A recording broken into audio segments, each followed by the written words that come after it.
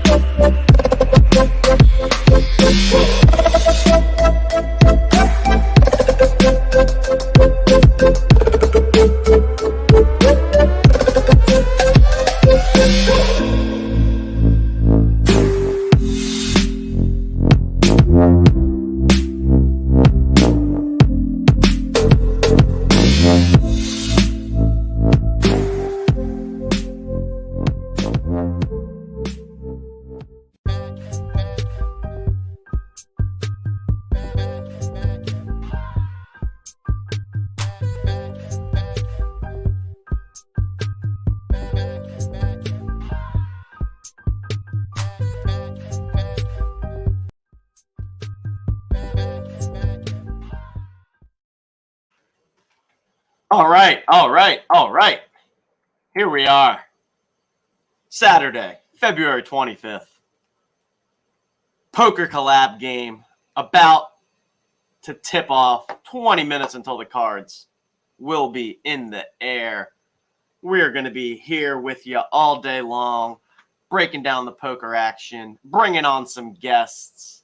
I know everyone is trying to make sure that they get accepted into the Club GG room. So make sure you're in there. It's in the Club GG app. Club ID is 782-549. Again, 782-549. This is an NFT collab tournament between Voxies NFT, Pirates of the Metaverse, Pieland, Bazaar Stars, Royal Society of Players, the Jolly Jokers, and the Knights of Degen. Holders of all these NFTs are welcome in this tournament. Should be a fun time, and we will find out which of these communities has the best poker player, because obviously whoever wins this is indisputably the best. There's never any luck involved in a poker tournament. But let's go ahead and bring on some guests here. We're going to start with the man that started all of this and organized this group together today. We've got Mr. NFT God. Hello. Hey, what's up, man? How's it going? Thank you for joining me today, and thanks for organizing this game and getting it together. It's not showing my background. Do not see video, but I see. Yeah, it's all right. I don't need your video background yet. I can fix it in a little bit. Hey, what's going on, man? I'm excited about this thing. It looks like we have over 300 people signed up, 7 communities, and shoot, we've been working on this since I I think I started reaching out to people back in like November, December, just to get everything rolling so that we had it all organized. And yeah, man, this is great. And it's great that you're doing this live stream for us too, because now we can switch around and maybe educate people and just see who's kicking butt in this thing and who's not. Because I always like bouncing around and checking out the different tables as I'm playing just to see where I'm at and checking out the leaderboard and all that stuff. So yeah, man, I'm excited. How have you been? Yeah, no, I'm pumped too. Doing well. Yeah, so we'll be making sure to screen share. We'll share some tables. We are streaming this one completely live so that we can more easily bring on guests and interact with the chat. So there will be no whole card sharing in this one since we will be real time. But yeah, man, I'm doing well. And throughout the course of today, we're also going to be bringing on a variety of guests here. I'm actually not sure what the final list ended up being, but Mr. NFT God, if you could break down for the people what to expect over the next couple of hours in terms of who's going to be joining this stream as a guest.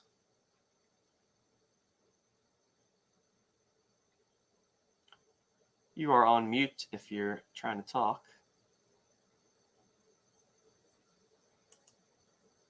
All right. Well, we're going to have guests, everyone. That's the deal. And the guests are going to be from the NFT projects here. And we've got Brian backstage. Brian must be our first guest. I don't believe that Brian and I have ever met or talked before, but we're about to. Brian, what's going on? What's up, man? What's up? How are we doing today? Good. You know, I thought I'd rep the Lions. My friend from Michigan, NFT God, but I grew up. So I'm a big Lions fan as well. But good to be here. Thanks for the awesome. Hey, hello. Being a Lions fan was rough for a while, but things are turning around. Lions are a fun team now, so they're a good team to watch. Got that fire in offense, so things are turning around in Detroit, huh? Yeah, they're definitely. I think it started. It started a little bit last season. I think when they were fans of the gambling community, when they kept beating the spreads, and then into this year. But yeah, they seem to have some national momentum behind them too, or actual national media is covering the Lions. So yeah, absolutely. Love it. Cool, man. So yeah, we're going through 15 minutes. The cards will be in the air. Do we have a late registration period? So for 20 minutes after, we have late registration open. I'm pulling over the Club GG app here. We have 327 entrants into the tournament. Very nice turnout. 15 minutes. Cards in the air again. ID 782-549. If you're not in there already, we're going through. We're checking out the people that apply. You know, we're like Santa Claus. We're making that list of holders. We're checking it twice, making sure that we get the right people into the game, and it's going to be fun, man. So, are you a poker guy, Brian, or what's your poker experience? Or are you just kind of winging it for today? Oh, I play a little bit of poker. Being a poker guy, I would never say that, even if I was ahead of any playing, but I play a little bit. Very fun, yeah. I mean, one of the fun things about poker is that it's just one of those games that anyone can just kind of sit down and play and have a good time. And in any given hand, luck is very, very important. So we've with our Jolly Jokers community, we've been doing weekly games for probably a couple months now. So we play every Tuesday night. It's always a good time and just like a fun community building type thing. I've also been jumping on and doing streams like this, share my whole cards and stuff. So yeah, we've been having a good time with it. That's good, TJ. Yeah, you know, poker, it's kind of one of the OG online community things anyway. So it as things kind of change and stuff, in addition to, you know, gaming. But no, absolutely. I think I've spent quite a bit of time playing online poker, more than I would want to admit. at certain points in life too, but definitely a ton of fun. Yeah. For sure. For sure. Cool. Yeah, we've got some people joining us in chat here. As always, make sure you hammer that like button. Also, appreciate anyone that wants to subscribe to the stream. We've got all kinds of poker stuff that we stream on this channel, as well as some other sports related things. But yeah, so how we're gonna break this down today? Again, we're gonna have a variety of guests coming on. We're gonna talk about the different projects here, and it's really a good group here, and I think a lot of overlap and similarities between the communities and the interests. And yeah, so you want to give a little background, Brian, on kind of how you got into this space, and talk anything about the projects that you want to talk through and share with everyone? Yeah, sure. So I think and if is NFT God still on? Because I believe I got a couple of other team members. He's back now. Okay, hold on. Yeah. Let me. I got a couple other team members that are going to be joining. I don't know if they're backstage as well. We have Falcor backstage. Is that who's joining us? Yes. Yeah, Falcor. You should. All right. So there we go. Top of the morning to you, laddies. Hello. What How are we doing? In crime, so don't want to not have him on here. Hey Ben, Falcor? What's up? Oh yeah, I should have probably used my real name. No. Yeah, these guys are part of Voxies, and now that my mic and video are working, I'm the community manager for Voxies. I've been there since June of 2022, and Falcor does a lot of our social media. Brian came on a little bit after me. He does a lot of our marketing, and these are the two guys that pretty much have all the answers that I ever need. Like, they're the two go-to people for me for all my questions. So. Yeah, no, thanks. Yeah, we work pretty closely with NFT God. Maybe I'll just kind of do a quick intro on me, and then Falcor can get in on him. But I've been with Voxies now for about 10 months or so. So started first part of last year. Marketing background, worked in crypto before for an exchange. Love gaming. In all factions, video, sports, as we were kind of chatting a little bit before. So natural for me. We, as a team, have been working quite a bit on content. We saw that as a huge opportunity. So just getting more information about things that we're working on through newsletters that we're partnering with NFT God and the community on, different articles, taking some of the technical things that we're doing and putting them into content that can be promoted through various partners. I think for me, what's like super fun and a big thing that we're doing is kind of turning over the brand to the community. So events like this, where we kind of have our brand out there, is great. And in sort of a non-traditional type of marketing, we are running some paid ads too. Like, we do a little bit of that, driving to the game in particular. So quite a few things on the go. A few of us are going to be at ETH Denver next week, which should be really great, kind of promoting our brand. So we have a partner there that we're going to be doing some activations with at their booth. Shout out to Hyperplay. And so never a dull moment, for sure. And kind of happy to be able to jump on and chat with everybody here. Very cool. Yeah. ETH Denver. I'm not going to be making it myself, but I know that should be a fun event coming up. Denver is just like such a. I've never been, but I know that it's popping and people love it out there. So yeah, it's good. That'll be a good time. Show. We were having a hard time finding a place to stay, so I think it's gonna, that shows some momentum. So that, looking forward to it for sure. Yeah.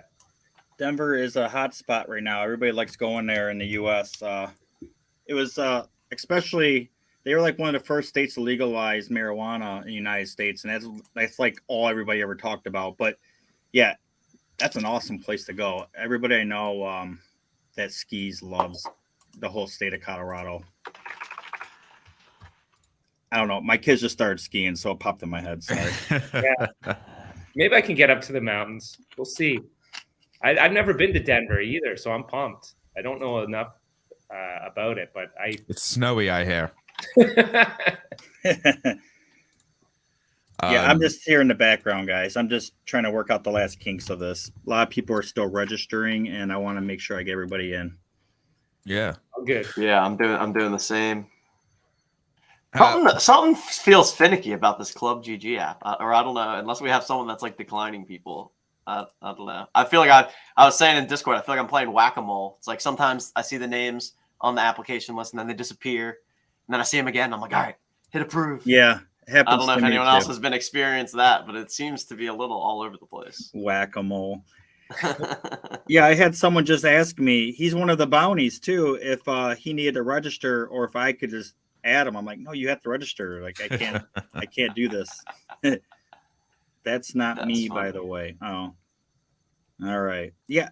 Well, I was joking around in one of our things. You know how you get the ENS addresses, the .eth. Well, I have Oskin, and he's like, that's not me. Well, I bought his, and I told him I'm going to give it away as a bounty today as a joke.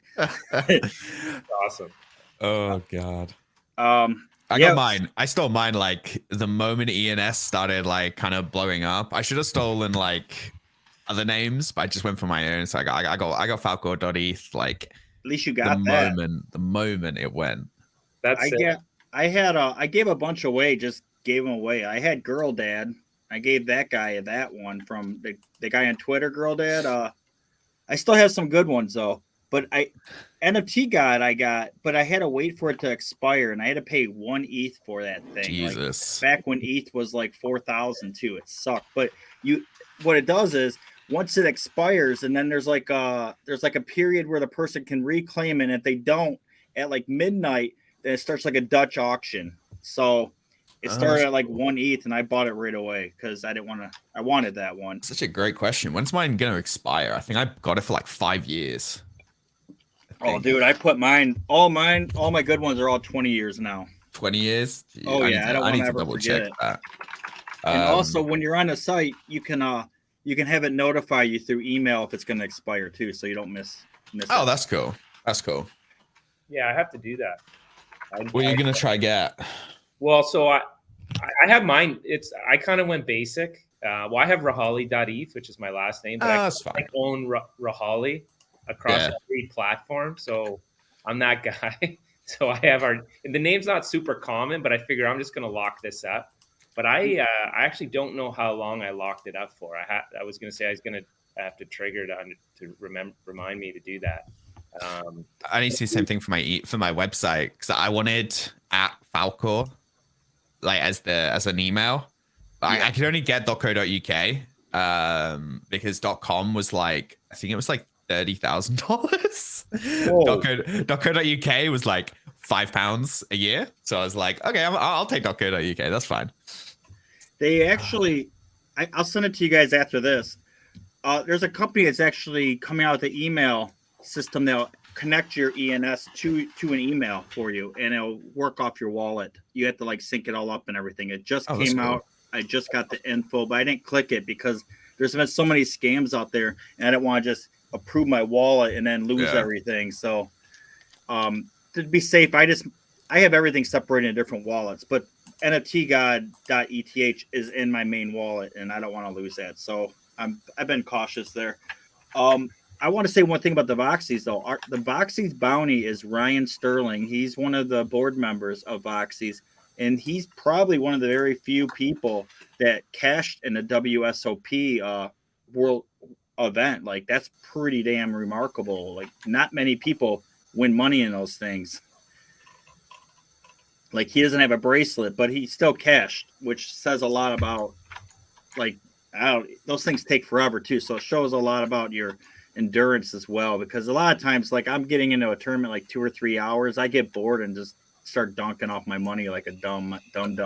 I mean, that's what I do in the Facebook game, man. Like, straight up, like even like the like 5-10 minutes, 3 hands in, I'm like, yeah, dude, I'm so bored of this. I like 10 minutes, 10 minutes, bro. ADHD plus like being like a full blown like gamer guy, like dude, I need more action than that. Yeah, oh, I get that for sure. Yeah, while you guys are on here, tell us a little bit about the what you have upcoming for Voxies without giving away too many unannounced spoilers. But like, there's other people are watching this now. Other people will watch us later.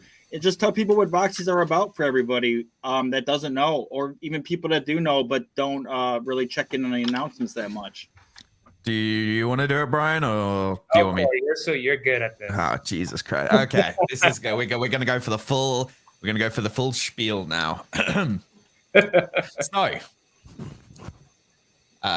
Voxy Tactics is a great game. It's a fast-paced, free-to-play tactics RPG where you can compete against fellow Voxy members and free-to-play players across the world in and battle in our current two PvP arenas, where you can earn our voxel token and some awesome NFT items that you can use to upgrade your team, or if you want to sell them on.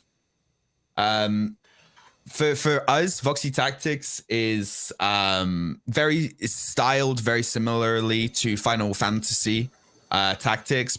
For those of you who remember kind of those retro styled tactics games from like the 90s and the 2000s. But it has some really awesome modern twists sprinkled into it, which it makes the game feel both nostalgic but also modern at the same time. And it's been an incredible experience, running this, doing this game.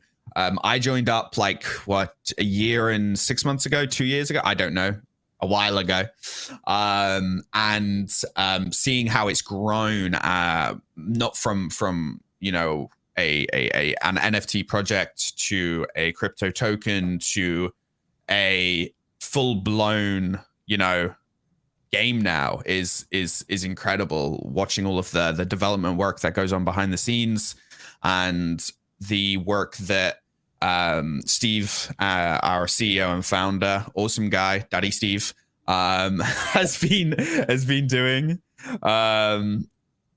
has been incredible. Absolutely incredible. But we also have some awesome stuff that is coming up.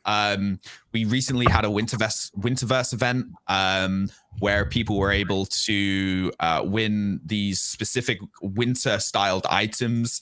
You had a fun little loot box type of thing, and people went really crazy for it. So we're doing something similar for upcoming called Dragon Fest, which is going to probably be one of the biggest updates we've done to the game to date, outside of actually releasing the game. This is going to be our first it's going to be our first entrance into PvE. It's going to be a very small, sprinkly sample size of what PvP is going to look like as we look at Q4 and later on down in development. But it's gonna be incredible. We're also moving over a couple of our changing some metadata towards our monster class. So our dragons are gonna finally be able to get the respect that they deserve as their own class, which is gonna be awesome. We're really excited for that. But yeah, it's been a project's not been around for that long. The game studio hasn't been around for that long. And the amount that the team has done has been absolutely mind-blowing, from seeing ideation to execution to actual release, and having the community's response has been emotionally overwhelming for a lot of us. And yeah, that's Voxies. If you want to jump in, you can download it today. Voxies.io/game-download, and make an account, sign up, and join the journey, because we're ready. This is the beginning, and we're taking over, baby. We're taking over. Man, I might be going out really early in this tournament. Oh man, this flop sucks. Pocket See, Queens. that was beautiful. Try. OGs too. I don't know if we got to call you Uncle Falcor. But yeah, no, I'm glad you called out Dragon Fest. We had a super successful Winterverse. We had community activations, primarily kind of driving through Twitter and in our Discord too. And what we saw was massive engagement and uptick and just participation of existing players. So pumped for this. We're focused on getting it better and better, doing more things with the community, raffles, incorporating things like that, different types of community events to support Dragon Fest. It's also kind of an excuse for a couple marketing guys to do cool stuff. So we'll be creating some new animations and videos and marketing content, and which is part of the fun as well, right? So really pumped for that to come out. I don't know if we should release the date, Falcor, or not. Do we want to talk dates? No. What are you doing? No. This is where I get in trouble. Do not go on too much because I'm a dates guy. Alpha. No, you're not saying that like straight up. No. Holy crap. You're gonna get this guy in trouble, man. Oh my god. No. Like me and Brad leaked a lot of stuff yesterday, right? I heard. And we were like, damn, we leaked like a lot of stuff. We might actually get in trouble for that. If Brian leaked the date, bro, straight up. Yeah, we did. Gone. Falcor and Brad did a really good Twitch stream yesterday too, as well. We were previewing our merch site, so we launched Voxies merch this month actually, or the end of last month. So we're going to be adding in actually some Dragon Fest elements to the new merch line as well. We are. So that's gonna be awesome. I'm really excited for the some Dragon Fest merch stuff. I think it's gonna be really, really cool. I got some ideas. It's gonna be sick. Who doesn't like dragons, right? Exactly. Look at the name. My name. Dragon. But yeah, no, if you guys like Voxie's merch, you know, I have my little Steve with me. So that's Steve. Our founder and CEO. So you can buy him on a t-shirt, and you know, do it. We love merch. Merch is awesome. It's been a real big undertaking on specifically your part, Brian. So kudos to you. It's just gonna keep on getting better, man. Yeah, evolve it into different types of items. We have a pretty big assortment of items, from hoodies to joggers, t-shirts, mugs, stickers, hats. So sort of the foundational elements, but we can add in some more fun pieces too, some seasonal pieces, depending on where you are in the world, warm and cold. So yeah, look for more to come with merch. Probably integrate some of that into some of these events too, like in terms of prizing and so forth. I know we gave away some stuff yesterday. Some hoodies. Yes. So, absolutely. Hey, someone got that merch last night in chat. Zio Dabara said, got my merch last night. Love that. Got your merch? Tweet it at Voxies NFT. Hashtag Voxies merch. I'll be more creative for next. It's the weekend. It's 6 o'clock. If you want, late. Just for if you type the thing in the private chat, you'll see over here. If you type it into private chat, TJ can post it onto the onto YouTube so everybody can click it. Yeah. No, truthfully, that was just a thing off the top of my head. That I riff a lot on streams. I shouldn't. I get in trouble for it a lot. All right, I was just saying. That's one of the things I used to hate about StreamYard. Is just that the guests on the show can't actually type in the comment section for some reason. But yeah. All right, 15 more minutes for people to register, then I can get out of these sites. 15 minutes, then we're kicking off. Well, this tournament already started, but there's late registration for the next 15 minutes, so I'm still onboarding people. Can we see what Ryan's doing? As a Voxies, you know, as our chief. A chief, a fellow, another chief. How many chiefs do we have? I think we have 3 chiefs. Do we know the username? No. Ryan, what's your username? It's Ryan, but This is Ryan. I don't know how to sort it. Yeah, there's no sort. How many chips? I don't know. I'm just going through the So I thing. can try to find it. But yeah, that's a lot of names to scroll through. Yeah, I think there's how many people joined this thing? What is it? 392 people joined. Dang, that's a lot. Pretty nice. Yeah. Pretty nice. I was telling these guys about the if we do another one of these events. I like whoever brought up doing like a Ryder Cup. That was pretty cool. And one of the events of the Ryder Cup could be Call of Duty. Falcor over here is pretty good at that game. I only listen. Okay. Listen. I'm gonna toot my horn, right? Because back in the day, I did qualify for COD champs. That's what I'm saying. It was me. It was the old Clarity Gaming, my boy Skittles, Demco, Skittles. Andy. His name was Skittles. Yep. Qualified for COD champs, bro. COD Cup. COD Cup. Big all in here on my table. Oh, sheesh. We Ace see your King. cards. Wins the pot. I know. That's why I great. need to go back and forth. Yeah, you need a dummy account so that you can just. I actually do have a dummy account, but I don't think you can log into 2 accounts at the same time. Or I guess I'd have to play from a. Do it from the phone, brother. Play from my phone and display from somewhere else. It actually might work. Yes. Yeah, that's what I would do. Like, if do your main computer, have the dummy account, and then have your where you're playing on like a tablet or something. Yeah. I'm trying to find Ryan. Maybe he went out already. No. He's still in. Oh, I found him. He's on table. Oh wait, he's in a pretty low spot. That's fine. He has 2,900 chips left. He is on table. It doesn't show me the table. Why? Level 2.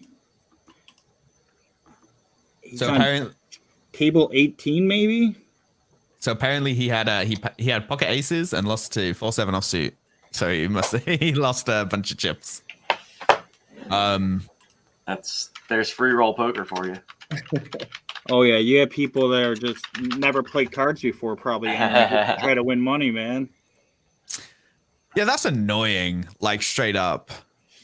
We did one like a Voxies one. I think like the second one we did. I jumped in and I had like, I can't remember. I think I had a pair of kings and like there was realistically nothing on the board this person could have had, and they went all in, so I called. It's the weirdest. I can't specifically remember, but it's just so annoying when that happens. Oh yeah, it is. But it happens everywhere. It happens even with good players. Like they're just like, oh, like they could just be like, I want to go out. I don't really care. I'm just gonna keep going all in, and then you get sucked out on some crappy hand because they were just bored. Yeah. Hey, NFT God, I believe our chief sent you a message. One of our chiefs, and on Slack. Oh, okay. On Slack, yeah. Who knows? Maybe we can swap Brian for JP if he's around. Maybe we could do that. I sent him the link to join. He has to hurry. There's only 10 minutes left. Yeah, JP, why don't you jump in and we swap you out for Brian? I need to drop, guys. Yeah. Have a good trip, man. Yeah, no problem. Well, thanks for having me on. Good luck. Falcor, I don't know if you're playing at all today. But if hell no. I've had a long listen, it's been a long week. I woke up at like 5 p.m. I'm not even joking. I woke up like an hour ago. So yeah, just for everyone, he's in the UK too, so this is a bit he's already different time zones and stuff, but yeah. No, thanks for having me. Thanks for having us on. Thanks for having me on. And good luck to everybody. I'll be rooting for Ryan. Yeah. Voxies represent. Yeah. All right. Thanks. Good to meet you, TJ. All right. Thanks for joining. You got. All right. Thanks, Falcor. Ciao. All right. See ya. Peace, Guys. brother. Yeah. Thanks, man. All right. So I do have my table up now, and I am playing from my phone, which is inevitably going to end in me timing out a bunch of hands, but that will be fine. At least we got poker on the screen. We've got, let's see, what are we up to? 433 entrants. A lot of Great people. turnout. Great turnout. All right, so that means that the Peace Frog's still emitting people. Because I keep getting a little ding down here, but then I go and there's nobody there. So, yeah, the only thing I do not like about Club G, or one of the things, I mean, the algorithm isn't the best for randomization of cards. Like, they have way too many bad beats. But the other thing I do not like is when you're hosting a tournament that you can't just kick out these sitting out players, just boot them. You know? Yeah. I don't like that part because it drags on. But as you guys told me, we made the blinds go a little bit quicker today to knock those guys out quicker. Yep. Yeah, I think, what did we go with? 5-minute blinds? Yeah, we went 5-minute Yes. blinds. So it'll still give a good amount of play. We've experimented with a couple different blind levels. In our weekly game, we do 3-minute blinds, and that goes really fast. But it 3 still minutes, takes like yeah. 2 hours. The whole thing still takes like 2 hours. But it's better when you're doing it on a weekly basis. Just kind of be quick in and out. Uh-oh. I have to concentrate on his hand or I'm going to end up out.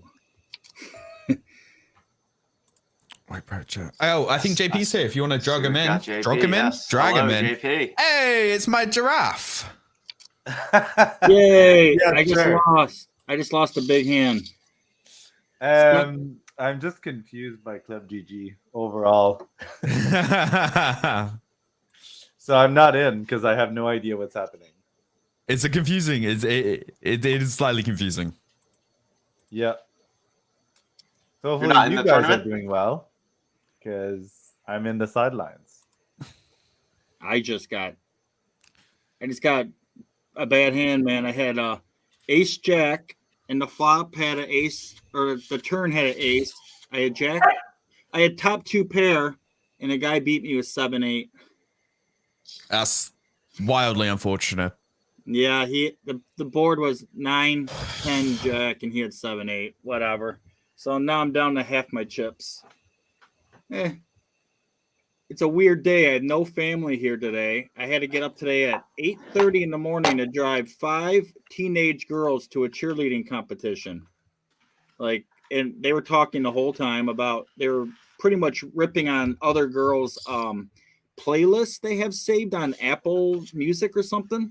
So that was a fun 45-minute drive. You guys probably don't hang out with Nice teenage lively girls. start to the morning. Yeah. So, but I had the whole house to myself. All right, I'm going to concentrate on this poker and let you guys talk. JP?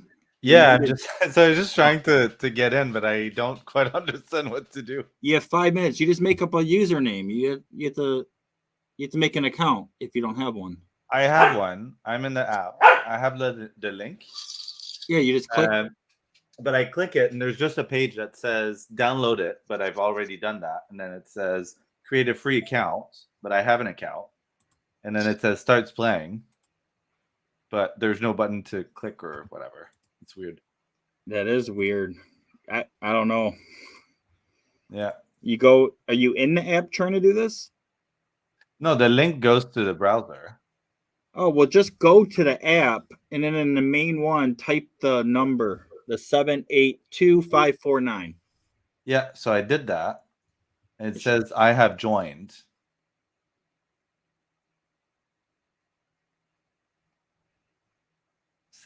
I can do it again. 782549.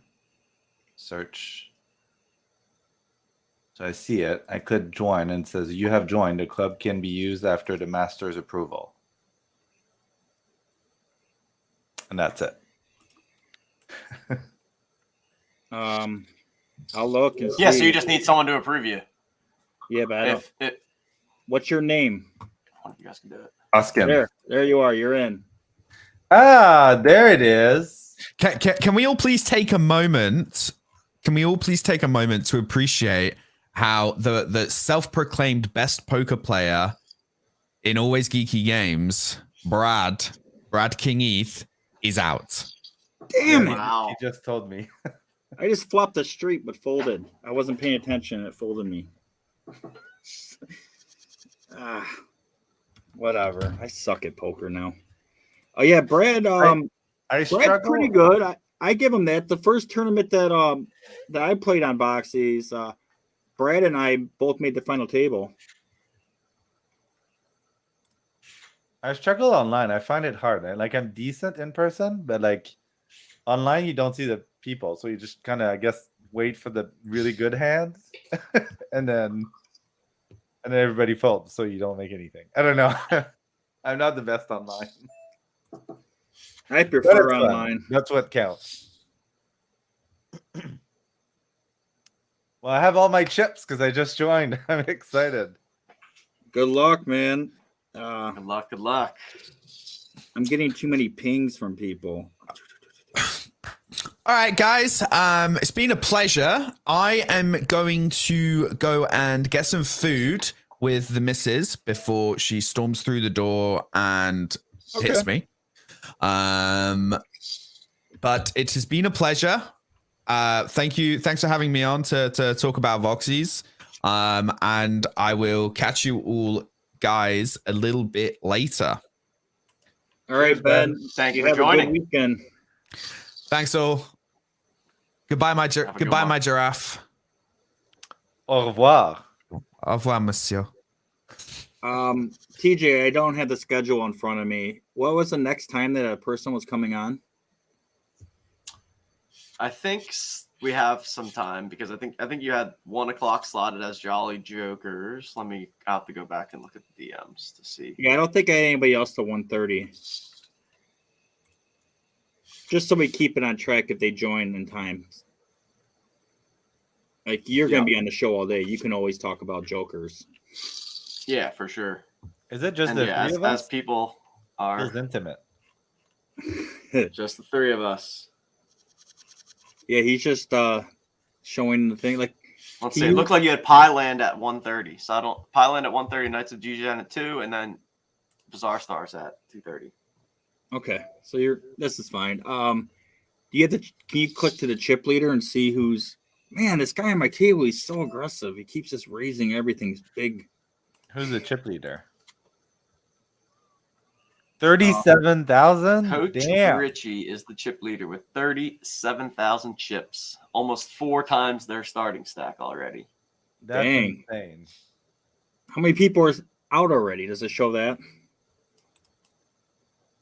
Yes, it does. 1 second. 368 out of 346 remain. So what? 80 people have busted so far. About. Wow, that's a lot. All right, registrations are done. Registration is closed. Officially 446 entrants. All right. 20 people will make the cash, and we've got 6 bounties out there up for grabs if you knock out Well, 5 one if of the project representatives. hopefully Luke joined. I don't know if he ever was able to join. So if maybe he only joined, 5. there's 6. If not, then there's 5. Hopefully everybody remembers who takes them out because I have no way of telling who did. I mean, I'm sure people will DM me on somewhere and say, "Hey, I got this," but it's just better to have the person tell me this person took me out, or they can because they're sending them all themselves. Not I don't handle that. I'm just handling the prizes. Big hand here at my table. What's going on? You can't show it though.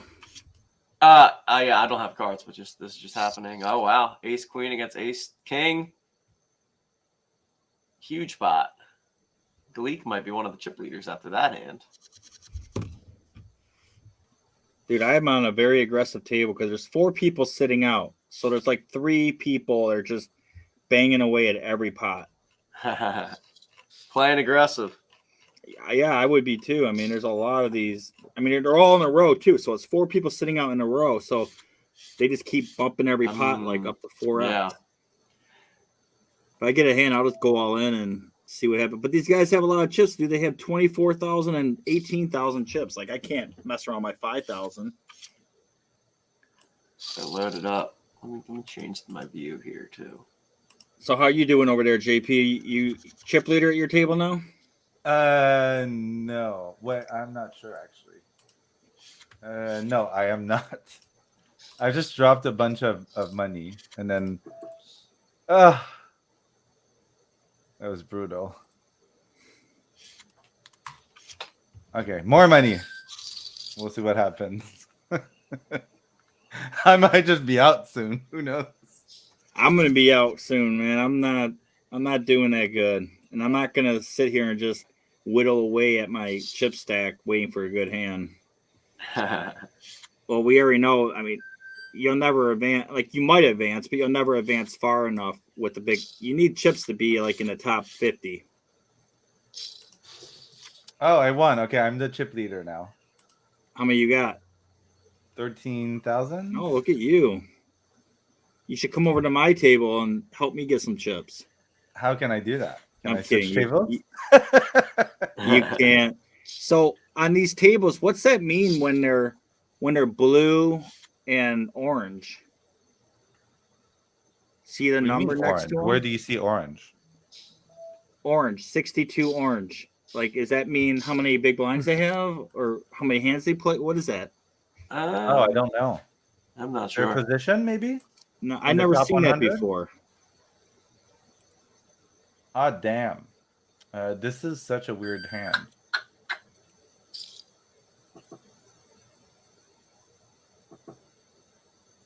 I'm not sure what that is actually. It might be. I remember someone said something about them giving like their. It might be related to like VPIP, like how many pots you're playing metric. I think I saw okay. someone said they added that to the app. Okay, all right.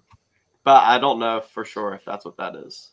Or it can mean how hot you've been or winning hands. Because mine's blue, which because I lost some pretty bad hands. Yeah, mine is All right, now. I'm in a pot orange. here. Yours is orange? Yeah, it says 50 and it's orange. I don't know. All what right, that so that means. means you're running hot. And I'm running I'm cold. running If anyone hot. in chat knows what this means, let us know. Oh, we got someone shoving over top of me. I got the pocket aces, so I'm gonna call. Yeah, that doesn't make sense because this wild logo. Oh, brutal. Oh, you suck at poker, TJ. Rough turn right there. Hate to Oh, they're see seeing it. your hand though. You're streaming Nah, your they hand. couldn't see my hand until it was over. But man, if they would have saw, I wish I would have just showed them my hand. Then they would have folded. So there's a guy over here in Might not be your best move there. Just show your hand. Put something on top of it. No, they can't see my hand. That was after it went all in. Only the Oh, they cards can't. flipped over. Okay. Yeah, I thought they could. Nah, they can't. Smart. It went all in on the flop, and then he hit a queen on the turn. so the people in For the the chat are double. saying it does mean hot and cold.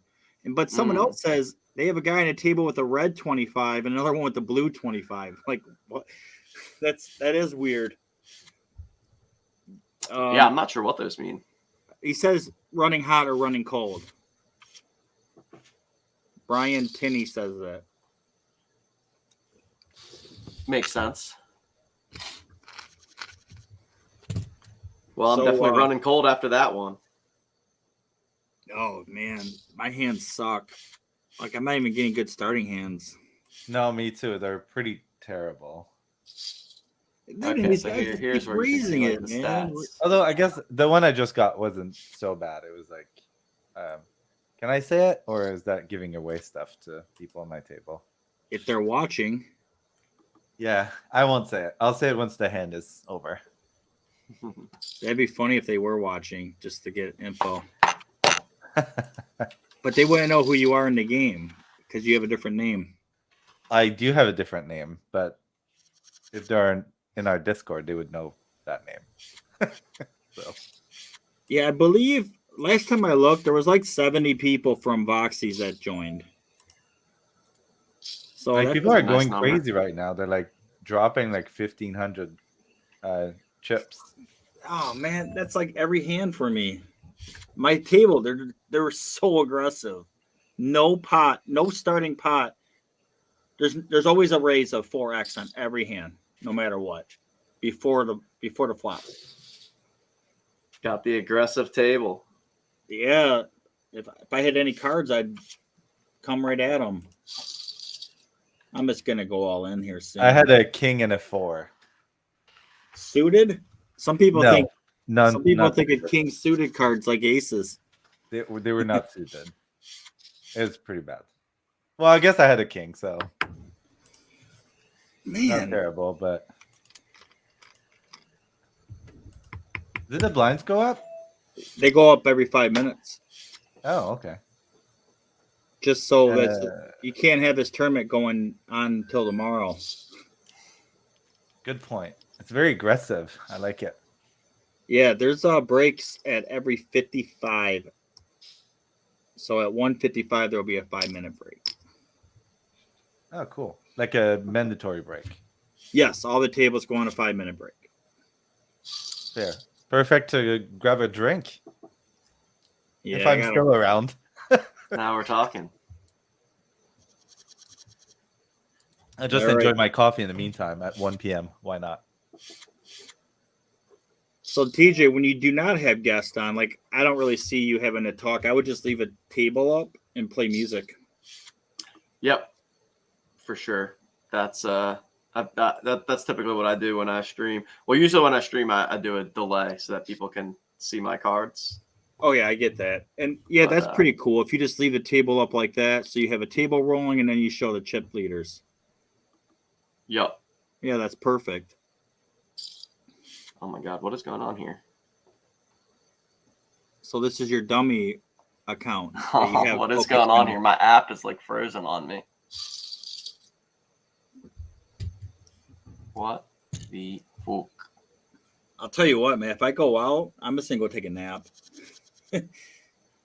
I'm tired. This week wore me out. Driving the kids. My wife texted me today about having to drive. Oh my God. And she My- wrote your Uber dad today. She's like, it sucks because the kids don't tip.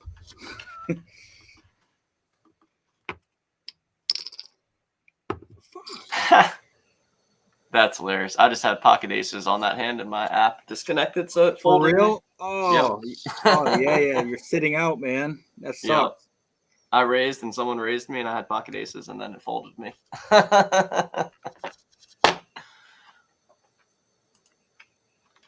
Who's supposed to come on at 1:30 again? I'll ping them.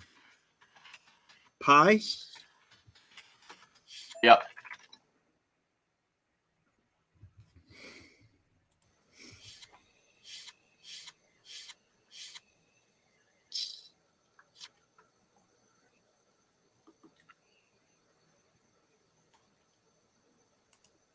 Oh, that's the wrong. I put the wrong thing in there.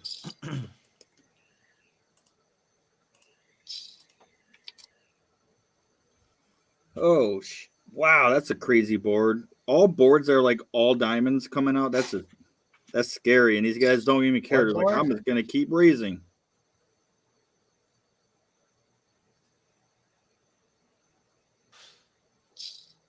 Man, I had an ace, an 8 and a 4, and I should have stayed. I would have won hard.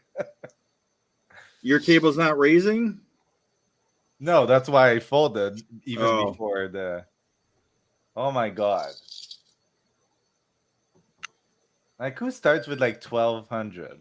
Like, okay, screw it. Everybody. It's four times the big blind. When I have big hands, I always raise pot. Just so I you have a don't decent get. hand, so I'm going for it. Good luck.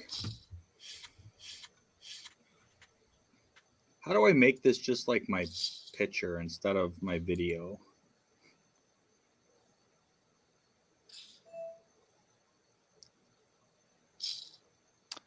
Oh, this guy or girl, I guess.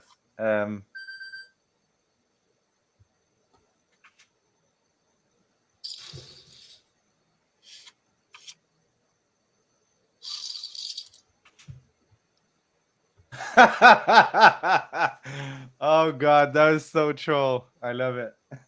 I was like, I showed my jack because I had a pair of jack, but there was an ace there, so I decided to fold, and then the person showed their queen. There was no queen on there. Oh, No idea what the second card was, but no, it's such a troll.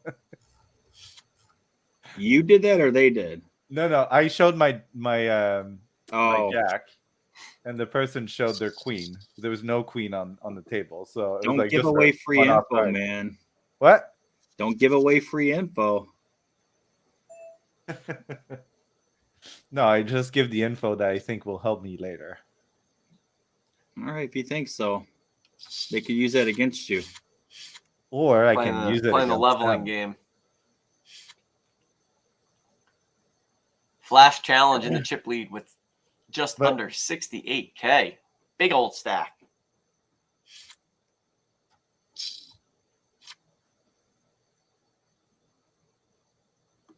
All right, how do I do this? There we go. I'm gonna take a break for a few. I pinged Lauren from Pi, but I don't see her popping on, so I'll be back in a few. No worries. Sounds good. I'm gonna keep listening though to see how JP's doing in this journey. So far, I'm still up, but I didn't Still have my alive. brightest moment just now.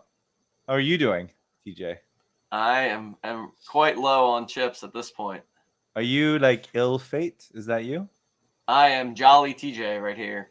Oh, okay. Oh, wow. Okay, you're not doing so well. I am very low on chips. Yep. You still have some. You only need a few chips to. I had two. I had pocket aces twice, lost with one, and then timed out and folded on You the other, lost with so a pocket that's not ace? good. Yeah, a couple hands back. No. Oh, that's brutal. Would have knocked somebody out, but they had a pair. They had a queen, and then a queen came on the turn. So then they had three queens to beat me. Oh no. So yeah, we're gonna need a good hand here. Get a little double up. How about you? You're a little light on chips too. No. I'm at you're good.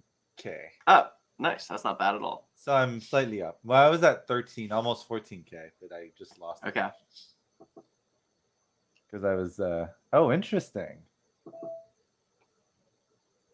Well, this is interesting. Okay, let me do this.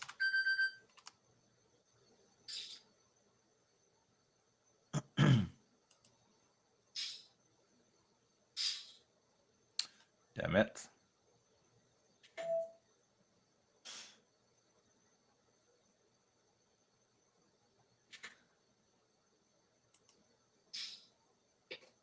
How's everyone in chat doing? Anyone in chat got a big stack of chips in front of them? Thanks for joining us. We got 30 people watching, 12 likes on the stream. I think we can get that like button up a little bit. Smash the like if you like the Voxies, if you like the Jolly Jokers, if you like all the awesome projects that are taking part in this collab poker tourney. We got Smashing Patty chilling on 17K.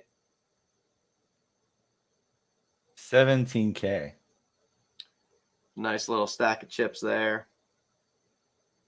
Yeah, 12 paws on my table is doing pretty well. 20K now. Chip leader has 67,000 chips.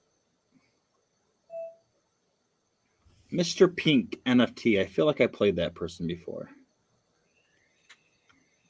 Oh my goodness. I meant to. Well, that stinks. The RSOP Poker Pro, he just now joined, but it's too late to enter the tournament, so he will not be in it. Like, he's a legitimate, he plays poker for a living. That's his job. So it's probably better that he's not in.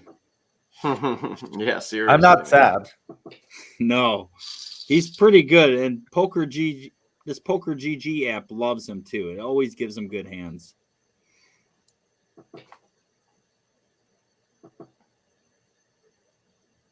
Wow, interesting. All right, this There's might 4 be, clubs on the table, and I had a club. I'm going all in. And this nobody game. has clubs. Damn it. I would have won. I'm all in, guys. Oh, Oh, good luck. thank you. Someone's gonna call it. This guy has 40,000 chips. He's calling for sure. Oh, he folded. Nobody called. Oh, Wow. interesting. How Very much did you get? How much was the pot? I have 52,000 now. So the pot was 52,000? 100, 5,200. No, I'm low stat. I Oh, just got over 5,200, half okay. of what I had. But I was all in for 3,700, and he already had 400 in the pot. Like, I would have instant called that if I was him. Well, it's quite a few chips, like 3,000. No, the pot just- had close to 2,000, so he was basically calling 37 to win 2. Like, that's an instant call. And I can't raise again. Like, I would have called. But I play this game mostly by math, and he had pot odds and equity. Average stack is 15K. I have 10, so not doing so well. This Enough there's chips to someone on work our with, though. table that has 44K. Oof.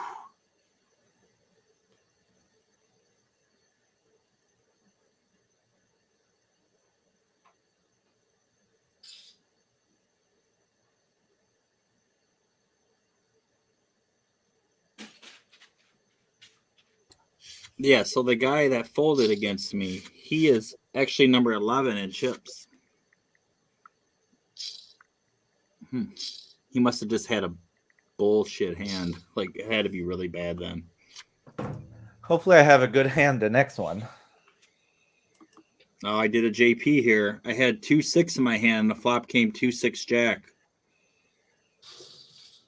You can't call that stuff, man. This guy, this guy got the straight on the river. that's pretty epic.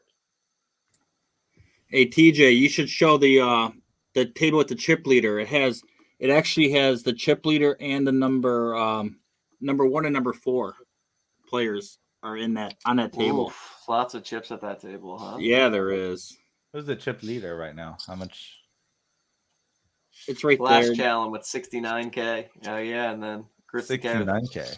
45K. Yeah, those are big stacks right And there. another one with 40K. Yeah, 3 big stacks at this table. They must have had some huge hands happen. Grits K.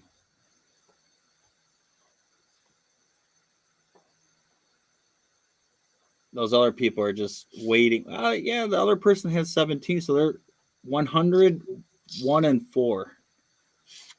I don't even want to look at what place I'm in. I'm in low. I'm at 269 out of 287. I'm probably down. I have no chips right now. How do you know where your position? Click info. Yeah, if you click information Info. here, I'm in 200 or there's 287 players left. Does it say my position? Maybe it doesn't. It should right there. Mine does. It says my rank. Oh, because you're on. That's your dummy account. That's right. You're right. All right, I'm gonna go all in again. Just try to steal this $600 and no. Good luck. It would have been so good for me. I shouldn't have folded.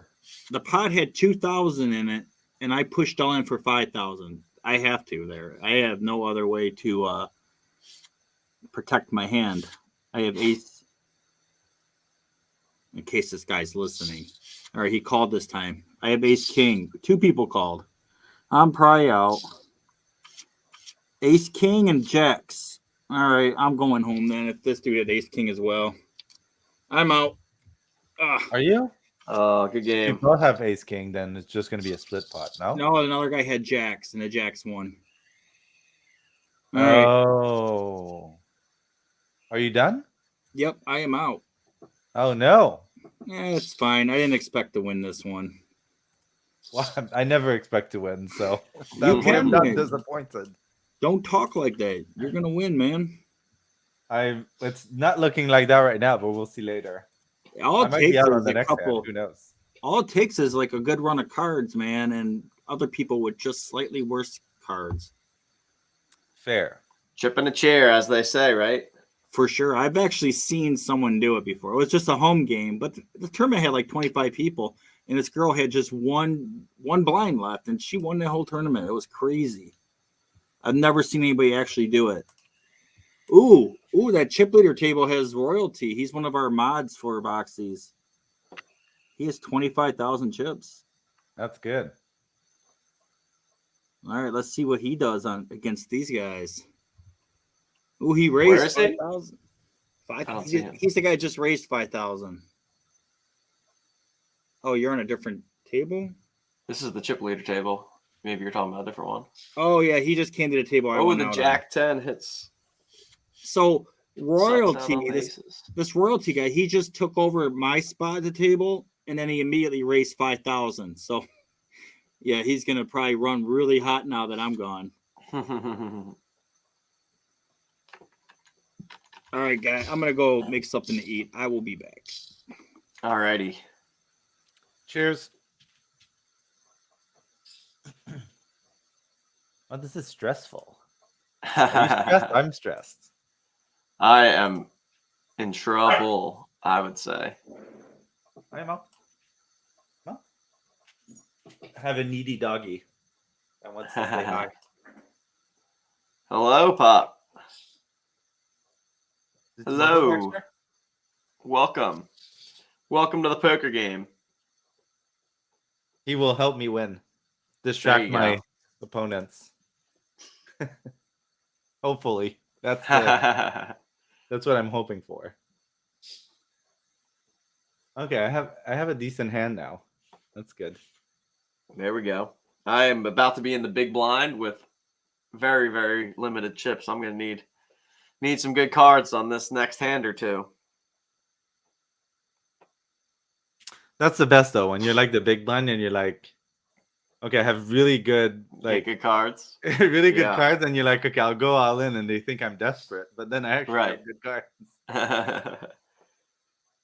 That's the dream scenario right there. This guy will like destroy me for sure.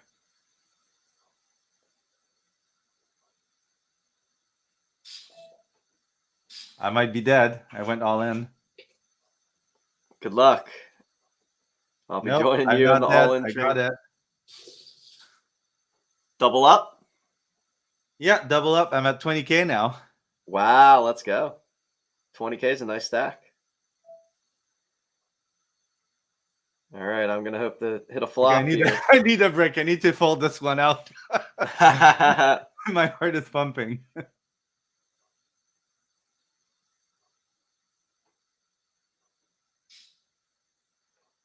The only other person that got me all in. All right, I'm gonna be out here probably.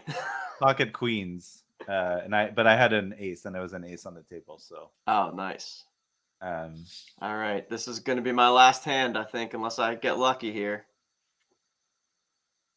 Gonna need to definitely get lucky. A 5 on the river would be great here. Nope. We're out. Are you? Well, we don't know what the other people have. I'm out. I have 6 high. You went all in with 6-5, 6-4, 6. I had no chips, yeah. So I am Fair. out. We'll go back. Well, to that this was a chip leader weird table. hand on my table. Okay, I'm the big blind. What, this time. What's your username? Oskin, Oskin. I have a 20K, 2124.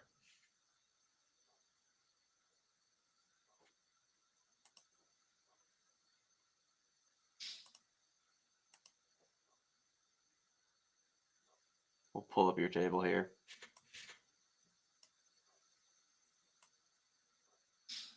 There we go. 12 pause there, like, was super high.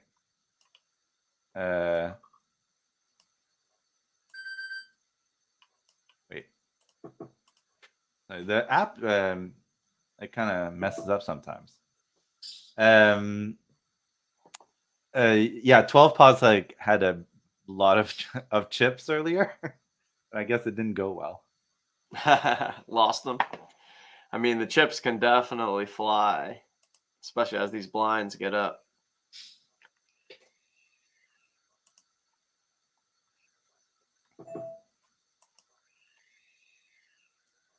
Okay, we'll raise this.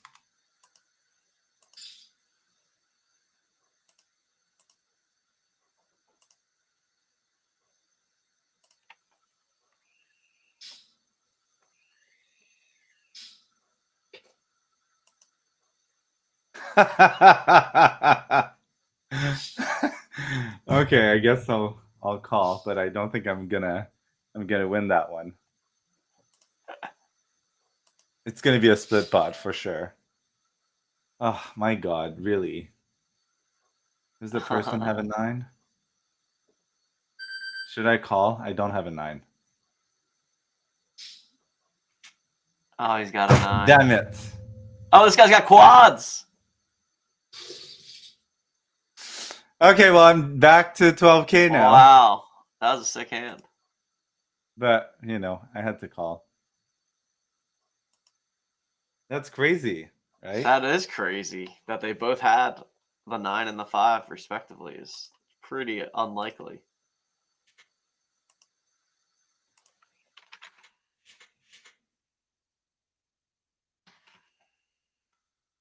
What should I do?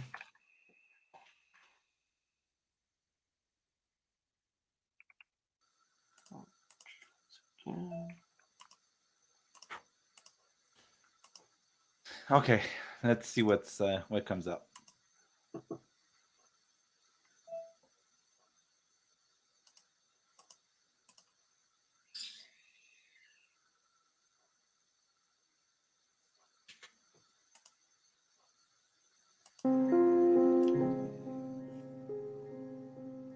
What's with the music? I get the volume right. Little.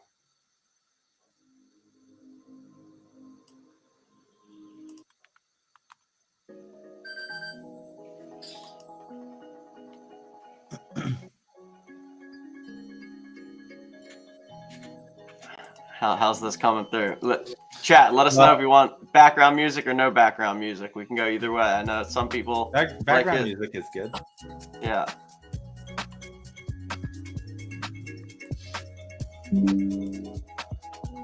As we watch Oskin take down the tournament here. 16K stack. Sure. Gonna run it all the way up. Well, I got in a 4K on the previous hand, so not bad. Considering That's not that I bad had at all. nothing. So I really had like the worst hand ever. I got them to fold, so That's all that matters. sorry folks if you're listening and you were on my table. That was a bluff.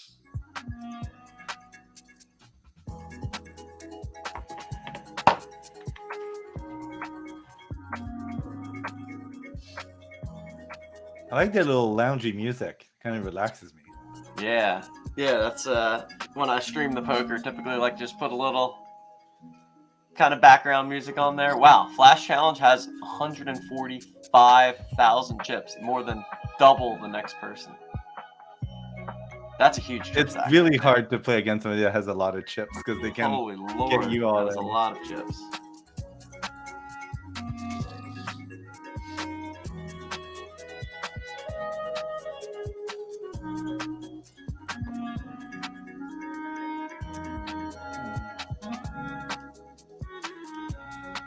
All right. I think there's a break, right? At 155? Yep. In a couple minutes there'll That's be a myself break. drink. So yeah, we can step away during that. Everyone will be on the 5-minute break. And then we'll be back at it. Let's see where we're sitting here. So wow, just about half half the field has been eliminated. We have 220 players remaining out of the 446. Again, Flash Challenge, the chip lead with 148K. Andrew Ski with 88K, right behind him. Smashing Pat in the top 5. All right, Smashing Pat, we see you.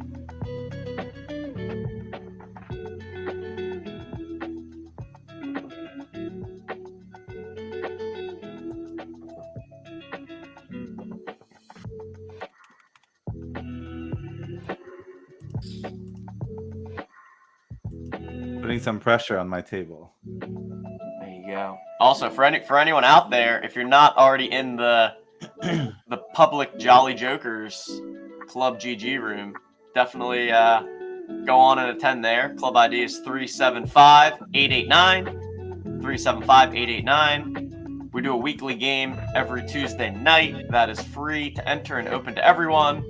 We're also going to have a Mega Madness game the week of March Madness on March 14th. So check those out. Again, do not even have to be a Jolly Joker holder to play.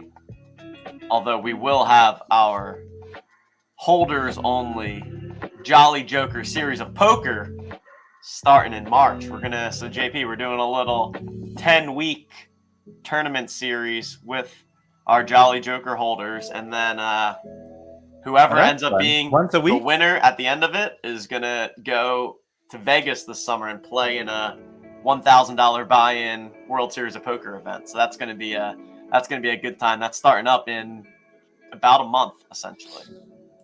I'm going all in. I might die. Here we go. Good luck. Fold, unless you want them to call. No, I'd like them to. Folds are always good. There it is. Okay, well. All right. I could have had an extra 5K. 30K chips.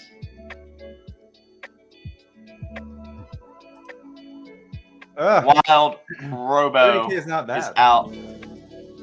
Thanks for playing. Have a great weekend yourself as well.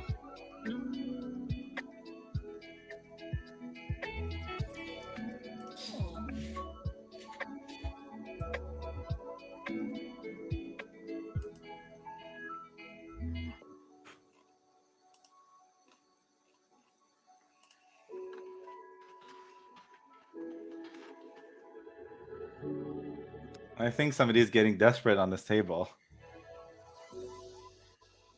All in. Oh, God. We got all in. We might have like 3 people. That'll put this guy all in. Guard. He's got him covered in chips. Yeah, this is a big hand. Oh, reshove. 3-way all in coming. I imagine this guy's not going to fold now. After putting in half their stack. Yeah. Oh, wow. Okay, 3 all in. Ace 10 is in the lead, so up. King Queen hits the Queen. King Queen. Double knockout. Mr. Pink NFT. Okay. 75K in chips. Good for a top 3 stack now. Wow, that was intense. Oh, and looks like you've moved tables now. Let's see if I can go find you.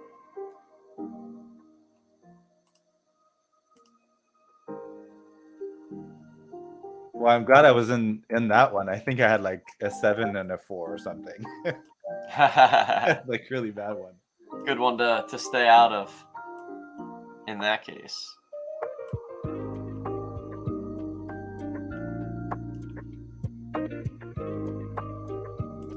Yes, indeed. Oskin has 35K. All right, yeah, we got our break now. Break time. So drink time. Yeah. I'll be back. Yeah, man, me too. Is like other people joining? Other people are supposed to theoretically join at some point. Yeah. We'll see.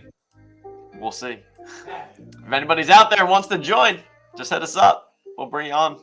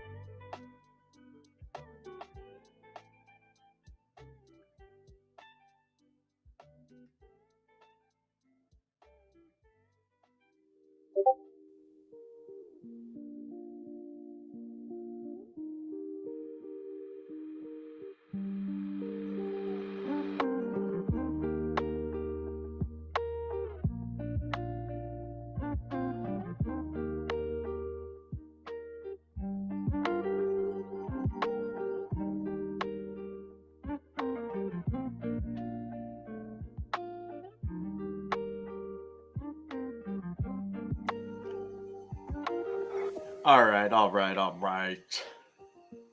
Minute and a half left in break. We've already busted the tournament, so we are hydrating with the Coors Light. It's 5 o'clock somewhere, right? It's almost 2 p.m. Eastern time. It's a Saturday. Why not crack a little beverage?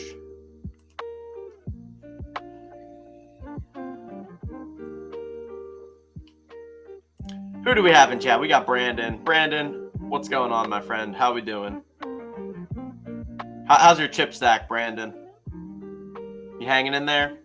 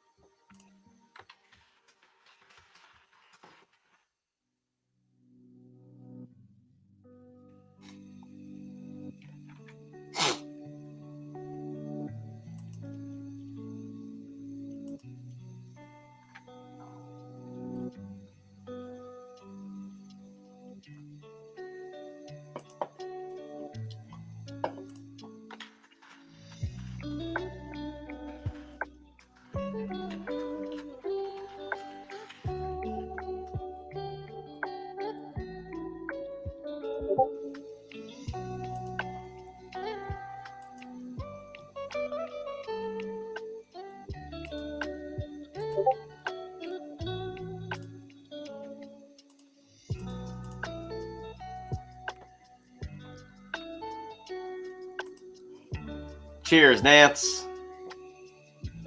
Cheers, cheers. All right, Brandon. Hey, that's okay. Chip in a chair, my friend. Chip in a chair. Get those chips in the middle. Get yourself a double up, and then just do it, I don't know, like 3 or 4 more times, and then you'll be good. No big deal.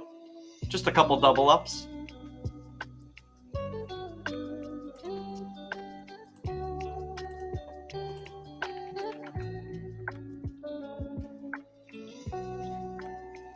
Also, anyone out there, if you're not familiar with the Own the Moment website, otmnft.com. Every day we've got our OTM streak daily game where there's just one game that you go, and it's super simple. You just pick who you think is going to win that game. Got a little college basketball for the streak today. Indiana versus Purdue. I think I looked and Purdue's like 7-point favorites or something. So yeah, go on, check out otmnft.com, our website. And also, for anyone that likes March Madness, you can check out madness.otmnft.com and join the waitlist for our game, Own the Madness. That's going to be dropping very soon. Very soon. It's almost March, which means it's college basketball season. So yeah, go check out those two things. We got our little February checklist, so you've got a couple days to complete that ahead of the end of the month. Just a couple quick plugs there. We got JP back. JP, I'm I back. got with myself my, a little Blue cider. Mountain Coors Light. So cheers, my friend. Cheers. Where you? Whereabouts are you, JP? Where are you located? I'm in Montreal. Hence the Nice, accent. man. I was in Montreal one time for a bachelor party. That was a good time. It sounds like that's a thing. I hear that quite a bit, actually. That's definitely a thing. Definitely. Where are you from? I am from Philly. Okay, not too far. So yeah, it's really not too far. Yeah. It's like an eight I've only been 8 to to 10 Philly hour once, drive. too. A long time ago. 25 years ago.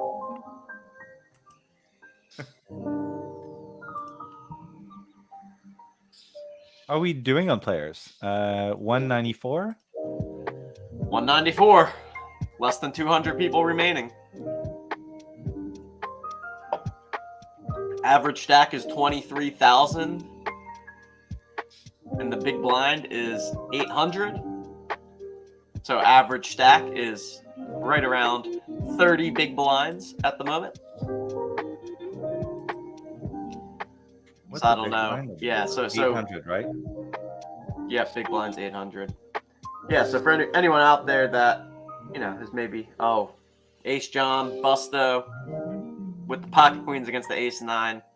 Good game, Ace John. Jolly Joker holder. But yeah, for people out there in tournament poker in particular, a lot of how people think about the game is a function of how many big blinds you have in your stack. So that I actually typically when I play, you can like switch the modes that instead of showing the chips, it shows the stacks and number of big blinds. So that's how a lot of online people, pretty much all online people play. Oh, we got a new chip leader. So Rock. Oh, God. 5201 with 170K. Uh-oh. Big spot here for What do I do? Oskin. I really have a good hand, but Has to let it go. Oh, that's a tough spot for Ace King. yeah, I was like, no, I can't. Vertigo lays down the 5. Sorry, I think Josh. I was bluffed. I was definitely bluffed. Yep, Smashing Pat knows what's up. Always play big blind. You know what? I'm gonna go back to that again.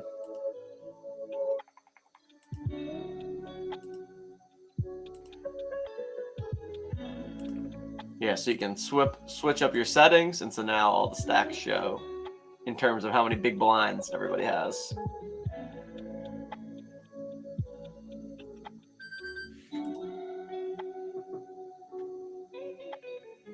Smashing Pat still in the top 10 in chips. Attaboy. This is a bit small. This is fun, man. What a great turnout with 446 players. That's awesome. Good work.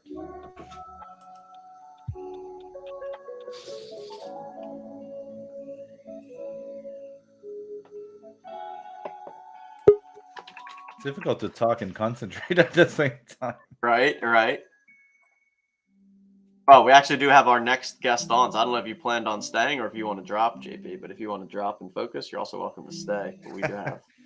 I'll stick around, but yeah, if you have somebody else that can be more interesting, then No. Well, we're just cycling through. So yeah, definitely stay on. But we've got Mr. Joe Candy from the Knights of Degen in the house. I don't know about more interesting, but we're here. What's going on, man? How we doing? Another day. How are y'all?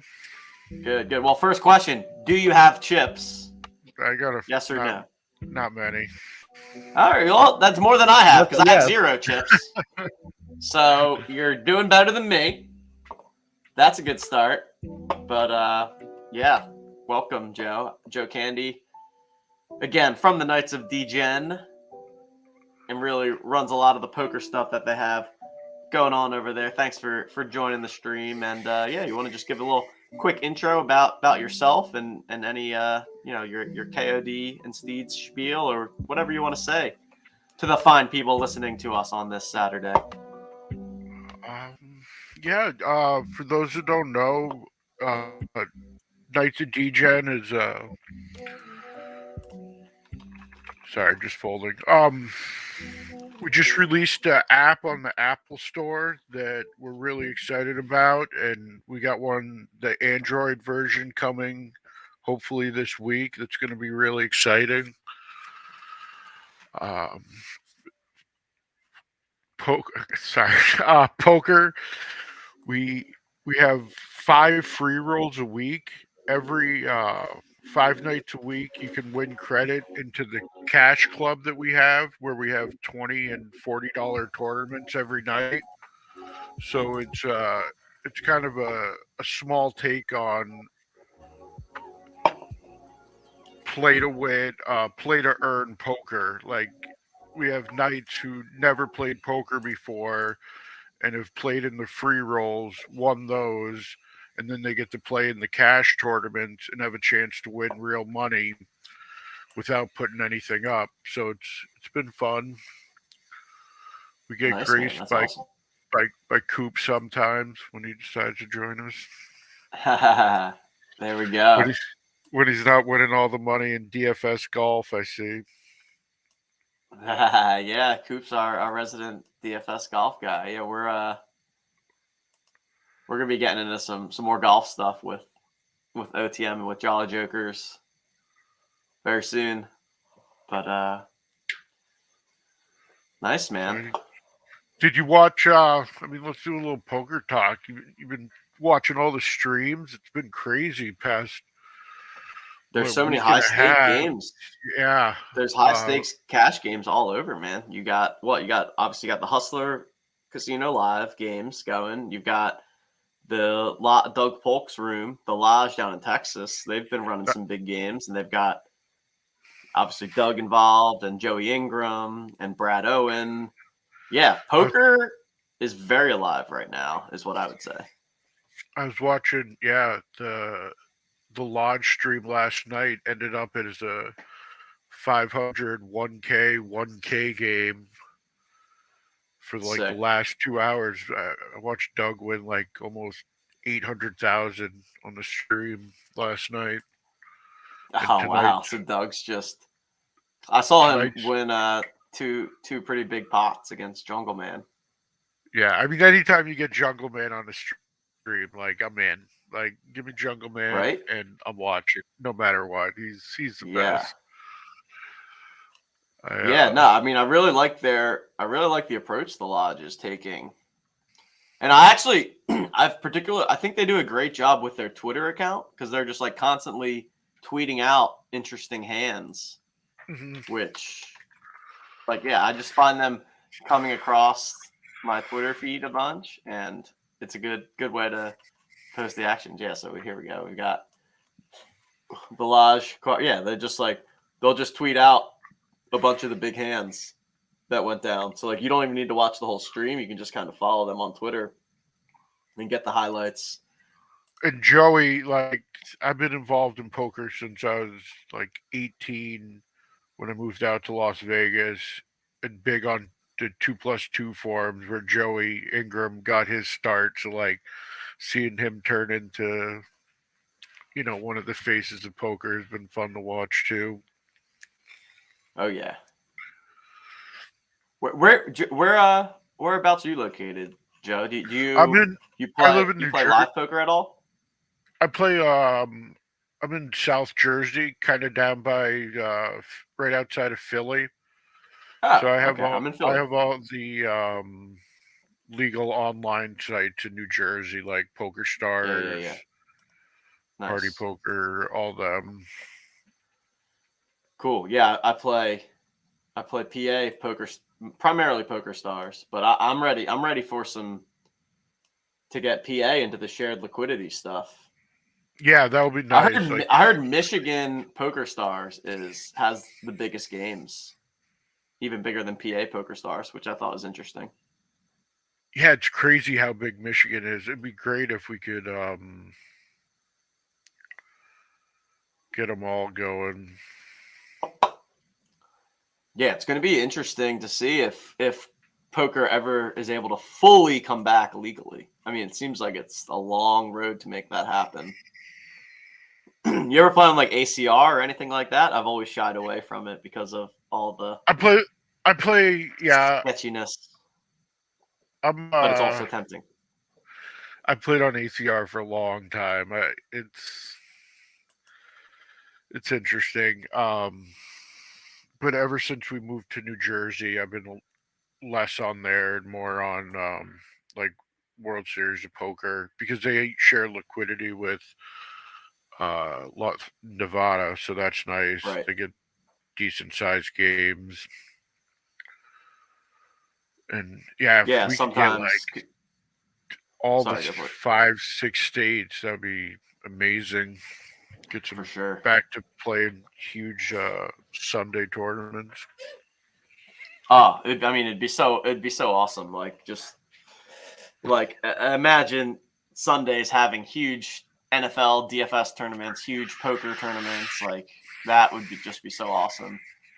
But it does, and so I've been playing a little bit of live poker lately. The Philly live poker scene is coming around. There's at Rivers Casino this week. They've been running $180 buy-in all week long, and they've got over 1,500 entrants. The It's like a small rusher, 300K right? prize pool.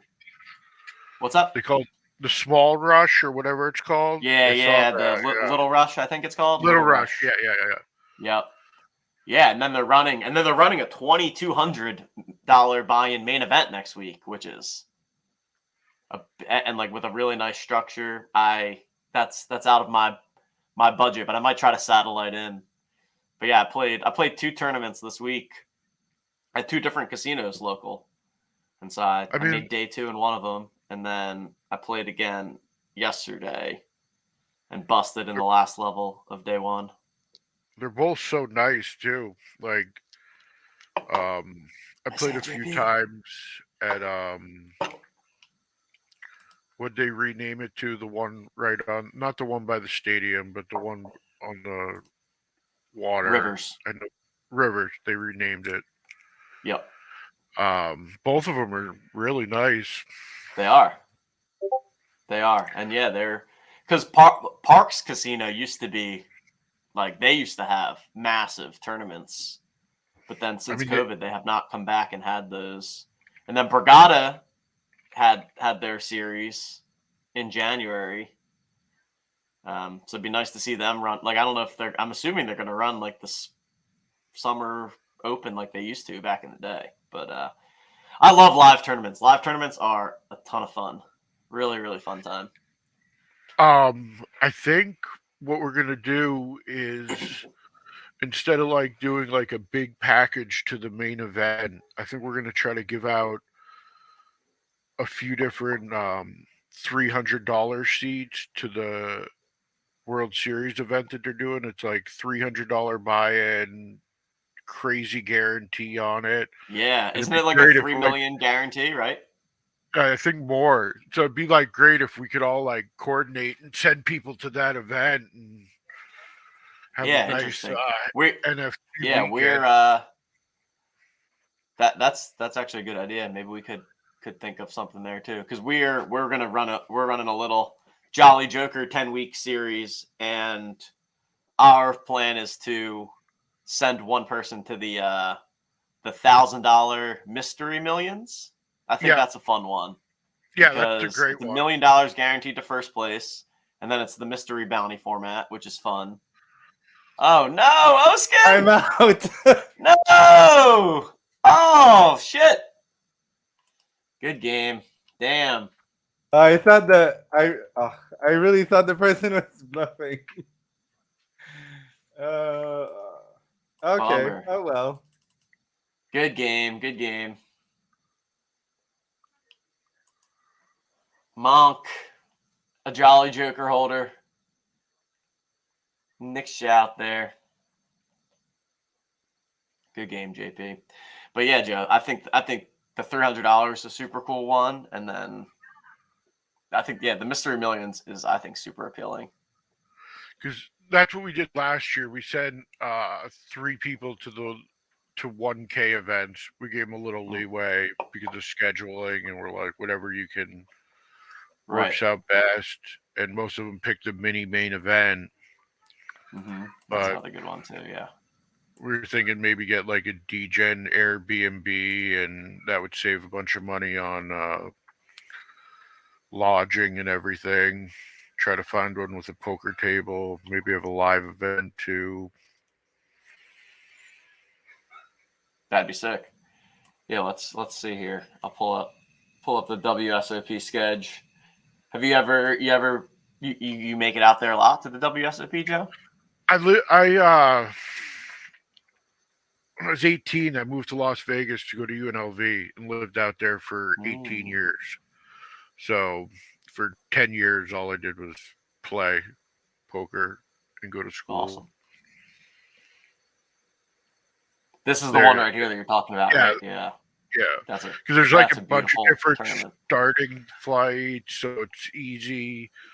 And especially like starting on a Wednesday, I think we could get a bunch of people out there, and even if like Knights didn't win a seat, I think a bunch would still come out and have a good time. For sure.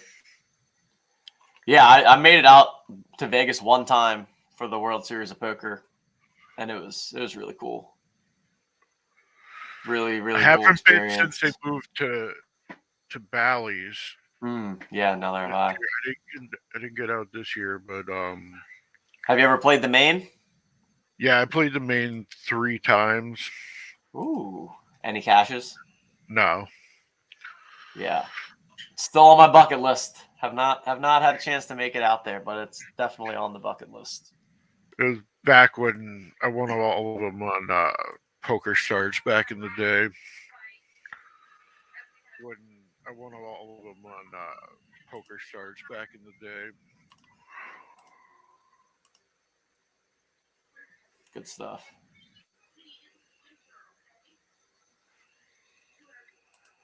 Whoa, Joe Candy, Loki has 48K chips. Here, let's see that. Let's see where you're at. Let's pull up your table. Got lucky.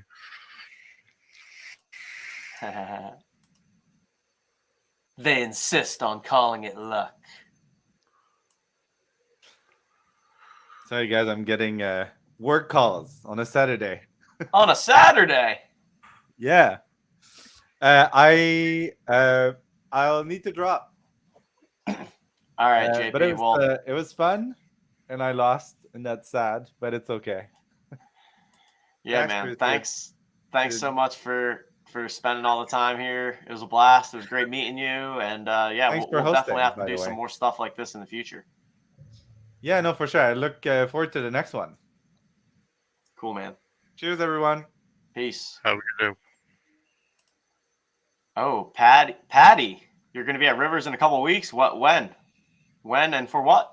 For poker? Oh, okay. Going to Brook, New Jersey to see your brother. Nice, man. And then Pittsburgh to catch the Pens game. Coop's out in Pittsburgh too. If you got some availability when you're out here, let me know. We could grab a drink or something. Yeah. I'm not going to meet Smash and Patty. He ditched me. He never comes and plays with us anymore.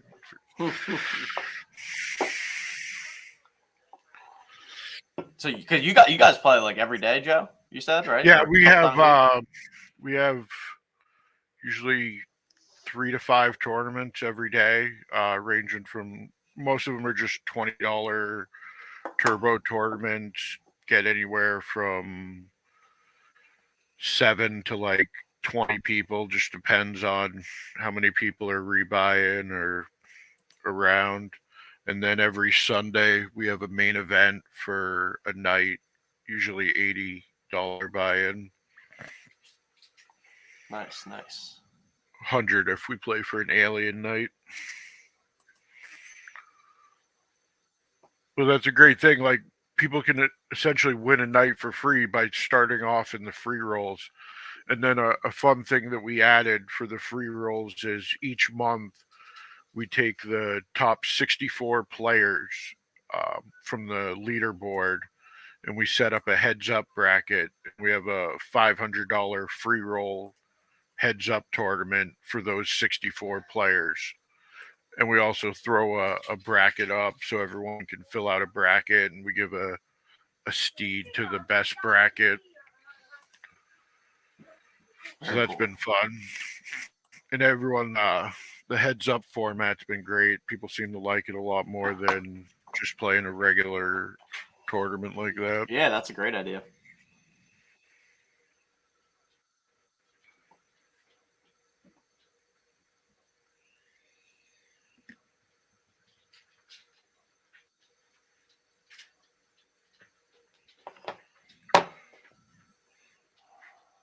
What, they just moved you, Joe? Yep, I guess they did.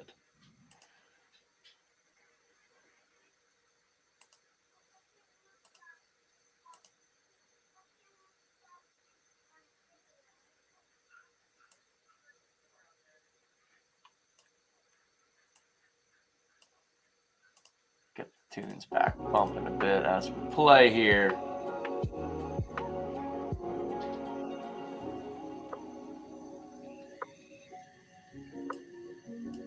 So what, you got basketball contest starting now? I saw. Yeah. So we have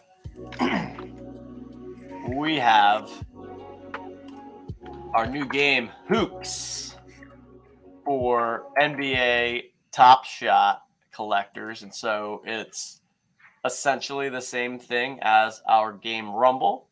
How it works is that you can create a fantasy basketball lineup using the top shot moments that you own in your collection. So here's our little lineup builder. I can pop in all the players that I want to make my roster. 2 guards, 2 forwards, a center, and then 3 utilities. And then this little star guy is what we call our Hoops hero. So this person gets a 1.25x scoring multiplier. But yeah, we're just in beta right now for Jolly Joker holders. And so we have our live leaderboard. This is our, third slate so far. And we got live scoring, all that kind of good stuff. And we're gonna have some more news coming on a hoops kind of tournament style type thing, basically similar to what we're doing with our Jolly Joker series of poker. That'll be coming up soon. And then we also have our March Madness game that's going to be coming called Own the Madness, where you'll be able to get your Madness packs and play in that contest. So we're gonna have details coming out on both of those things in the next week here, essentially, as we get into March. Very cool. So no restrictions, like you can play anybody you want. You just have to pick the captain. That's the only catch. Correct. For now. For now. I think we'll probably tweak with some stuff in the future. But yeah, that's the current format. And it's also you can create private contests too. So you can create a 10-person contest and then send the link to your friends and play against your buddies. And as a part of that, the private contest creation, we're going to be adding league customization. So you can select the roster construction that you want for your league. You can select what you want the scoring system to be.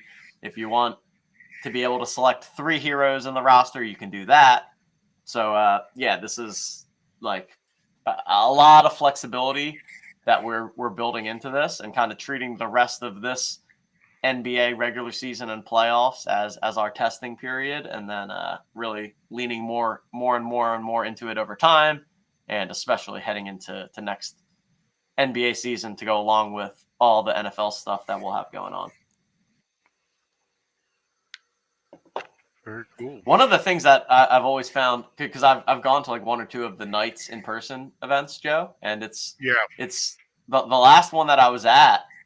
I was very surprised at the number of Knights holders that aren't at all into Top Shot or the Dapper stuff or any of that. Like very much a separate crew and like very ETH focused. So I thought that was pretty eye opening for me because like, you know, from my biased perspective, I was thinking that so many people got into sports NFT stuff from Top Shot. So yeah, it was definitely interesting to find out that a lot of people have a different way of kind of getting into the space. I think a lot were involved, but through events became less and less and less involved, so to say. Because yeah, when we first started, I mean, God, time flies. It was what, October of 2021 when we minted. The Top Shot room was the busiest room we had in the server, pretty much. We had one of the guys pull the legendary D Wade moment. I remember that. And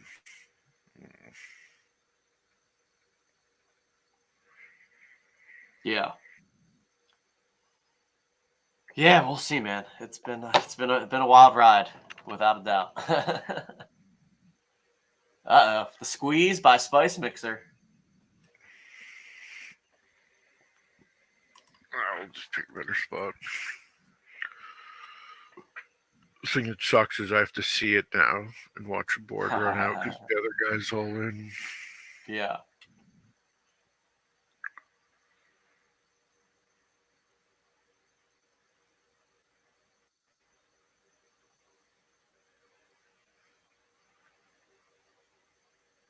Well, I assume you would not have won. Would not have won. It's like, well, I'm pretty sure you're not folding a hand that beats Ace King. Yeah.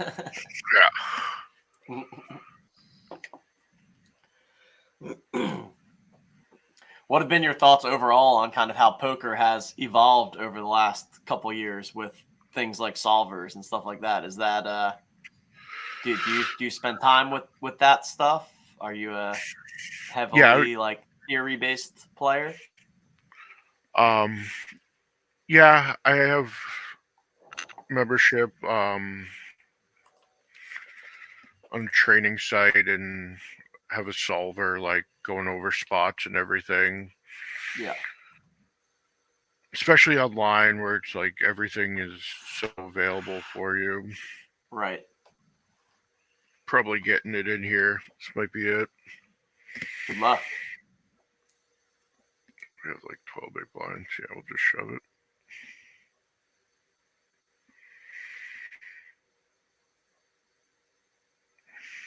Takes it down.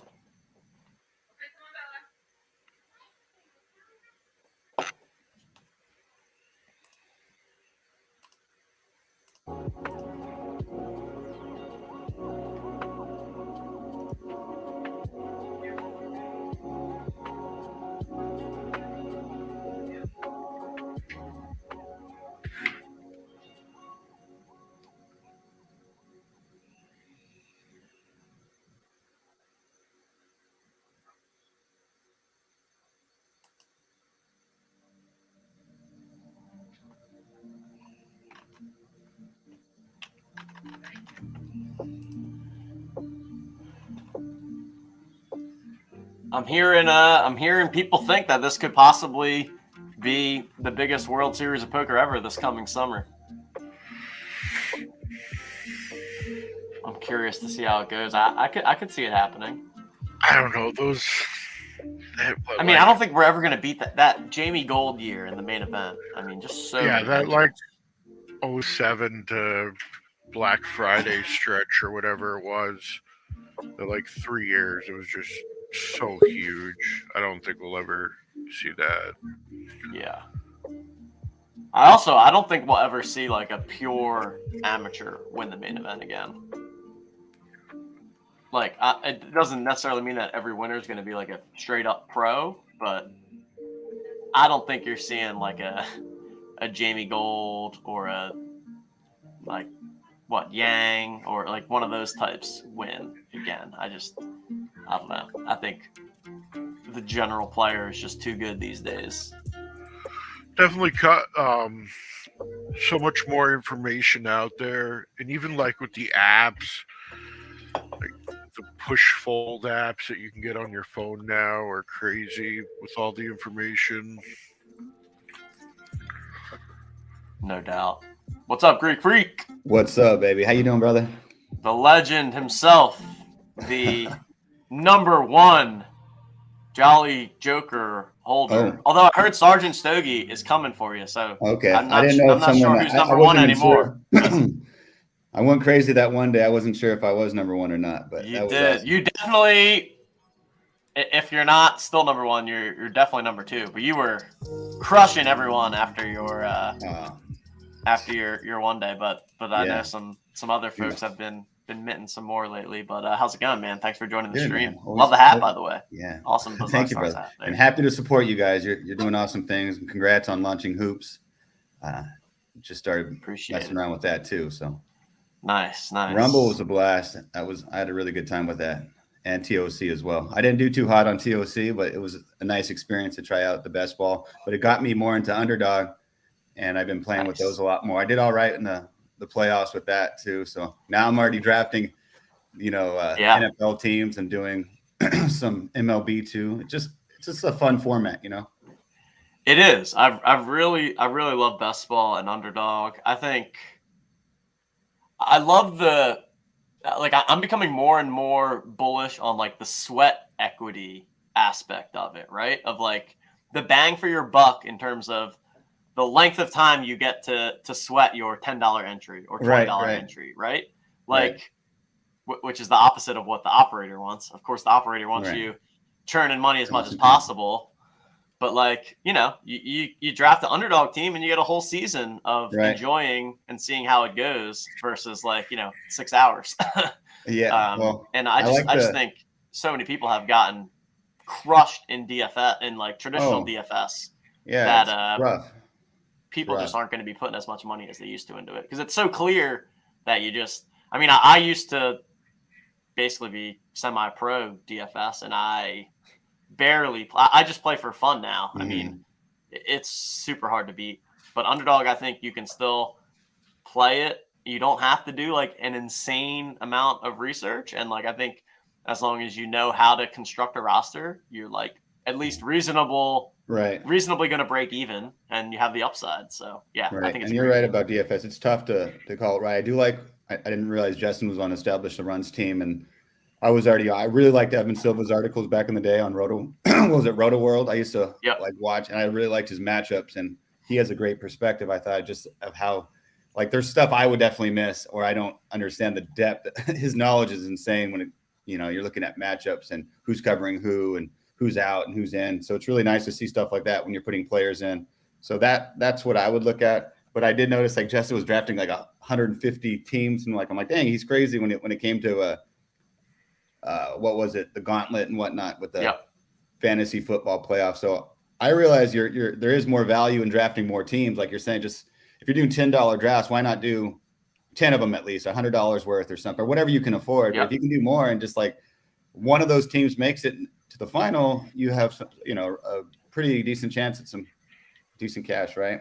So exactly. Yeah. Like for me, I'm planning to get more and more into Underdog this year and take it more seriously than I have before. Last year, I probably drafted like 50 teams into the Best Ball Mania, which is like a lot. Yes. And yeah, I think I actually didn't even look at my exact results. I think I pretty much broke even. I think I know I didn't like lose a bunch of money. That's for sure. Right. And it's like nice. And like, I also, I don't think I really particularly knew what I was doing. It's just like, you just need to know the general strategy and then just kind of diversify the people that you're picking. And then it just gives you something additional to look at every week. So yeah. I think best ball is, I'm very bullish on it just continuing to grow. Yeah. Right now it's a little difficult when you're drafting NFL teams because you can actually draft them with rookies and you have no idea where they're going, which makes it more exciting too. But also it's a total dart throw. And some of those guys will be probably amazing, and some guys might put up 0 points all year, right? Or they might be a third or fourth stringer where they barely get any playing time. Yeah. Now's definitely a interesting time to be drafting. And I think it's good. Like, I'm trying to do some more drafts earlier this year because I think it's very helpful to kind of like see the waves of the ADPs and just kind of watch the drafts evolve between now and August, because shit's going to change. And just like having that, even if it's just doing 1 or 2 drafts a week, just being plugged in, I agree, I think is super helpful. I have a good local friend who loves this stuff too, and he always drafts early, and he loves best ball, so we always talk about it. We're always drafting, doing stuff like that back and forth. So I saw you, TJ. You were on stream. You got kind of knocked out early. Not much luck. I saw you bad luck with the aces. The first hand I had pocket aces first hand versus pocket king, so I kind of felt bad for the guy, but not too bad. It was nice. I doubled up the first, and then I had pocket tens the second hand, and I started off like that, and then really I went like card dead, or just didn't really have great hands. Right. And I went out on pocket sevens, and just, you know how poker can go sometimes. It just, I know, especially how it goes. deeper into, a faster structure tournament. It's really hard to stay alive. Joe, double up. Nice, man. Nice. What's up, Joe? How you doing, man? I see you're Good, still how are alive. you? Get it. Good. Yeah. One of us has to still have chips. So we at least got Joe holding down the fort. Is Joe the last bounty alive? That's actually a good question. Yeah, because we're down. So we got 62 players left, and 20 make the money. So we're getting close to money bubble here. 41 more people, and then we will be ITM in the money. Nice.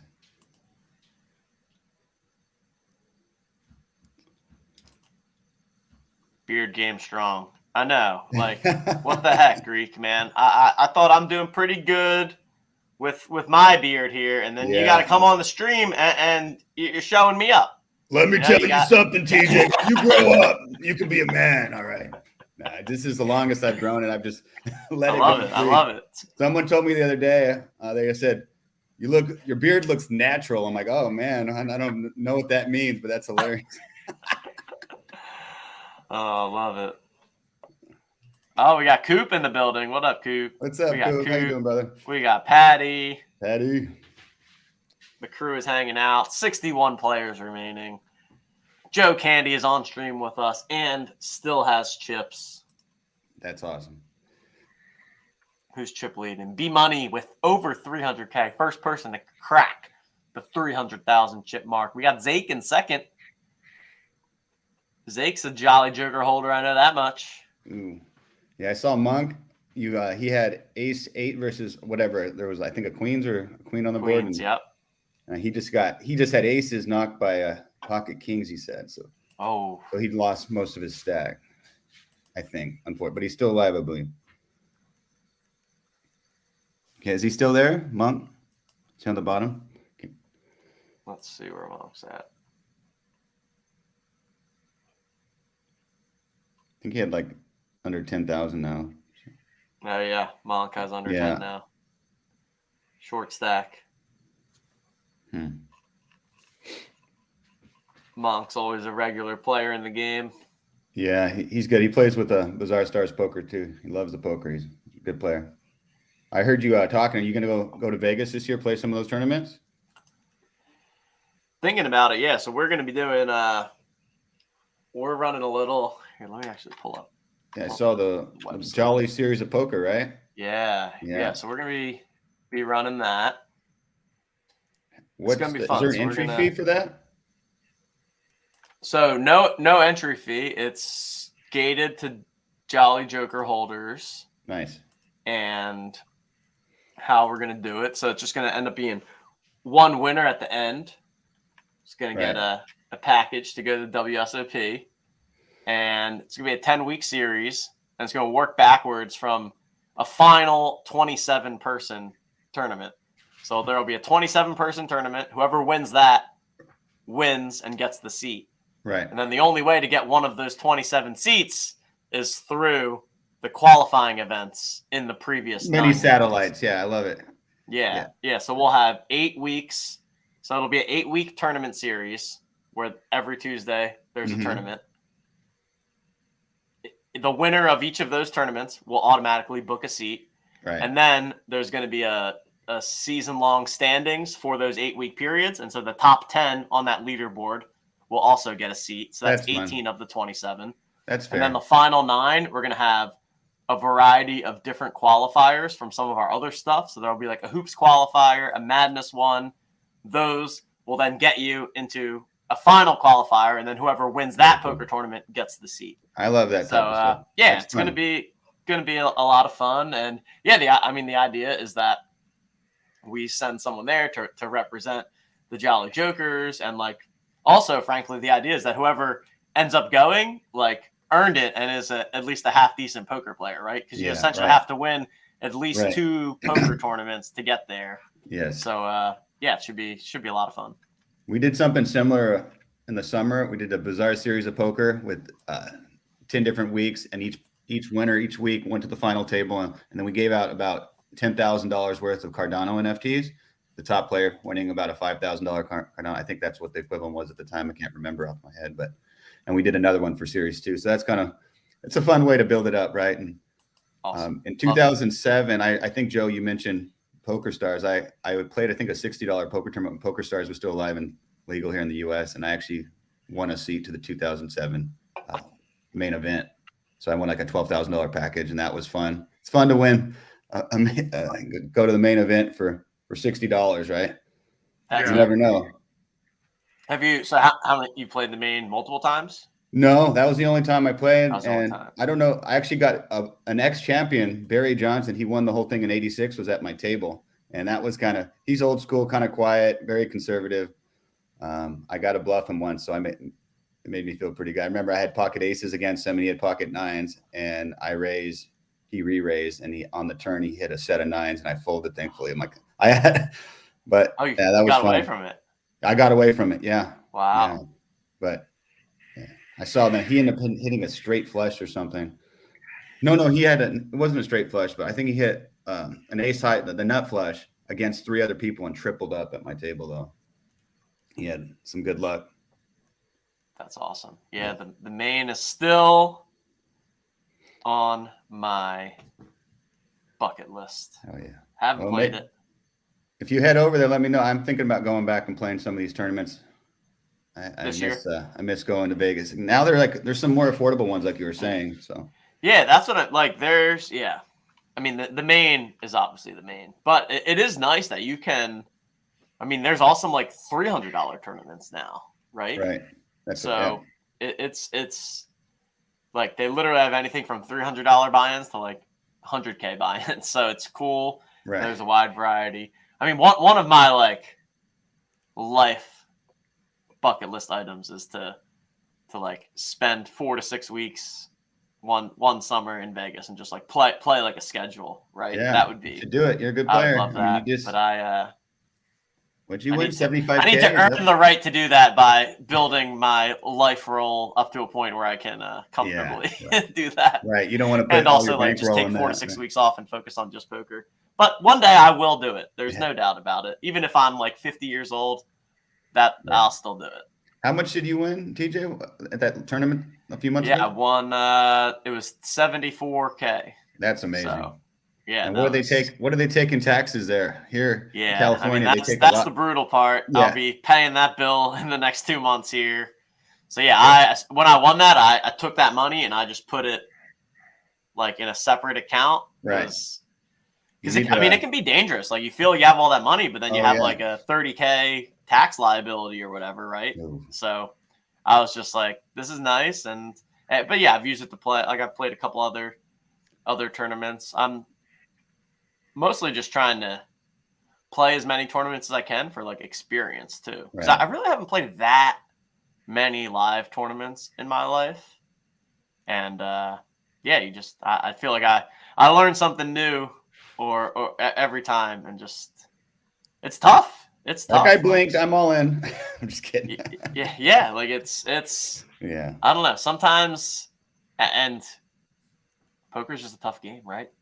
I mean, I'm sure it happens to everyone. Sometimes I play a hand, and then after I do it, I'm like, "What was I doing? Like you played that hand so bad. Why did you do that?" Right. It's a constant reevaluation and a lot of emotion. You have to let go of the emotion as much as possible. You have to be like a robot yet a human at the same time. It's an interesting game that if you're a good player, there's a lot of dynamics going on. Yeah, But it's I, fun. I would go to the I racetrack do and get all love those live. losing tickets, man. Those are your little tax write-off. Like, ooh.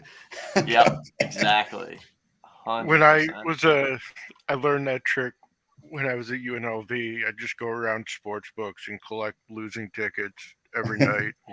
Ooh, smart. Yeah. I mean, seriously, unless you want to pay 30K, right? I mean, and everything you go play cash games, go to casinos, take your deposit slip or your withdrawal slip. Like I withdrew $1,000, I lost that. I mean, whatever, stuff like that. Yeah, I'm definitely working with my tax guy to write off as much of the winnings as I can. Yeah. Hope you get most of it back. Because I have like been big into the daily fantasy stuff and all that. So I always file as like a professional gambler or whatever, and then write off professional all the Degen over here, expenses. Right? Yeah, exactly, right. exactly. Professional Degen is the exact way to put it. Yeah, I remember when that same month or about 30 days apart when I won that seat. That was like the best month of my life. I was playing a lot of poker and I went to an Indian casino. I think I told you, TJ, I won 30,000. I got second out of like 600, and they took out, I think 7,500 at the time right away. They just took it out, but I was still like tax liable. So I just did the same thing that I just described to get losing tickets, just wrote off losses, and I got it all back. But they took it out immediately. That's interesting. Take it out immediately. Yes. I'm like, I won 30. No, I did not. It's like, went down to 22.5 quick. 46 players left. Basically down to 10% of the field. 26 more players until the money. Smashing Patty is going to take this recording. He's going to report us. He's going to blackmail all of us, report us all to the IRS. And he's going to say, that is something he would Joe, do. TJ, if you guys all don't give me 10 grand each right now, I will report you to the IRS. It's perfectly legal.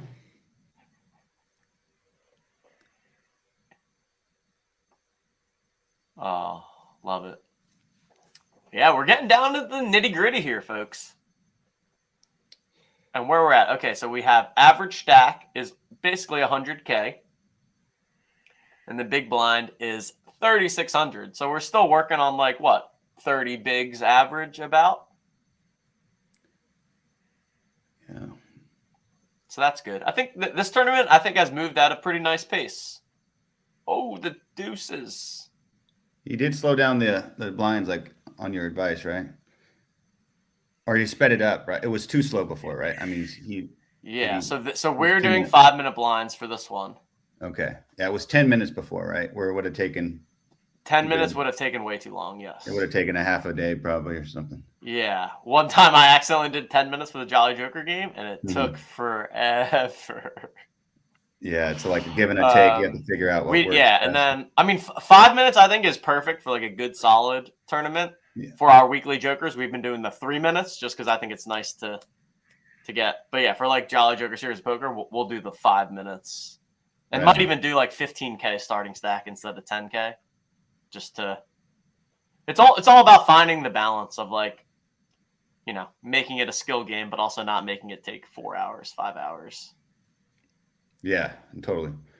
And that's like, there was a local tournament every Sunday I used to play where I'm from, and it was a turbo tournament, but it's kind of part of the excitement, right? You really have to know how to play aggressively and how to, and sometimes, steal blinds and all that, when you have to. Otherwise, you're going to be eaten up. Some people just play conservative the whole time, wait for hands. It doesn't always happen. So you have to take chances with some hands sometimes that you'd rather not be pushing all your chips in with. But yeah, I've noticed with myself that I have a tendency to, because I play these live 2 days, and I feel like I make it to day 2 frequently, but I'm always making it to day 2 with like 20 to 30 bigs instead of like 50 plus bigs.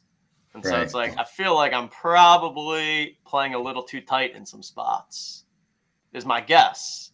Because it's happened enough times where I'm like, all right, I must be And like, you see the top notch players. These dudes never have 20 bigs. Like they either got a stack or they're not in the tournament. Right. Because they're pushing when they feel like they have the best of it. And I mean, that's Exactly. a tough thing about poker is really reading when you feel like you have the strength or you have the advantage or someone's bluffing you and you're just pushing back. You see a lot of that, right? You see pros doing like taking the pot and playing scared in poker doesn't work. Playing too aggressive and on tilt doesn't work. So you have to find this fine balance and see when is your best opportunity, right? Yeah.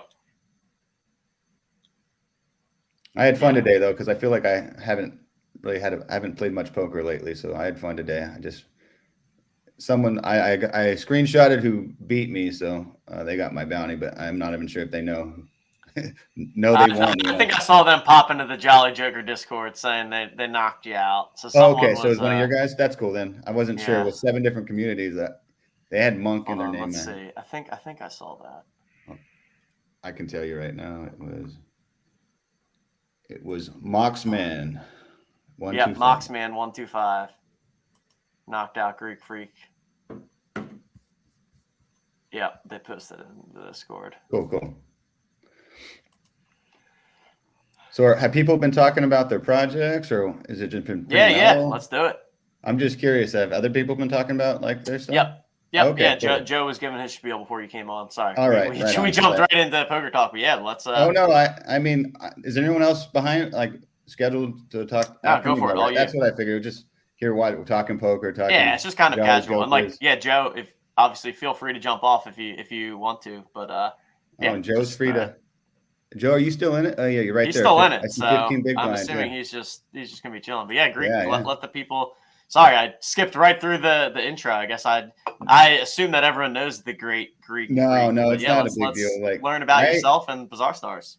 I could keep talking to you all day about poker and everything else. So that's the thing. But yeah, just so the one thing I do want to say is we are Bizarre Stars. I co-created this project here on Cardano back in 2021 with my friend Stagwolf, and he's my art director and everything too. So Smashing Patty, you see him in chat. He does our social media and everything else, helps a lot. Another real life friend. You guys know him in your community as well. But we, if you don't know me, Greek Freak, I got involved with Top Shot in 2020 early. So that was a nice opportunity. I'm blessed for that. And I tried to give back a lot, did a lot of giveaways on Twitter and whatnot, did a ton of giveaways in our own Discord and Bizarre Stars early on as well. But if you don't know, so what Bizarre Stars is, we recreated like basketball legends and basketball players, and we recreated them and reimagined them into monsters, zombies, robots, droids. Just we like to have fun, just taking cool players, awesome players, and making them fun into high quality art. And they're static, they're animated. We have borders, backgrounds, and players, and they're circular. They look like a basketball, these borders. So we're on Twitter, Bizarre Stars NFT. You can check us out there too, and our Discord entries there too. You can see it posted up in our profile. So Series 1, we launched in October 2021, and we're getting ready to launch Series 2 here in about a month or so. We had a couple delays, but we're still pushing hard. The art's coming out amazing. We have 20 new players, 3 rewards coming up as well. And this series is different because each player, there's going to be 4 different variations of each player. There's going to be pretty much a portrait, heating up, on fire, and an animated version. So that should be really cool. Oh, you're on break right now too. So really excited about that. I'm also in the process of writing a Bizarre paper with all their plans for the future, and that will be released shortly. When it does, we'll blast it in Discord and on our Twitter. But again, if you're not familiar with Cardano, it's a growing ecosystem. A lot of people are kind of skeptical. A lot of people are just on Ethereum and pretty much Flow. So if you ever have any questions, drop me a DM. You can hit me up on Twitter. You can come into our Discord. We have a ton of mods and a team willing to help. I do believe Cardano is still untouched. It's a little bit, they didn't get smart contracts right away. I got into it because I had a lot of friends on Top Shot and Ethereum. One of them created Ethman, the first action figures and comic books on Ethereum. And there are a lot of, his name's Zieg, and Zieg is involved with CryptoPunks early on. He minted them in 2017, and he's been an OG in the space. And I met a lot of different people, and a lot of it came from Top Shot. I actually got into Wax first, and that's where I met Usman. and he became the community manager at Top Shot. So he actually got me into Top Shot, believe it or not. So it's nice. This Web3 space, you get to meet a lot of different people, a lot of cool people, and build these connections over time. And Z got me in, and he had a dev working for him on Ethereum who found out how to mint on Cardano before smart contracts were even possible, because he's a smart coder out of Germany, figured it out. And that started the whole bull run for Cardano. And that was in March of 2021, by the way. So he was able to mint the first NFT called the Berry, minted 100 of these, first NFT on Cardano. And then about 3 weeks later, he minted the Space Buds, which was the first 10,000 PFP collection. And that's why Bazaar Stars, and we really love what Space Buds did. And they've really kind of blown up, and they really were the pioneers in the space on Cardano, and they brought in a lot of different projects. And I see a lot of different ideas. A lot of things are growing right now. You see a lot of tokenization, you see gaming and everything else too, which we definitely are going to get into too. Bazaar Stars wants to get into. My original vision was to do like an NBA Jam type pixelated game where we could use your NFTs and build on-chain, utility where you can build that NFT and use it in the game and allow that to build up. But we're still figuring out how that's going to work and when. That's going to be a little bit down the line, but we're trying to create some stuff in the short term to bring more value and utility for our holders. But yeah, that's why, so if you don't know anything about Cardano, it's still growing. It's a lot of stuff's blown up, and we're happy to be here, and we're happy to teach you. We have a couple of people in our Discord from Jolly Jokers, and we already helped them set up some wallets. It's not that hard. It's just like when you set up a MetaMask or anything else. The difference is you hold your passphrase, so you're in control of that. Just like with your MetaMask, you never want to give that to any other user. And it's non-custodial, so pretty much you're in control of it. No one can take that from you as long as you don't give it to anyone and you don't click any malicious links and stuff like that. So yeah, so check us out if you love basketball, and if you just love high quality art and just having fun. We're into poker, we're into just everything. That's why we're all about this collab tournament today. Is all about us, right? Just working together. We love the Jokers, so we've done some stuff in the past, but just meeting some other communities here. I remember Joe, you guys got into I don't know if he's still there, but the Knights Degen, right? What project is Joe with? He's with Knights of Degen. Yep, correct. Knights of Degen. I never minted one, but I saw them come out. I really like the art too, but I would like to learn more. But there's some other projects here like Pieland and Voxies, and I know one of our mods, Hushin, he's part of that community too. So he really helped bring us all together, and I ended up talking to you guys. So we're all about, again, working together. It doesn't matter what chain you're on or what you're doing. We're about working together and collaboration and teaching, right? All of us started somewhere. We don't really, nobody's an expert. We're always learning, always feeding, and always sharing. So any questions anyone has whatsoever, just hit us up, hit up our community, and we're more than willing to help. And we're looking forward to doing more events like this in the future.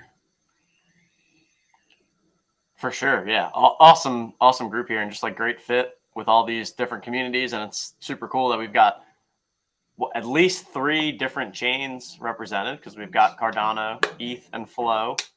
That's probably it. But I mean, out of the 7 projects, having 3 different chains is cool, and just a lot of similar interests, good people into poker, into sports, into, just kind of whatever's cutting edge and coming up.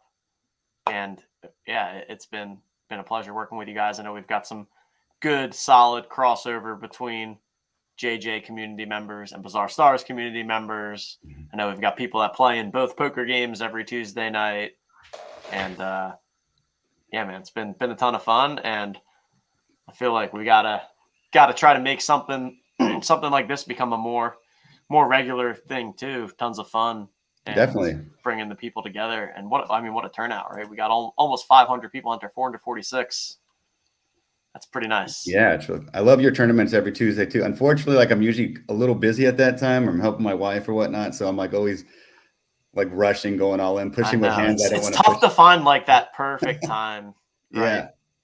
Yeah, right. I like you. You guys do the late. Well, you're West Coast, right? I'm West Coast, but yeah. So for you, it'd be a 10 p.m. entry. We did take a break because we had this. Which I actually like that for me. For that same, I stay up late anyways, and so. Right. A 10 p.m. start for me is actually kind of good, because then I'm not doing anything anyways, and I'm not going to sleep yet.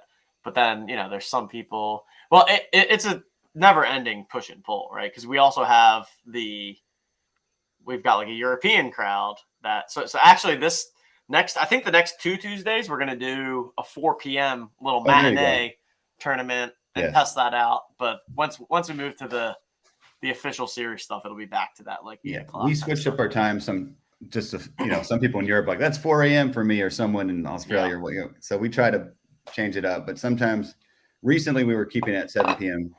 Pacific just to keep it consistent. But yeah, it's not always easy to make everyone happy. I've learned that.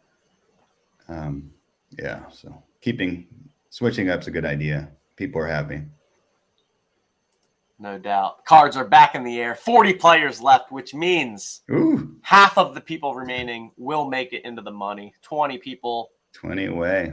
Cash. What are the chip? Can I see the chip leaders there? Can we share that? Yep. So what's the top 340 something? Yeah, 350K for Gritske, and 350, then 340 for B Money. Yes, we've got 4 people over 200K. Nice. Let's see what the bottom stacks are looking at. Yeah, we got one super short stack, a couple other small stacks. I think we're definitely going to see some movement here in the next like 15 minutes. I think we'll see some people busting out. Probably get down to less than 30 people, and then we'll be approaching that money bubble and then the final table bubble back to back. Very cool.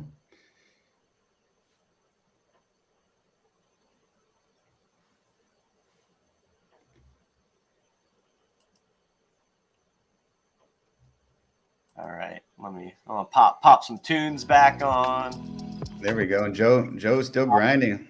Just took down that hand. Nice hand. Grinding.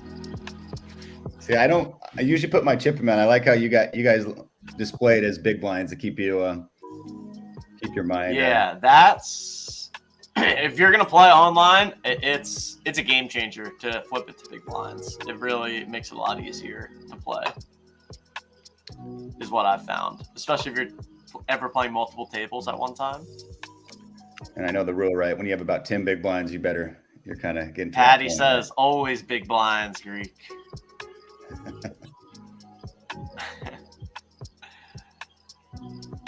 Yeah, I turned Coop onto the big blinds display a couple weeks back. It used to not be an option back in the day. Did you ever used to play on full tilt, or were you too young then? Oh yeah, that was my site. Full tilt was the shit. Yeah, that's what. Yeah, I don't think back then. I don't think that was not a thing. Yeah, it wasn't. That's when I used to play a lot of online poker then, and I just stopped playing online. I would rather play in person now, but it's fun online now. Now we do it. Now it's a huge thing in all these different communities through ETH, Flow, and Cardano. There's a lot of Cardano projects playing poker as well. But I think we've done the biggest tournament. Such a good social game. I mean, it's just such a good, just like, I agree. It's the best in person. That's preferable, but like, it's kind of fun that we get, to have a little virtual guys and girls night. Right. By playing poker and chatting in Discord, and I do my stream. We usually get a couple people tuning into that, which is fun.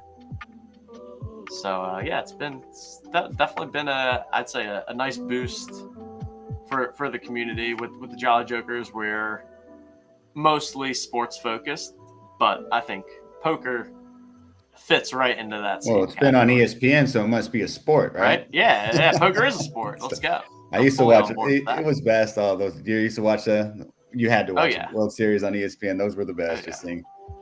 I remember it. Like you were mentioning Jamie Gold when that World Series happened. That was like nuts. I still like watching the old streams, back in the day in the 80s, 90s. To see these smaller tournaments. The players were so good too.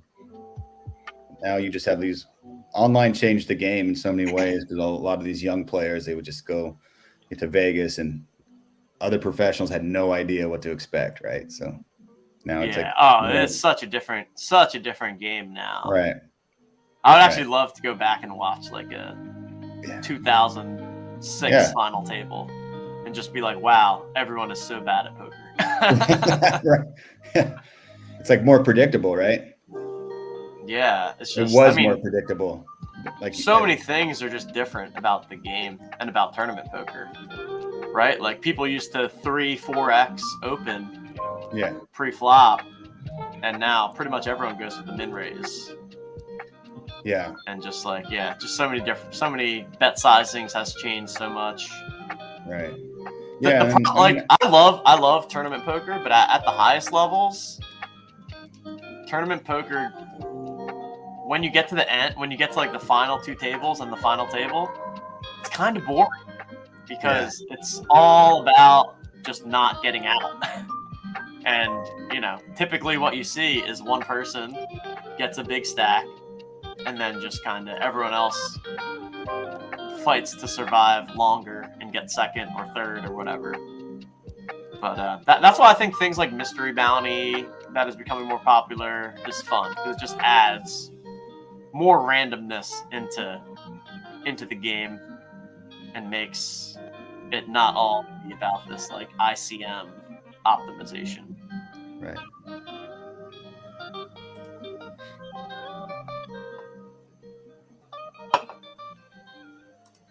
NFT God, you there? You want to join us again? I know you had pinged prior to the break. I'll pull you up here if you want to talk. If not, that's also cool. Well, we got them here anyways. If they want to unmute, they can. Right on. So we're down. How many players are left now? 35. 35. Getting closer. 35 players remaining. 20 make the money. We're definitely getting down to the nitty gritty. You had a lot of Jolly Jokers playing today, right? Yeah, we definitely got a good turnout. I don't know exactly how many, but I was approving a ton of people today.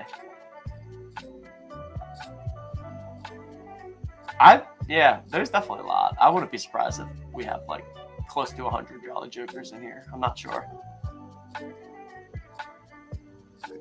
don't even know how many. Not sure how many Bizarre Stars community members actually showed up today, but we had a few for sure.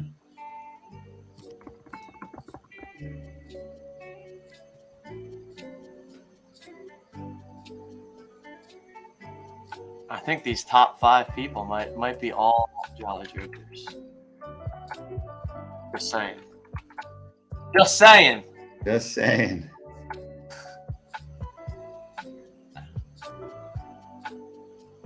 Ace Jack suited takes it down. All right, we got our friend Joe Candy under 10 bigs.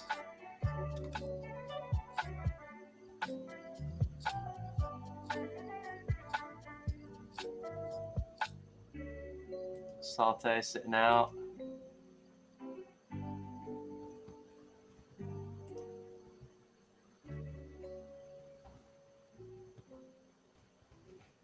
Yeah, we've definitely got a lot of short stacks out there. So things are gonna get spicy.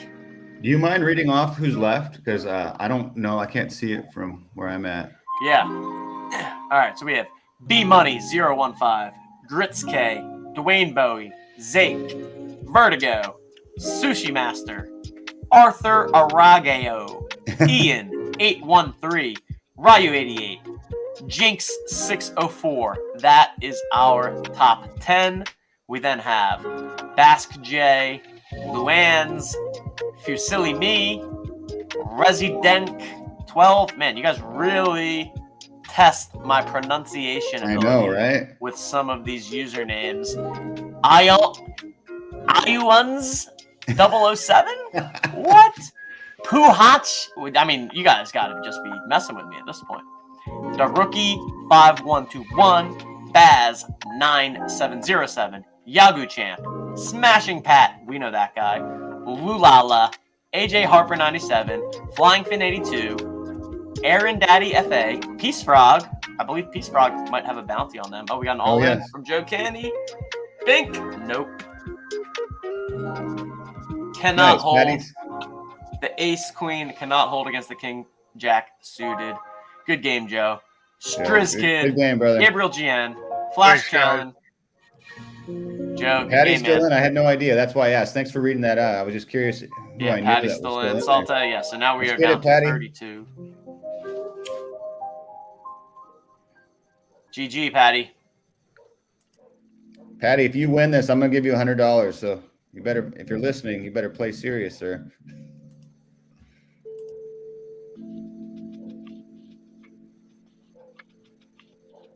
We got B money here on the chip lead.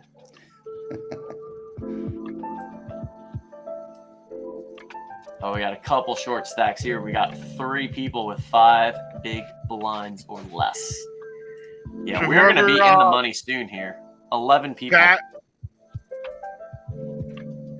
Is Baz a joker? Whoever Baz is, just have him send me a DM, and I'll get him their steed. Who was it? Sorry, who was it that knocked you out? I think it was Baz. Baz 9707. Okay. Yeah. It wasn't Patty, so I'm happy. I actually don't believe this Baz is a joker, as far as I can see at least. How many big blinds does Patty have? Yeah, let's pull up Patty's table here. Oh, Patty yeah. has 86K in chips, which is about half of the average stack. Cool. Yeah, thanks for bringing that up. Now that Joe's not in there, yeah, we can watch. Oh yeah, and we got Peace. Wait, let's bring up Patty, and we also have Peace Frog on that table. We're rooting for you, Patty. Sending you good vibes. You're gonna get the winning hand. Now we are gonna just watch Pat. Oh, he's all in. King right Queen. away. Here we go. Come on, King Queen, baby. There we Queen. go. Come on. Let's yes, go. baby. That's what I'm talking about. See, I told you I'd send you good vibes, brother. Old. Patty, don't underestimate the power of the Greek. I'm gonna just kidding. Good work. Sending good 23 vibes. bigs for Patty. Top 10 stack. He loves it. I'm gonna Nice. be right back, guys. That was good timing, TJ. Thank you. That was. We pulled it up right in Yeah. time to watch the double. Yeah, we'll this will be our featured table now. We've got Smashing Pat and Peace Frog. Right. The 2 people I recognize anyway. Yeah. For sure. All right, I'll be right back. And NFT God, if you're there, what's the bounty on Peace Frog? I can probably look it up. Let me just go to our chat.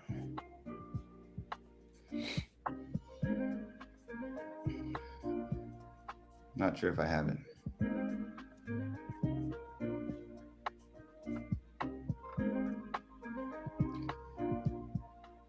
Peace Frog's bounty is 100 royal, their token for RSOP, by the way. Not sure what the value is on those, but that's pretty cool. So someone will win 100 royal tokens if they knock out Peace Frog.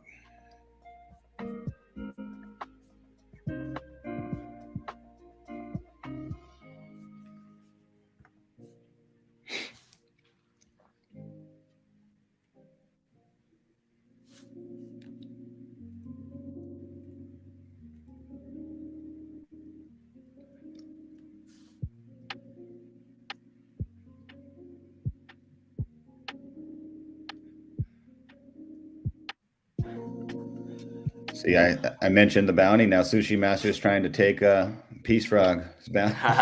So it's 100 royal tokens is the bounty for Peace Frog, by the way.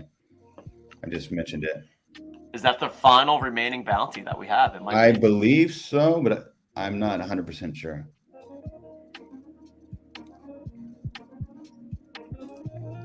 $29 remain. 9 more until we are in the money.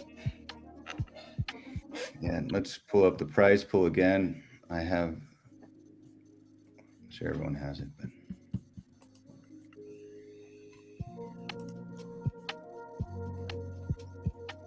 Yeah, here we go. I can pop this open. So we have a prize pool. 11th through 20th will be awarded 0.02 ETH. And then it's a steady climb from there as we get into 9th and 10th, all the way up to 0.4 ETH to the winner, which will be what, about? I'm looking right now. So, well, for top on the bottom, It'll be like $700, something like that. Pretty the good. bottom's looking about $32 after crypto corrected. recently, but the top is how much? 0.4? 0.8. Sorry, 0.4. Correct. For the 0.4 first ETH. place, 0.4. Currently at 1583 per ETH. That comes out to about $633. Not bad. That's a Not nice bad at all. little bank there. Yes, sir.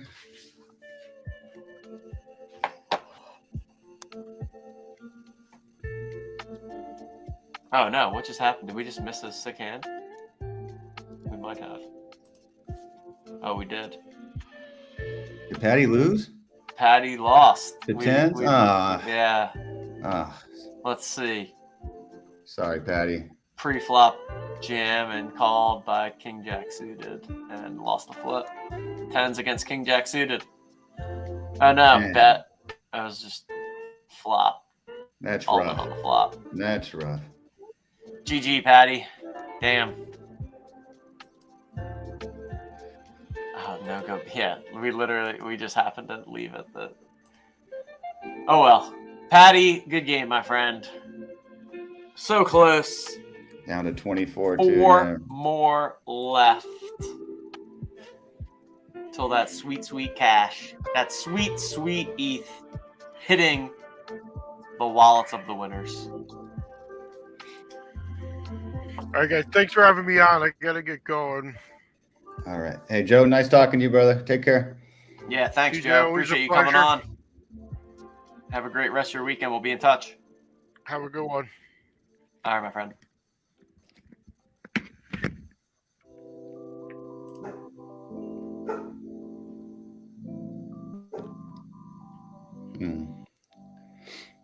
Yeah, Peace Frog with 6.5 big blind stone. What's the leader? Who's the leader now? That's B Money. What? B Money is still in the lead. Okay.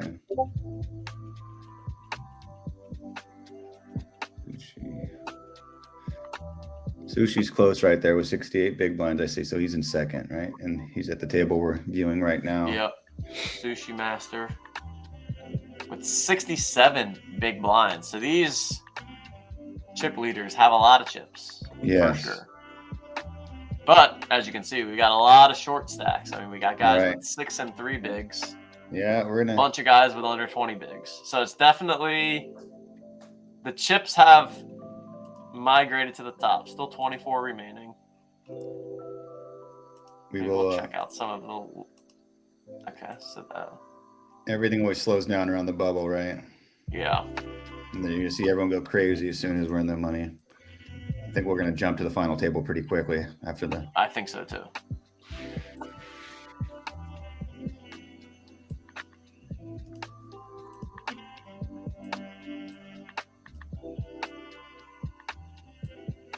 Probably try to just get multiple tables on the screen.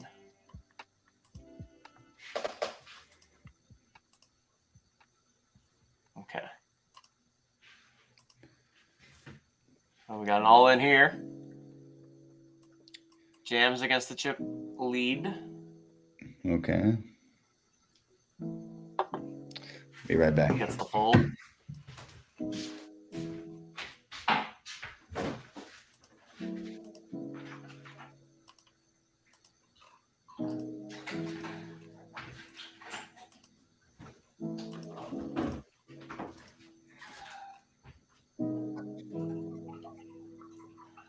All right, 3 tables remain, and we've got them all up on the screen here, so we can follow all the action. 3 tables, close to 2 tables, right? Yep, 24 remain, so we still got 3 more. got some ways to go. Or are they going to? Never mind. Vertigo with the double up One here, more. or I don't couldn't tell if that was a double up. Are these 9 people max per table? They are, yeah. Okay. So we have 3 8-handed tables Okay. right now. So you're 6 away from 2 tables. So Striz Kid basically doesn't have any chips. Right. And No, this they better- person also has 1 big blind, and Zake has. Oh no, they have 28. I hope they're going all in. I never understood when someone would not go all in that case. I get it unless they make the money, like they happen to be on the bubble, and if they fold, Yeah. they would make the money. That's the only circumstance, but otherwise you're going to be dead next hand anyway, right? Oh yeah. You see it all the time in poker, though. People will just only play their cards. They don't pay attention to their chips. So here goes an all in. No, check. And Big hand here. King 6 against 7-8, and the 7-8 gets there. wowzers. The rookie has busted. That'll bring us down to 23 players.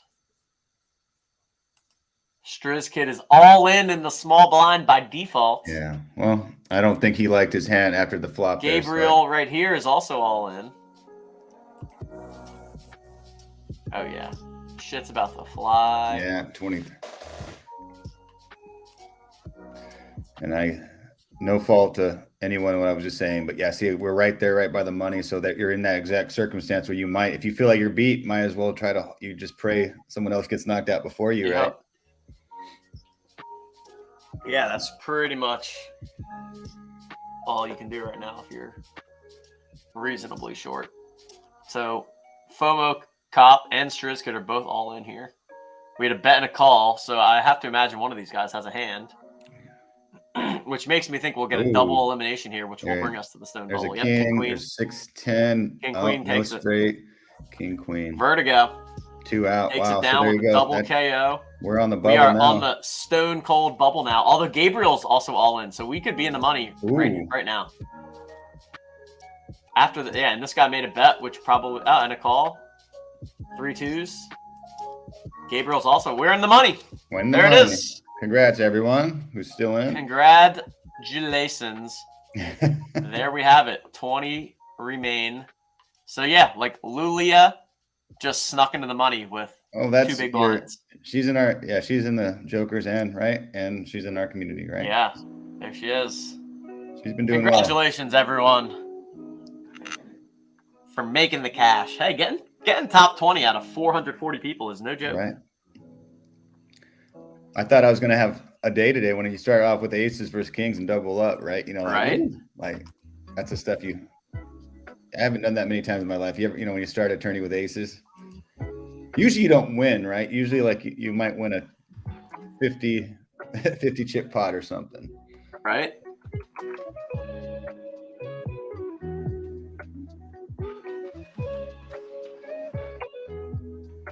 And we're close to 2 tables too. Now watch, like I said, I think we're just gonna see people pushing. Yeah. And there go Kings lost to ace 10. Or I'll pit. Yeah. Pocket jacks up here. This person's now sitting out. Oh no. Okay, they're back. I was like, they want to make the cash and then sat out.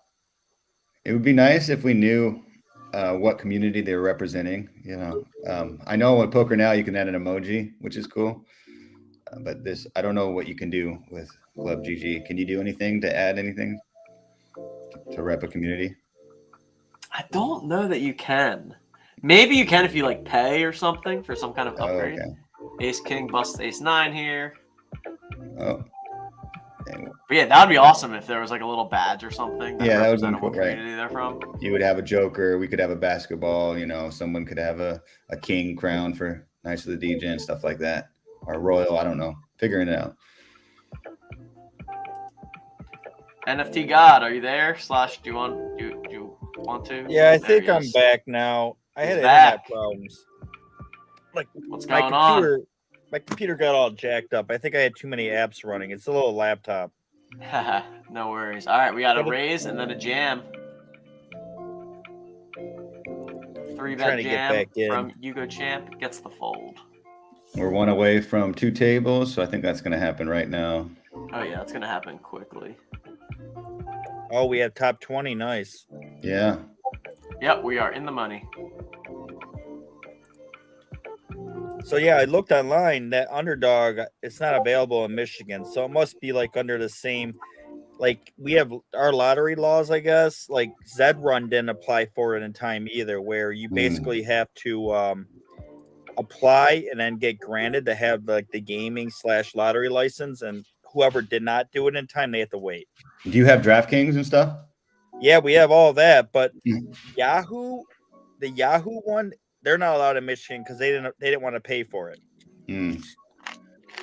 So, but we have everything else. Like we have DraftKings. Like I have like 5 different casinos on my phone. Have you guys ever tried Rainmakers from DraftKings? The NFT stuff, yeah, Exactly. but I never collected anything good enough to do well. That's how it is, and I went a little too big, and it was just I wouldn't recommend it honestly because it's too much money, you know. And I bought a bunch of packs. I went big for like they had a really big one for Thanksgiving and Christmas. So if you bought the Thanksgiving packs, they did like $100,000 first. So I ended up buying most of the stuff there. So it allowed me to keep playing. And I didn't do great. You just kind of like put money in, you keep getting a little back, right? But anyway, my story was I set this lineup. I actually pulled a legendary Lawrence and I had a legendary Zay Jones. So I made this like little lineup. But I was in California and we were driving to Washington with my wife for a little vacation. And as I drive up, we get to Oregon, which, by the way, DraftKings is banned in Oregon and in Washington. And I told my brother to sign in my account to make the rest of my lineups because I had a bunch of these damn Rainmakers, right? So the second I get to Oregon, I signed in. I looked on my phone because I couldn't set my lineup. I was trying to tell them what to do. They blocked all my lineups that were set, and one was a legendary one of Lawrence with Zay Jones. Zay Jones had 3 touchdowns, and Lawrence was the top performing quarterback that week.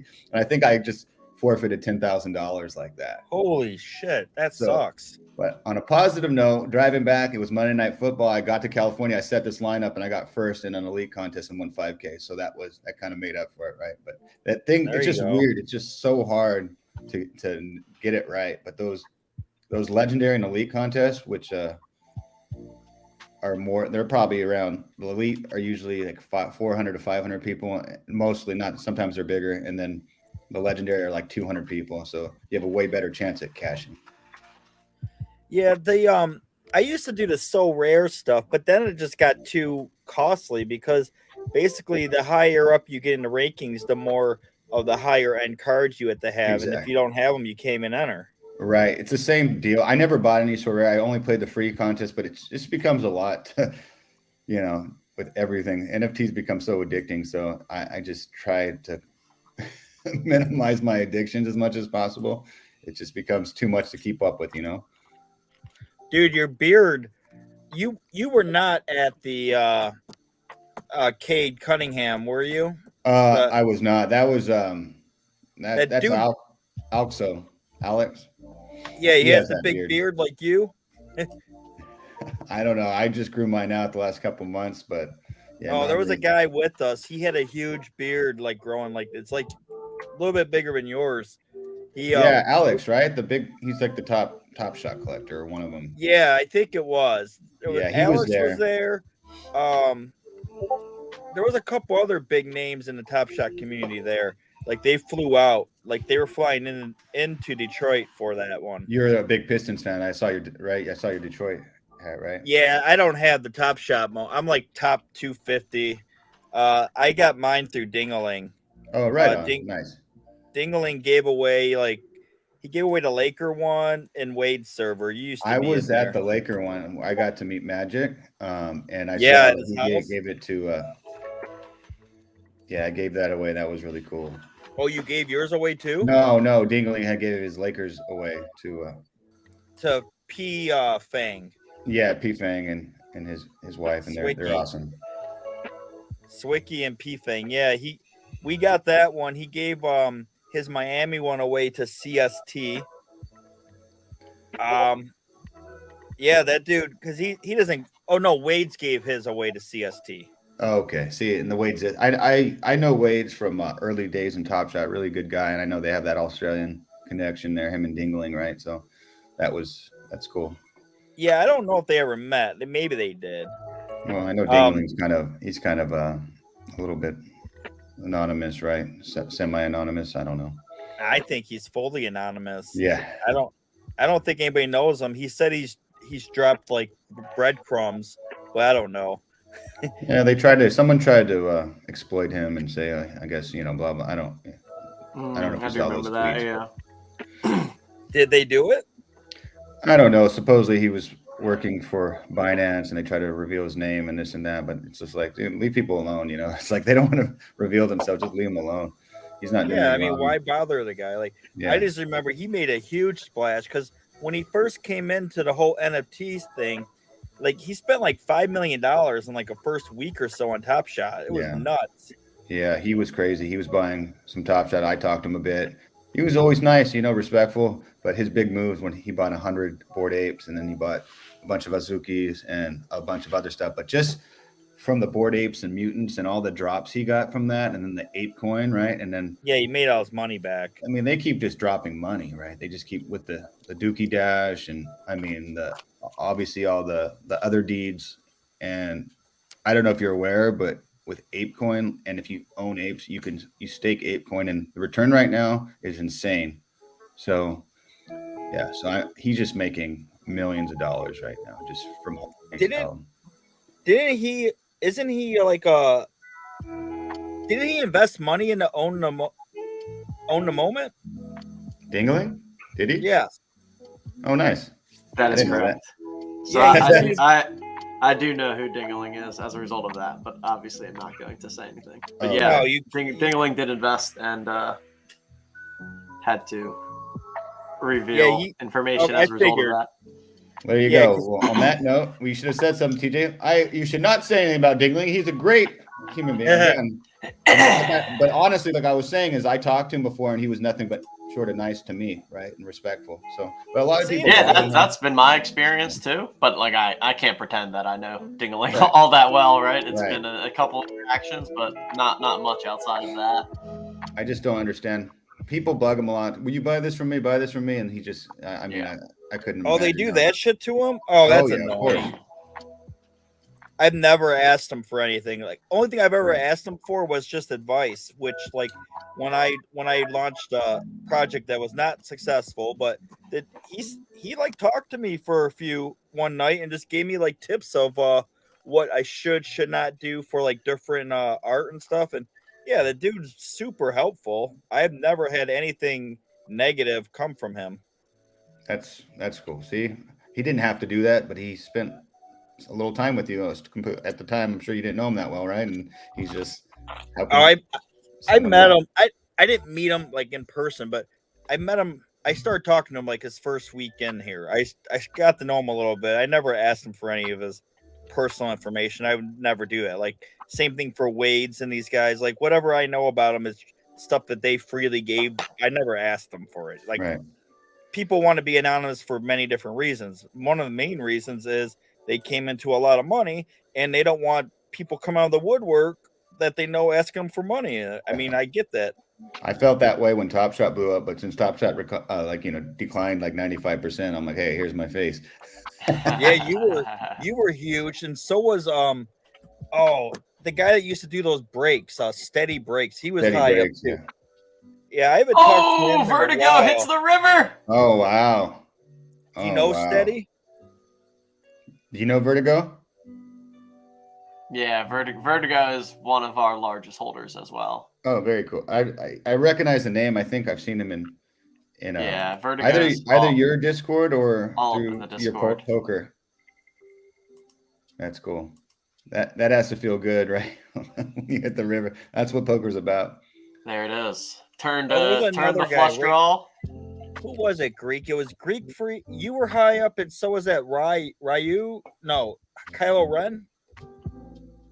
Oh yes, yeah. He ended up getting into apes. I haven't talked to him in a while, but yeah, I ended up. I was fortunate enough too. Like, by the way, like people don't know anything about Cardano, but I ended up getting to Space Buds early too. And I mean, I've done really well on the Cardano side. So just keep that open. There's opportunities everywhere. Don't chase money is my advice. Do your own research, obviously, but there's a lot of opportunities everywhere. And I like to stick to like communities and projects I like. But it's I don't really buy much these days. Like again, I supported Jolly Jokers because I like what they do. I like sports and I like the community. And I will support people more who, are nice and respectful and are good to the community and doing stuff I believe in. But there's a lot of just like with NFTs, you never know what you're dealing with. You never know, what project is. If it's just sometimes I'll just buy something because I like the art. but everyone expects so much of it. And let's face it, most projects, it's bullshit, right?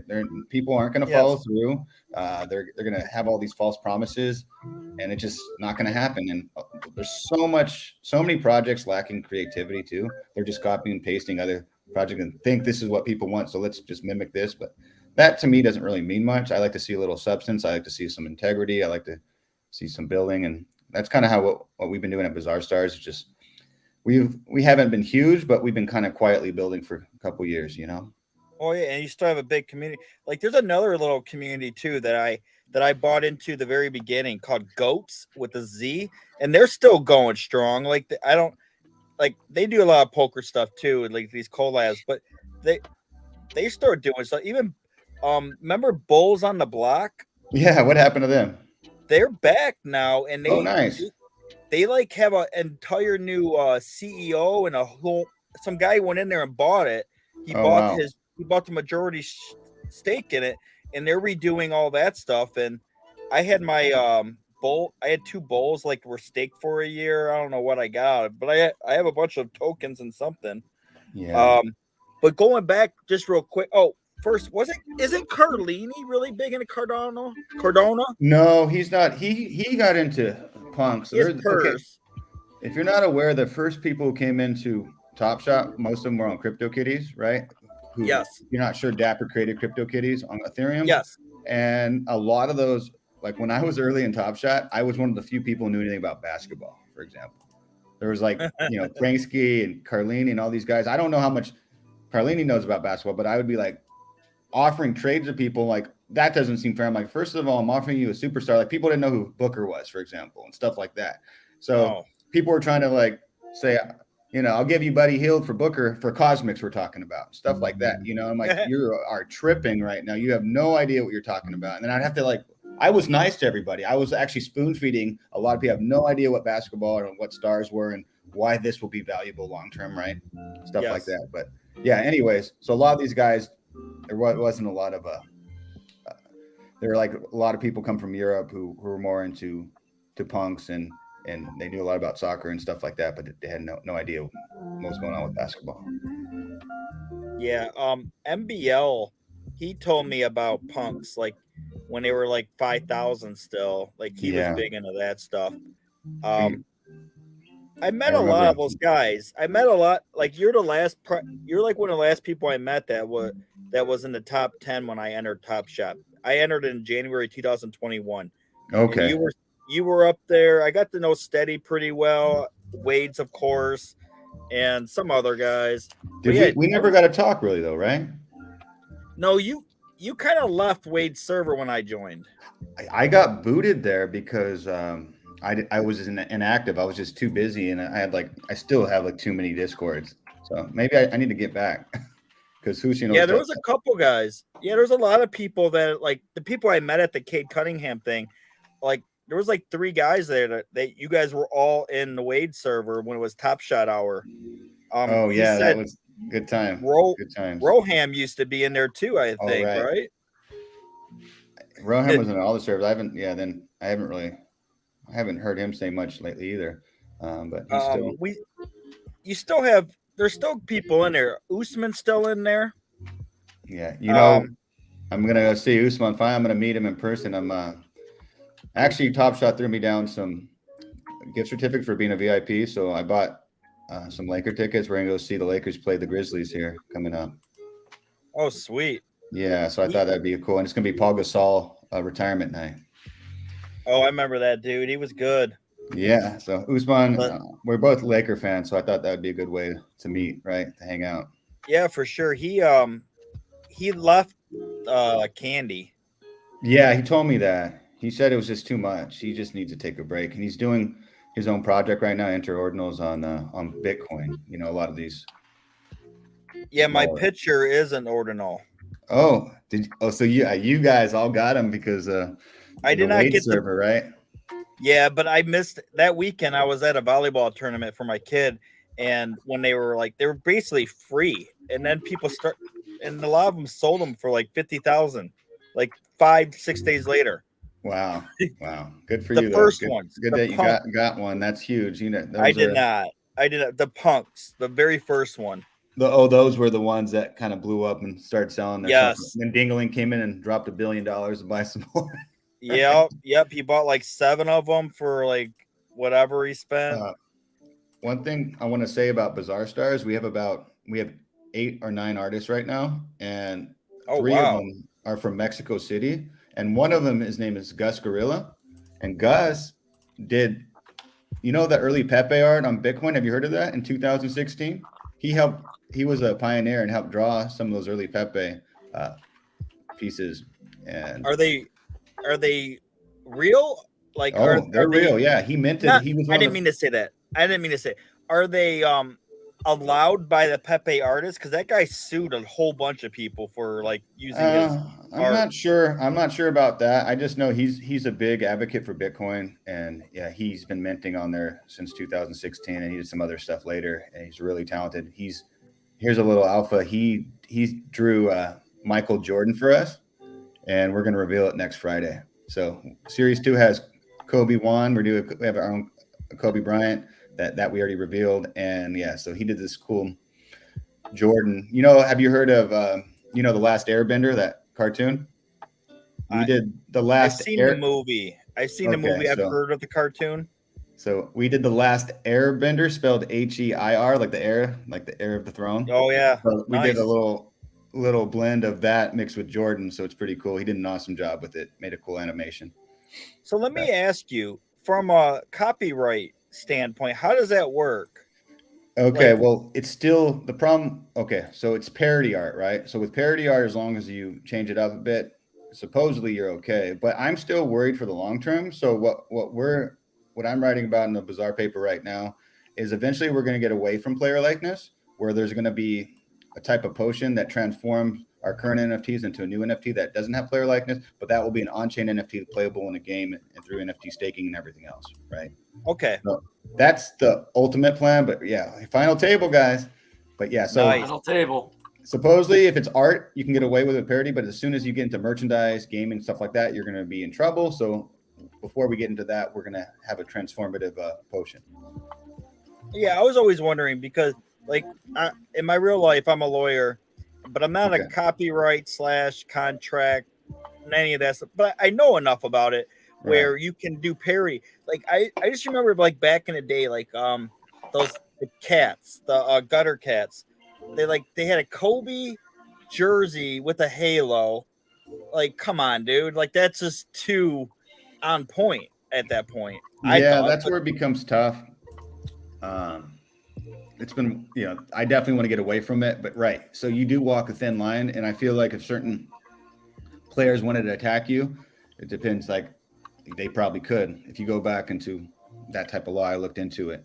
So yeah, I mean, they wouldn't really come after you. We're smaller still, and we just focus on the art side of things, and we haven't done anything beyond that. So before we do anything bigger, we're definitely transforming for that reason. Yeah, that makes sense. I'd rather have the holders have full IP rights, everything, be able to do cooler stuff. Yeah, a lot of cool stuff's happening on Cardano too, where you can literally upgrade your NFT. There's already a protocol out there where you can constantly change and update and increase value. Like, imagine any type of video game where you're upgrading a character, but imagine owning that NFT and playing it in a game, right? Yeah, that's the end result of everything, because everybody gets pissed off. You go play Fortnite, you're basically renting skins. Like, you can never own those skins. Yeah.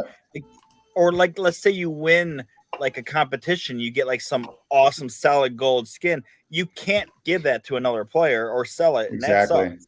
So that's the whole idea. Is we're not going to have I don't think we're going to do a token. We're looking more into a point system because in the US, how it is with securities, the SEC always comes down, but they're coming after everybody now. Right. So it'd be nice where you can actually still earn some type of point system that you can use those points to upgrade. Say, like, if we have a basketball game, which is our goal, that you can get new, update, get better shoes, better jersey, headbands, and all these other things. And since we are Bazaar Stars, we live in a bizarre world. So imagine, crossing an NBA Jam game with some type of, Street Fighter or fantasy and make it kind of wild like that. So that's the whole idea. Is like you start with rarity would play a factor from, anywhere from common, uncommon, rare, epic, legendary.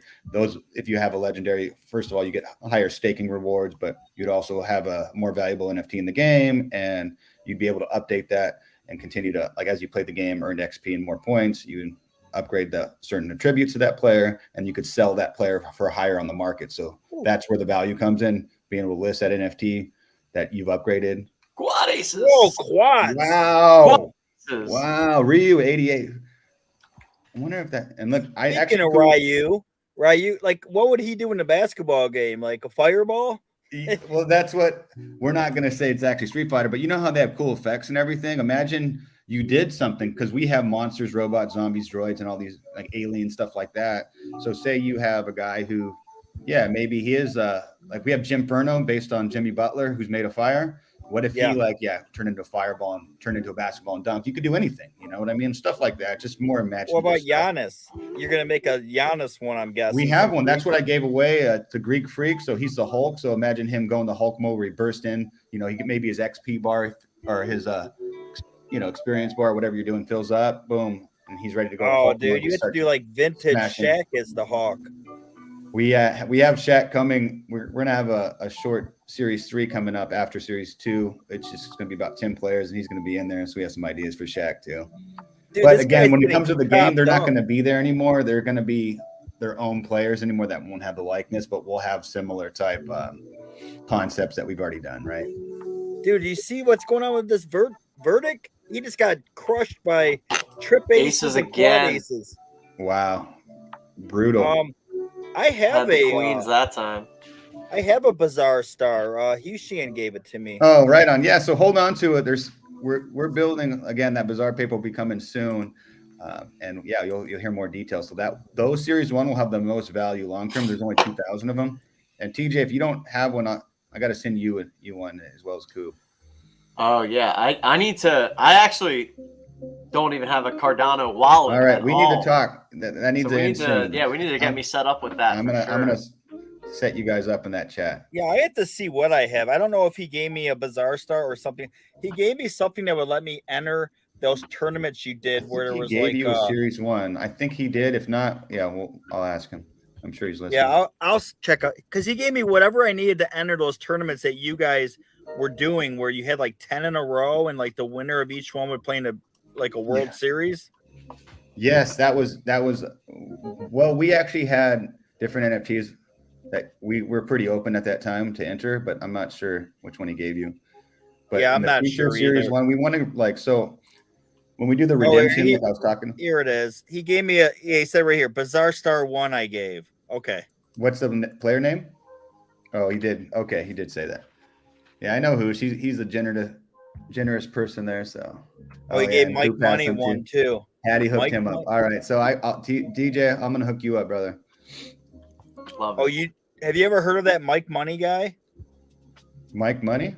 Yeah, he's a huge collaborator. He's working on a project now called it's huge. Like, I was looking at it yesterday. It's not out yet. The mint isn't out yet. I forgot what it's called. But anyway, like, they'll post something like for an event, and they'll have over 1,000 people that are interested in attending these events. It's really? Crazy. Wow. Yeah, like they have they sold a token today called like Tribe token, super cheap. It was like 0.008. It's like $10, but it opens up stuff, and it's open for like 72 hours. What is the name? Do you know the name of this project? It just looks like it's going to be incredibly big, and they have some really big people that I know that are like on the mod community manager team, and I think it's going to be big. But I don't know I don't know everything it's about. Like, they haven't really gave any details about it. It's so weird, but it's huge. Like, they have a huge following behind it, and the art looks great. That's cool. I mean, a lot of cool stuff's happening right now. So I mean, again, hard to keep up with it all. There's so much. It is. No, Hushian, it's Lost Realms. That's the name of Lost Realms. Yes.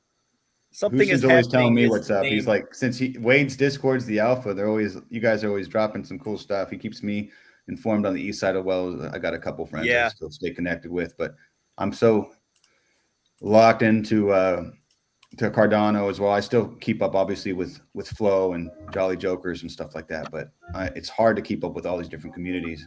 It's impossible. Well, what you were saying earlier, you just remind me of something you said earlier. I want to come back to where everybody just copies off each other. Remember that one, the project where you could like people, the goats or the wolf and goat, and you could like you could hit you to get into the, if you're a wolf, you try to get in to steal the sheep or whatever. Oh yeah, the wolf game or whatever it was, right? Yeah.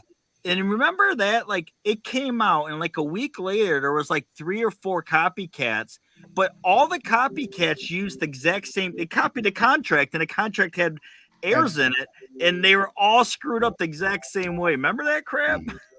I heard about it. I didn't enter it, but those are the things that, yeah, they're great for a short while, but just like all these staking protocols that, I mean, I got into crypto.com, but you see all the same thing. This is not an NFT world, but you see everyone does this stuff, and you saw what happened with Luna and Celsius, and it just gets scary. It's the same idea, and then people keep saying, you know, people get greedy, and when people get greedy and people are desperate, bad things happen, and that's why I just always tell people you got to be cautious. And I almost got burned. I almost went over to Luna, you know, almost 20%. It sounds great, but yeah, look, it's some bullshit protocol model that will burn you. And same thing with NFTs. When you have these high risk models, you don't know who's developing them, and people are just out there to make a quick buck. You have to give respect. And I don't know, when people are the original creators of something, like even the Wolf game, they did something unique. I would probably focus on that and not some copycat unless it was better and more established. For sure. Yeah, they did something very unique. Nobody else had it. Right. Sure. Yeah. And I'll give it to Yuga Labs for continuously like bringing it to the table. You know, I'm not saying what they've done is super original in a lot of ways. I mean, even when they minted Bored Ape, some other projects were similar, blah, blah, blah. But what they keep bringing to the table is it's admirable, you know, so I'm not going to hate on them for that. They keep bringing value to the community. How long will it last? We don't know. But yeah, I ended up minting a Bored Ape, and I remember selling it like for 0.3 ETH, and then I ended up getting another one traded too soon, and it's just kind of hard to keep up with sometimes, right? I did the same thing, exact same thing. I minted a Bored Ape, and I sold it for 0.3, and then the guy that bought it, he was in a Wade server with me. He bought it, and then he sold it for a loss like a month later. Oh wow! And then, but this was all back in March, April, right? And then early, right? Yep. And then they blew up in like June when like Steph Curry and people started using them on Twitter. Yeah, the celebrities came in. Yep, they exploded at that point. And then it was too late because then the floor just kept going higher and higher like every day. And yeah, as you said, Dingaling, he had like 120. But another thing about Dingaling is he's smart because a lot of these things that he buys mass amounts of, like he owns like 200 Voxies. He owns a bunch of those. Remember those bonsai tree things? He owns a whole bunch of those. But all of these projects that him and other people are buying, like they're minting like 100, 200, they're all getting back the derivative tokens from him for staking them. So like that's a lot of them made money off of that stuff. Like Voxies, if you bought like 100 Voxies, you staked it pretty much, and you got back a lot of your money, if not more. Yep, and that's where it is. And a lot of that's happened on Cardano. Space Buds that I was describing never had their own token. I ended up minting a lot just because, you know, you start minting, having fun. They had a great mint, but there's another project that collaborated with Snoop Dogg and Snoop's son called Clay Nation, and they're like it's like claymation, like animated clay NFTs. And same thing. I minted a few of them, but I didn't go huge. Same thing, but they dropped a lot of like they created a clay token, and people who minted 100 plus, they were just dropped like $50,000 like that. You know, nice, very nice. They're still developing because they made after they did the collaboration with Snoop Dogg, and then they had the creator of Cardano, Charles Hoskinson on there. They really even got bigger. So it's just there's a lot of you got to give props to projects that keep building, keep creating new partnerships and meaningful partnerships, right? For sure. Like the project that I'm representing is I'm community manager for Voxies with Hushians in there too. And yeah, like they actually have a fully functioning game already. Like they're one of the first NFT projects to do that. And they keep working on it and tweaking it. They listen to the community, and yeah, they're creating utility and they're making a real game. And Like a lot of these people promise all this stuff and they never come through. Like there's so many projects. There was actually a project, something similar to what you were saying. I forget the name of it right now, but I owned a bunch of them. They were free mints and something On-chain? 5. Something On-chain called monkey? no, it had the word 5. I think it was just called Fives, where it was just like it was I missed that like a card. It looked like a card and just had 5 NBA players' names on them. Some were red, and they were supposed to make like an NBA Jam game, but they never did. They were in production and everything, but I don't know. But it was a free mint, and I'm not going to complain about it. And but yeah, there's a lot of people. But also what happened was during that whole crunch time is when we had the big NFT boom, you couldn't find developers, like not good ones, because they were already booked for everybody else. Everyone was just booked and everyone was trying to mint. I had so many people hit me up asking me this, and some people who had bought some Top Shot off me, they're fine. Like I'm just like, meeting people, learning from them. And then I saw a few people just drop straight cash grabs, like they didn't do well, right? And they do a second one. This guy is like asking for my help. I'm like, no way in hell am I going to help somebody who's like literally screwing people over. And I mean, I was seeing this and people were DMing and then they would just delete the Discord. I'm like, it was sick, right? And these are people who have big projects, right? Like, I mean, big Instagram followings and not even just projects. I mean, they have actually successful companies. So it was just kind of gross to see follow up. Yeah. So how you see it, what people are really doing, right? There's the SEC just went at, or somebody just went after this. It's a group. It's like a group that they've launched 13 cash grab projects, and they all sell out. And I don't know who's buying them, but they keep doing this repeatedly. It's just like they just open up a new Discord and sell out a project, then just disappear, and then they do it again and again. Like they're all like I don't even know where they're finding these people to buy them, because like I don't buy any project unless it's recommended to me by a couple people at least, and then I read about it. Like I'm not just gonna go blindly. And I like to know that the people that are doing the project are public, that I can see their face. Like that was the bonsai tree guys. Like I bought some, even though they went on like the first Mitch show, and they were like they did the whole like they have an avatar, and then they had like voice changing the voice changers, and like the one guy's voice changer was like what's it called when someone uses like the lip singing where like fakes your voice and makes it better. Not sure what it's called, but it sounded like these guys were singing. They had a setting on where it sounded like they were singing. It was like it was a mess. Like a voice modifier or something. Yeah, it was auto tune. They had auto tune on it, so every time they talked, they said a sentence. It was like they were singing a song. It was so bizarre, and it turned me off. And then like I was talking crap about it, and then like the next day, the 2 founders were in Wade's server with us. I'm like, God damn it! Like, of course they were. Oh yeah. Well, they were okay guys. It was just they weren't prepared to go on to first mint. Like not at all. That was just that they shouldn't even did that show. But back then it was a wild west. I mean anybody could sell out. This is like back in June, July. I was a guest on the first mint, one of the first people, and the time I remember that was cool. I mean, LG is a great guy. But you go back into those parabolic times when everything was shooting up like it was. It's difficult to predict, because even me, like I was buying back into Top Shot. You really think, I thought they did drop the ball in a lot of ways, because I still have it. I lock most of my forever moments on Top Shot, but I feel like so much more. I was looking forward to Hardcourt. They finally got the app going. I still think there's a lot of potential with Top Shot, but I remember just talking about it. I just thought things would continue to do well. I can't believe how much. I'm surprised how much it's corrected, but I still feel like it's still here. It's still developing, and let's just hope it can be. It is, but there's a lot of people that have a bad taste in their mouth now, especially after all the layoffs. Yeah, I get it though, because they're just not. They're not making the money they were. They still, people say, well, they still have a lot of money. They had a pretty huge team there, so yeah, they still do have a lot. But yeah, it's not great when you have favorite community members being fired and stuff, right? Yeah, I mean, a couple of my friends got fired from there, and it sucks. I'm sorry. Yeah, it's not good to see that. You witness it, you meet them in person, and you see them gone, and it hurts.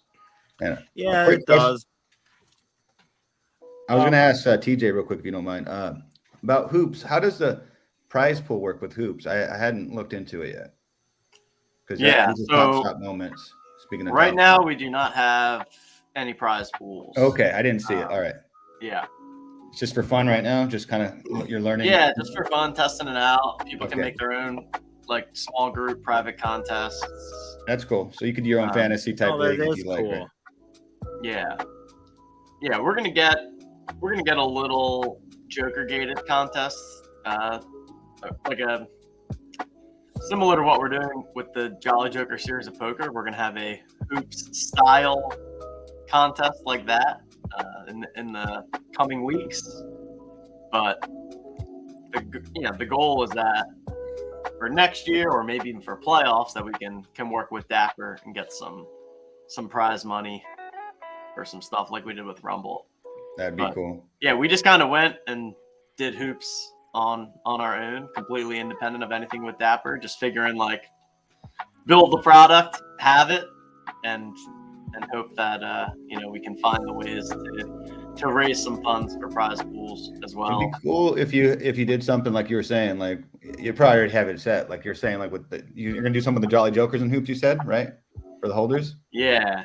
So looking at, I like the idea of this like qualifiers and satellites. I think it kind of gives like I was saying earlier with the why I like underdog, like the sweat equity and like the kind of bang for your buck type of thing.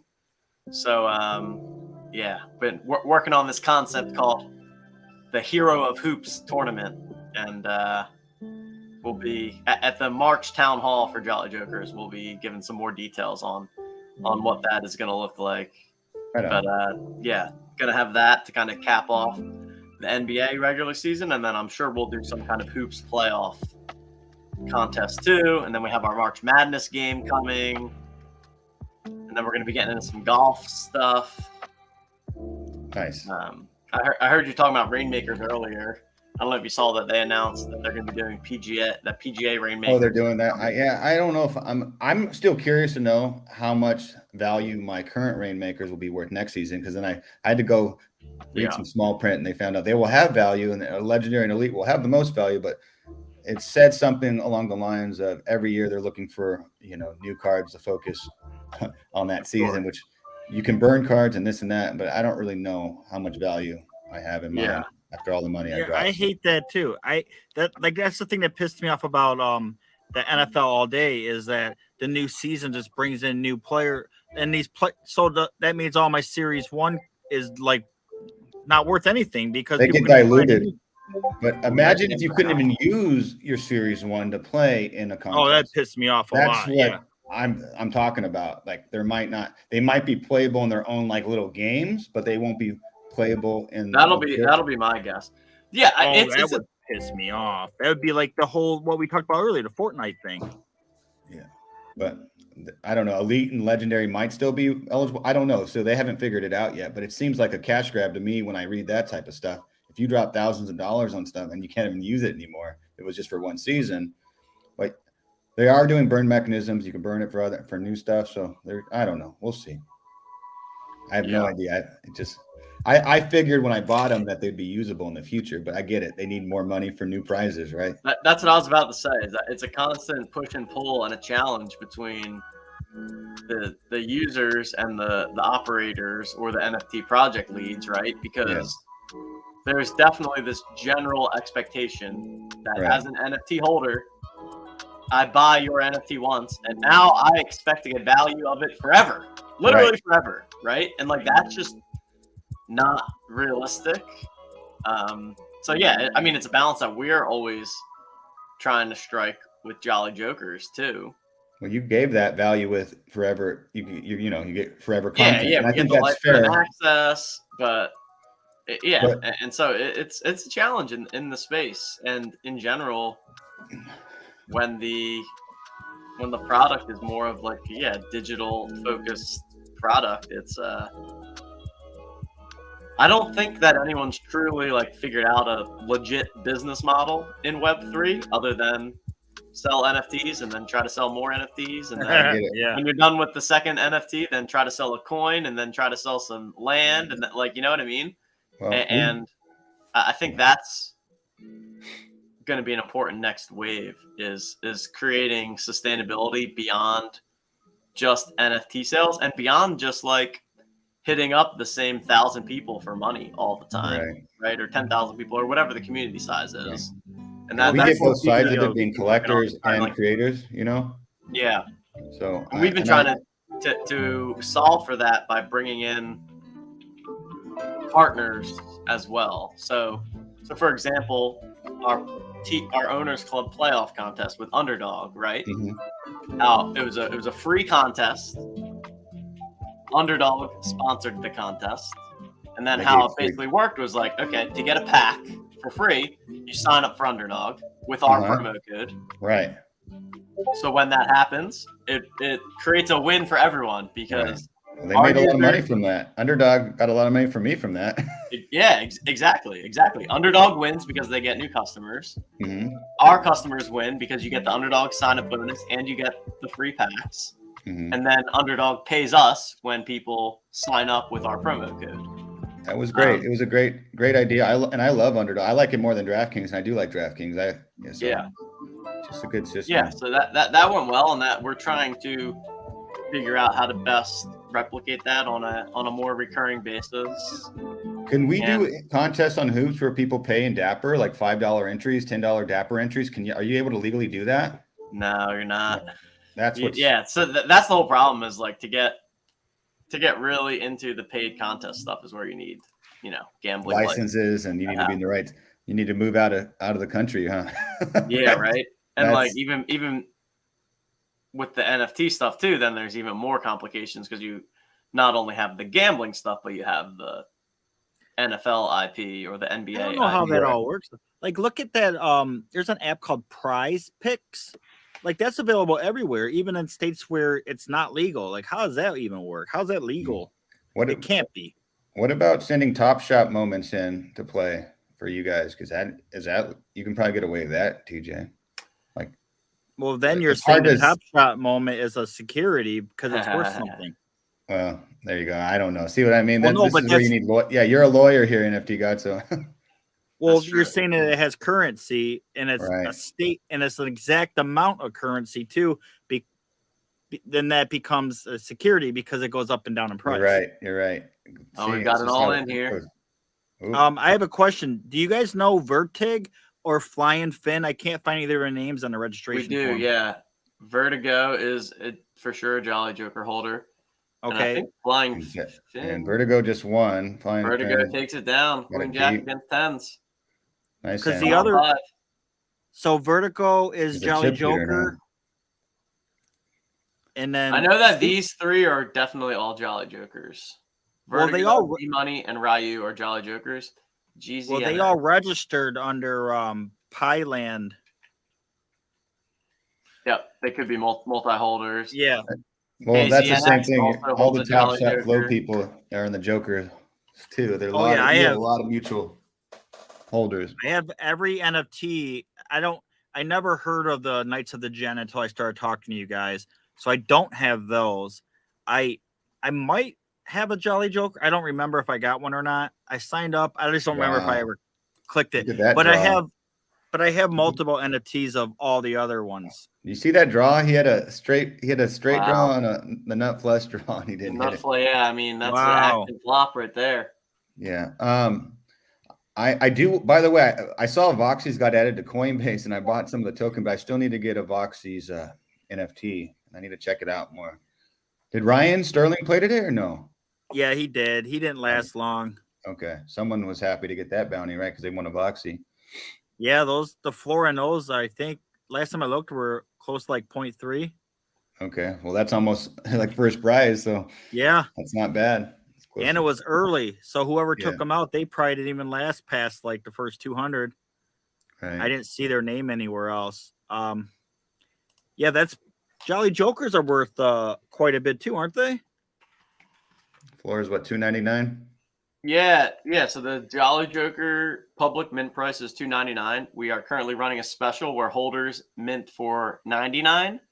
So that's been kind of the going rate, and Yeah, NFT God. If you're looking to get yourself a Joker, we got. I mean, so Vertigo, the guy on the table right here, has been one of the biggest proponents of. He'll basically help out non-holders, mint one for them, and then they do like a swap with the evaluate market tool, and then just a cash exchange. Just using that as a way to get more people into the community. So we've been doing that for the past week or so, which has been nice. All right, I'll check that out. If you want one, let me know. I can help you out too, brother. All right, I'll definitely talk to you guys after this for sure. Yeah. So what's going on here? Sushi Masters chip leader. Oh, Vertigo just lost. Well, it was Vertigo until he lost with that draw. I missed the hand. Oh, that was that big hand. He had what is that? So that's 15 outs, correct? When you straight have flush draw, and he had the ace, so you had 15, to count 3 so more. He had a 60% chance or something of hitting. Yeah, any diamond, open-ended straight draw, and an ace. Yeah. It was probably pretty close to a flip when it went in on the flop. I thought he had the advantage. Well, because you have 9 outs with the diamond, right? And the 6 with the open-ended, right? So that's 15. That's plus 3. 18. Huh?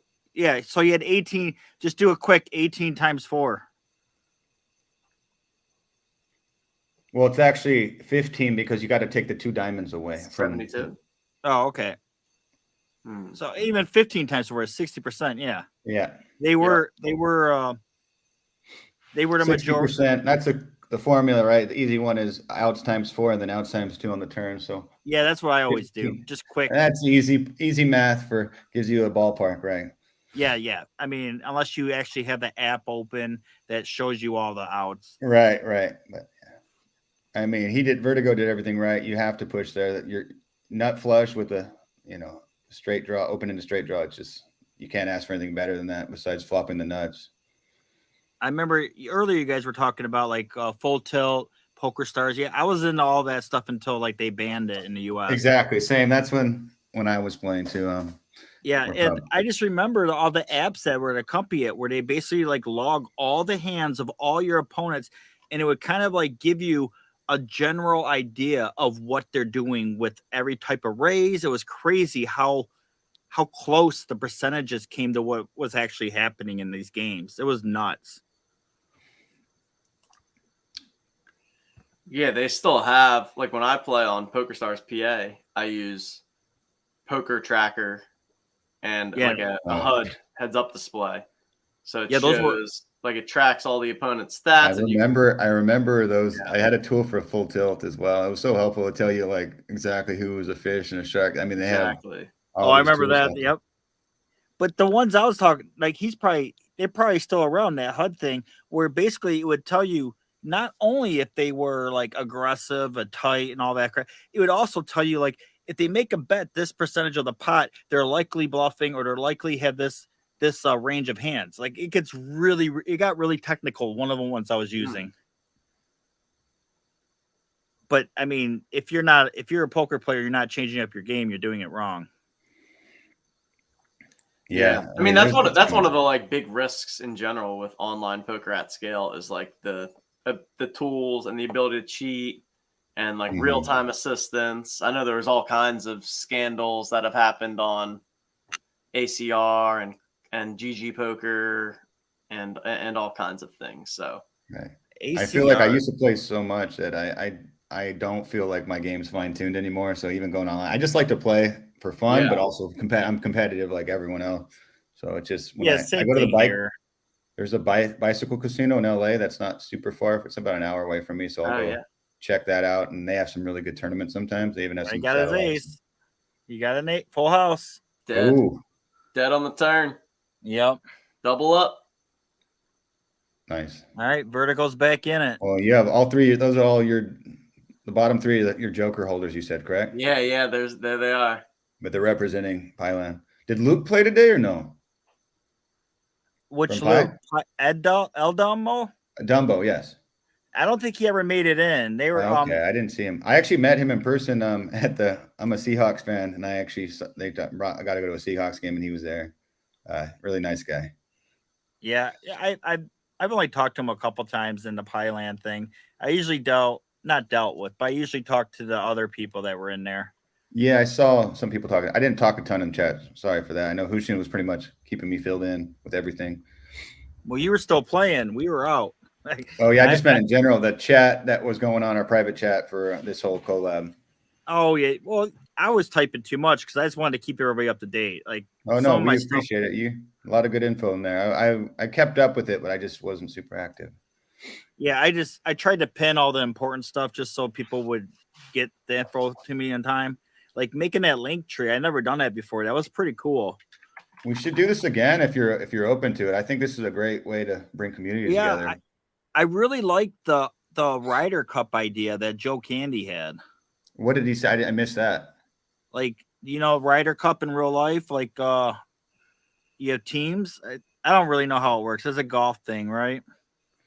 Yeah, I don't know the details. Well, it'd be like 3 events, and like you get winners from each event, and they would compete in the final or something, maybe. I was trying to see if TJ knew. Oh. Nut flush. Dude, that guy had a high flush too. That's sick. Good game, Vertigo. Yeah, that's a tough one. That was Vertigo, man. Vertigo easily could be like the huge chip leader right now too. It's nuts. Yeah, those hands just went a little different. Sometimes they go your way, sometimes they don't, right? Oh, for sure, man. That's like, as you guys were saying earlier, I do not get emotional at all in poker anymore. It's just, to me, it's just a numbers game. It's all math and some luck. And if I get a bad beat, I'm so used to it, a bad beats, that I don't even care anymore. I don't get mad. I'm actually happy when people make bad calls, because hopefully mathematically over enough time, I'm going to win majority of those hands against that person. So hopefully they keep playing like that. Hey, you got the Zen Buddhist in you over here. Just, yeah, it doesn't serve. The worst thing you could do is be on tilt in this game, even though I know I can get mad sometimes, especially if in person, it could be worse. That you get some obnoxious people. Sometimes people are hilarious. I remember I went to an Indian casino, Shumash, and there was this like guy from Europe, and he was like, "Oh, I win again. Oh, see you later, alligator." And I'm like, how can I be mad at this guy? He's hilarious, Yeah. But he's just like going in with crap hands and hitting and talking like he's from Austin Powers or something. I don't know. I'd be laughing my ass off. Yeah. The only people I ever get mad I'm not exaggerating. That was for real. I remember. See you later. He knocked me out. Said, "See you later, alligator." I'm like, okay, bye.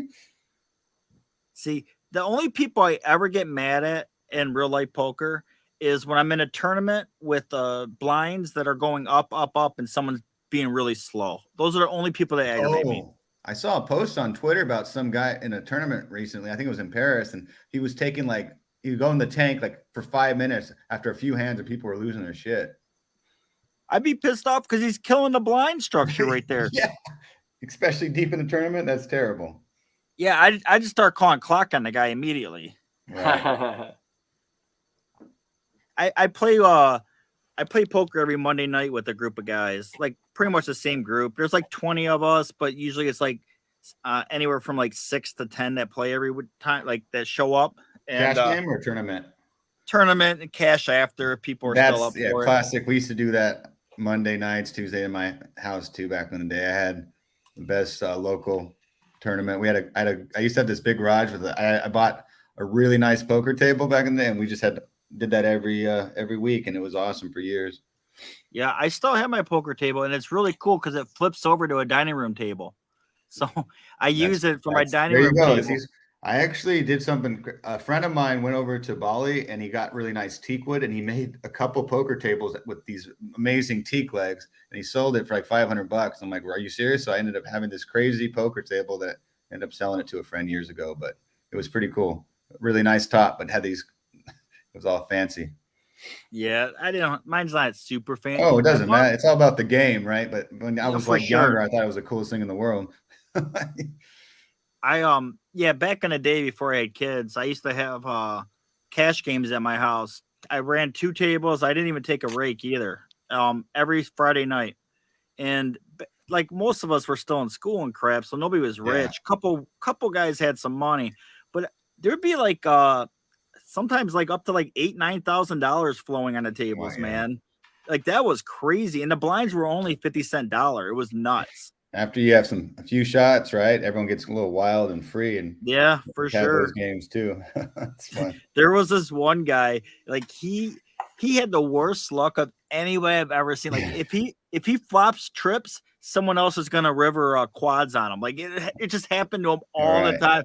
And like this one guy who didn't give a shit about money, he would like he would just call hands. So this one time, this dude goes, he's like, I'm all in, and he had like he had 3 queens. Someone else called him with like pocket 4s, and then they hit trip 4, so they lost. But the other guy's like, I have a straight soon, and he got it, like runner. It was so gross. But that guy, he got some retribution. He went to a Detroit Lions game, and they had like those 50-50 raffles, and he hit it. Like him and his 3 people he went with every week, they all hit it, and they split 80,000. Oh well, there you go. The guy who always would lose. Yeah. Okay, so that makes up for it. Then, right? That's cool. He's also winning at life. He's some kind of big dev, like okay. He moved, but he had like when he moved to Florida, he had like 30 Bitcoins. Oh. So he got them like when they were worth like $5 or something. He just kept them. He's doing just fine, right? Oh, for sure. Yeah. I think it's important not to take this game or any game too seriously, right? I think the more relaxed, less tilt if you're not on tilt, I think in general, I think you do better. And no matter what, you're not really going to be, losing your temper or just your sanity over a game. I used to. I used to too, and I realized the more I didn't play, and if I play relaxed, not tired, not stressed, I ate. Sometimes I remember I did like a 55-mile bike ride one time when I was doing a lot of I was doing triathlons and stuff years ago. And I remember after a 55-mile bike ride, I was just like endorphins flowing. I went on full tilt, played a tournament, 5,000 people, and I won. I thought that was interesting. That was just an example. Like I just felt good, right? Really good. And versus, smoking weed and drinking all night, and then playing till 4 a.m. and with 4 to 6 tournaments open, usually don't do as well. I don't know. No, not at all. Been there too. But the way, yeah, as you just said, the only way you're going to win money if you're a tournament player is is playing 4 or 5 tournaments at the same time. If you're playing just one tournament, you're never going to win money that way. Yeah, I think 4 was doable. 2 to 4, as long as you're just playing very conservative and you can keep up with it. And it's a slow. Yeah, as long as you, for sure. That's what the one guy from RSOP, he didn't make it in time to play today. That he's a professional poker player, but he was like kind of telling me like some of the stuff he does. He doesn't really play tournaments that much. He plays cash. He lives in Vegas, so he's always at the casinos. But I learned a lot from that guy, and he's just, like you said, even keel and just move on to the next one. You can't go on tilt because you'll lose your ass. Yep. And I mean, you could lose a lot of money really fast once you. Hell yeah, because you're pissed. Right. You're pissed.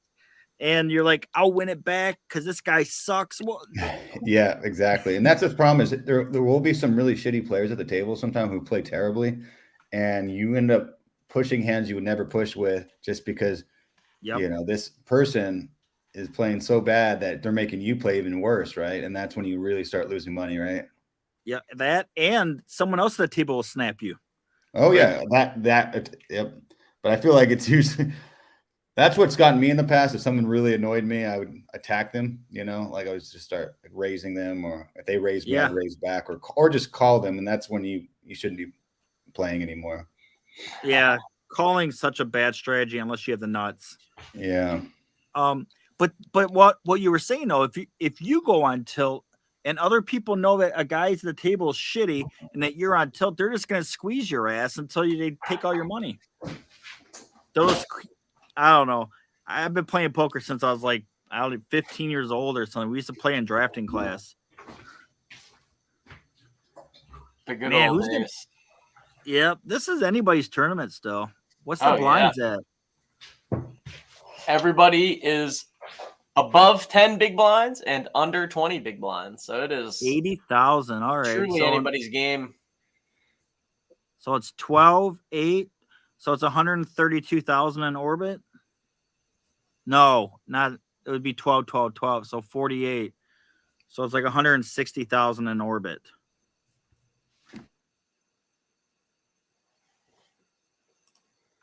I don't know, man. B Money's been they've been at the top of the chip leader for like the whole tournament, it seems. Every time I looked at the list, I saw B Money up in the top 5. See if they close it out. Yeah, I mean they're right there. They have the chip lead, but that could change with 2 hands. 1 hand, honestly, the guy, even the low stack could double up and take the chip lead. So yeah, it's anybody's game. And now you have those numbers there, and they're all pretty matched, except for Ryu. Ryu must not be playing as many hands as the others. Well, now they're cooking. It's dead, pretty dead even. Yeah, but look at Ryu. Ryu's getting very aggressive right now. Yeah. That's a good time to be aggressive, though, right? For sure. Let's see if he raises here. Oh, he didn't raise. What? Pop it. What are the blinds right now? 80, 40, and then you have 12,000 ante. Yeah, I was just saying it's about 140 to 160,000. I say 150,000 in orbit for every 4 hands. This has been fun, though, guys. So the top 4. Let me see. Go back to the payouts real quick so I remember. So top 4. First is 0.4 ETH. Second is 0.2 ETH. Third is 0.15. And fourth is 0.1 ETH. So even then, roughly $160 for fourth, right? That's not bad. 320 for second. And I'm just doing the math quick in my head, and we said about 630 or so for first, based on the price. It's a good payout. Good payout. Oh yeah, for sure. And as you said earlier, like getting on tilt and getting emotional. Like the thing is, I only play poker for fun. So if that stuff was going on, I would quit playing because it'd just become more like a job versus a hobby. Right. That's what I always try to watch when I used to play like 10 hours a day, and I'll admit it got addicting, right? And to the point where for me personally, I think I started playing worse, not better. Some people can just grind and play better. And if it ever gets that way, I have to just like take a break. Not even just being on tilt. Just I feel like it's all part of it. Sometimes you just get where you want to play, and if you're not making money, you probably should take a break, right? This was years ago, but now I just play once in a while. Last time I went to Vegas, I played a big tournament. I cashed, that felt good, Oh yeah, I heard you 70,000. No, that wasn't me. What'd you say? Somebody said they won 70,000. That was TJ. I did the most. Yeah, I never won that much. The most did say I won 30K years ago at a Indian casino. I got second out of 600. But yeah, just winning just getting deep, just being competitive. It's another level, but no, especially at that high level. Right. I just like to get back. Ryan Sterling, Voxie guy. He has a WSOP page because he cashed in one of their tournament events. Oh, really? Yeah. He's forever ingrained on their webpage somewhere. That's cool. Very cool. There was a guy. There was an app kind of like Club GG. It was I think it was PP Poker, and one of the guys that ran it, he had a bunch of caches from Omaha tournaments on WSOP, and it's in Michigan. Yeah, Omaha's a whole other game. It's fun. I haven't played it in years.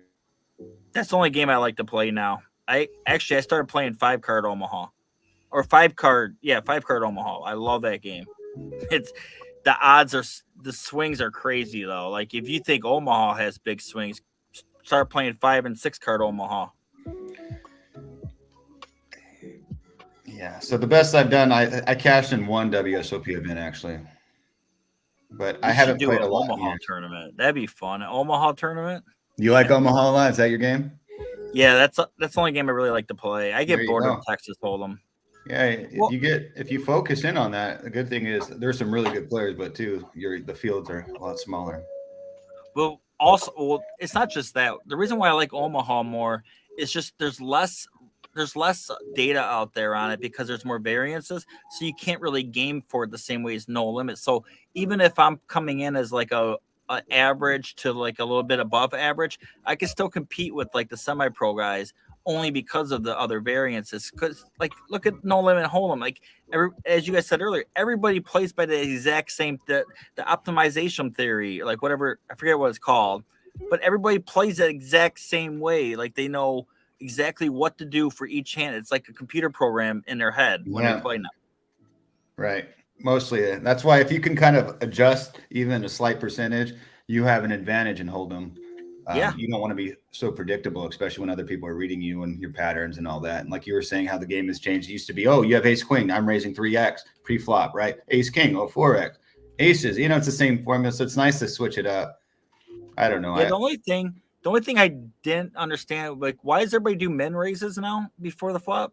I don't know. TJ, why is that now? What do you think? Yeah, the min raise is the play pre-flop in tournament poker, at least. Not why? What's the reasoning behind that? It's because everything is really about stack preservation, right? And so and it's also about here we got an all in here. Oh, he got the straight. Oh, he hits the straight. Oh my goodness! Or hits the straight. Runner. Wowzers! That was really gross. Now there's someone, that can put you on tilt, but he's still the chip leader. Yeah, so theory behind the min raise is that you want to be able to play a wider range of hands to be balanced, right? So that you can open raise with worse hands. And in order to be able to do that, you risk the least by just min raising. And so it's typically you want to min raise when you're opening. And then if you're in position and you want to 3-bet, you 3-bet usually like 3 to 3.5x the two big blind raise. Yeah. And then if you're 3-betting from the blinds, so from the small blind or the big blind, because you're out of position, then you typically want to 3-bet to like 4x or maybe even 5x. What about pocket aces? How would you play that pre-flop? I pot that shit always, just because of the variances and playing against. You don't want to have 4 people in the hand with pocket aces. No, I want to be heads up. You want to be heads up. So, for sure. Right. Okay. So, but see, this is the prop. Okay. And this is like the exploitative versus GTO. No, I get what you're saying. But if you're like, oh, when I have pocket aces, I raise large pre-flop. But when I don't have pocket aces, I raise small. Then if somebody finds that out about you, then they're gonna know that you do have aces or that you don't have aces. Well, no. So it's like the idea is that you want to play pocket aces and 9-10 suited the exact same way, so that your opponent. Keep people guessing is all you're saying. I do. Right? Yeah.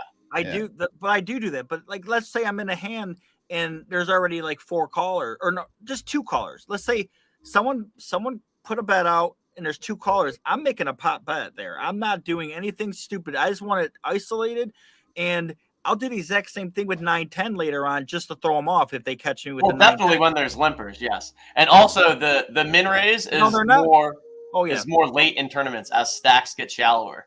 So like in the beginning of the tournament, it's a different. So I don't like to be too cute though. I'll say that if I get too cute with aces, or if I hit something and try to check raise, that you have to be careful with all that type of stuff too. I don't get too cute with aces because you'll lose your whole stack because you think it's too strong to lose. So I would be happy just taking down the pre-flop with pocket aces than going in against like average hands where you didn't make them pay to play that hand.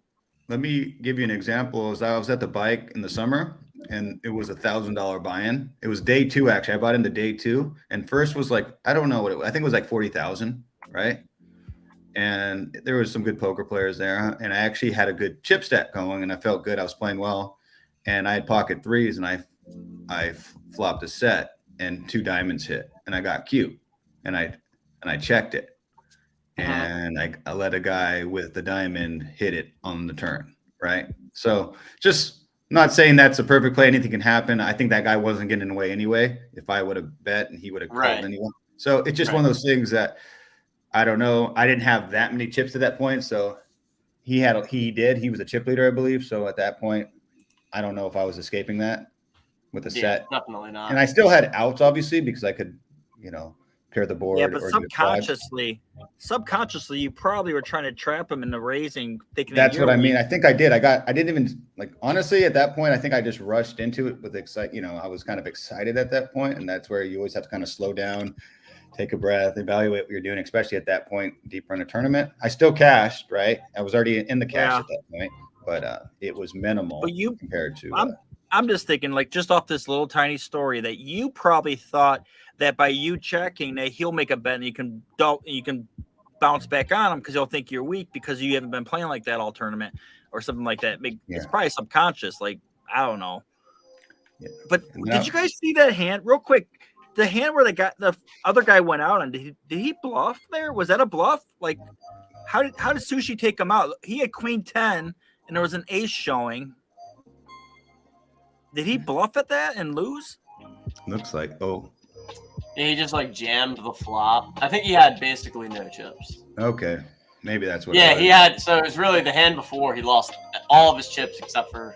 Okay, all right. I missed it. I thought he did a bluff. But this one, I guess it was a bluff. Looks like. So he did bluff on a hand and lose. Yeah, that's the hand. I can't really see on your screen what it's showing. I missed that. Yeah, it looks like he triple back. He raised, bet, and then called. He called with a gut shot on the turn. Yeah, that's the hand I'm talking about. I have 4-color decks on, so that's why it's different looking on yours than mine. Oh, you don't use 4-color decks? What? You use the big I do. It's just because I had to log into my burner account. Oh, okay. And I've always used the big blind as instead of the number of chips because that's just how everything's determined. Because you have to know when you have to start shoving. Because if you go too deep, then anybody will call you with anything. Oh. Yeah. Well, if you can't back up your hand with a real bet, nobody's going to give you any. It doesn't matter if you have aces. You're going to get called by 3 people. All right. Sushi making a run at this. Oh, I did. Big money. B money just hit a big hand. I missed that too. Dang. Let's see where B money took his chips.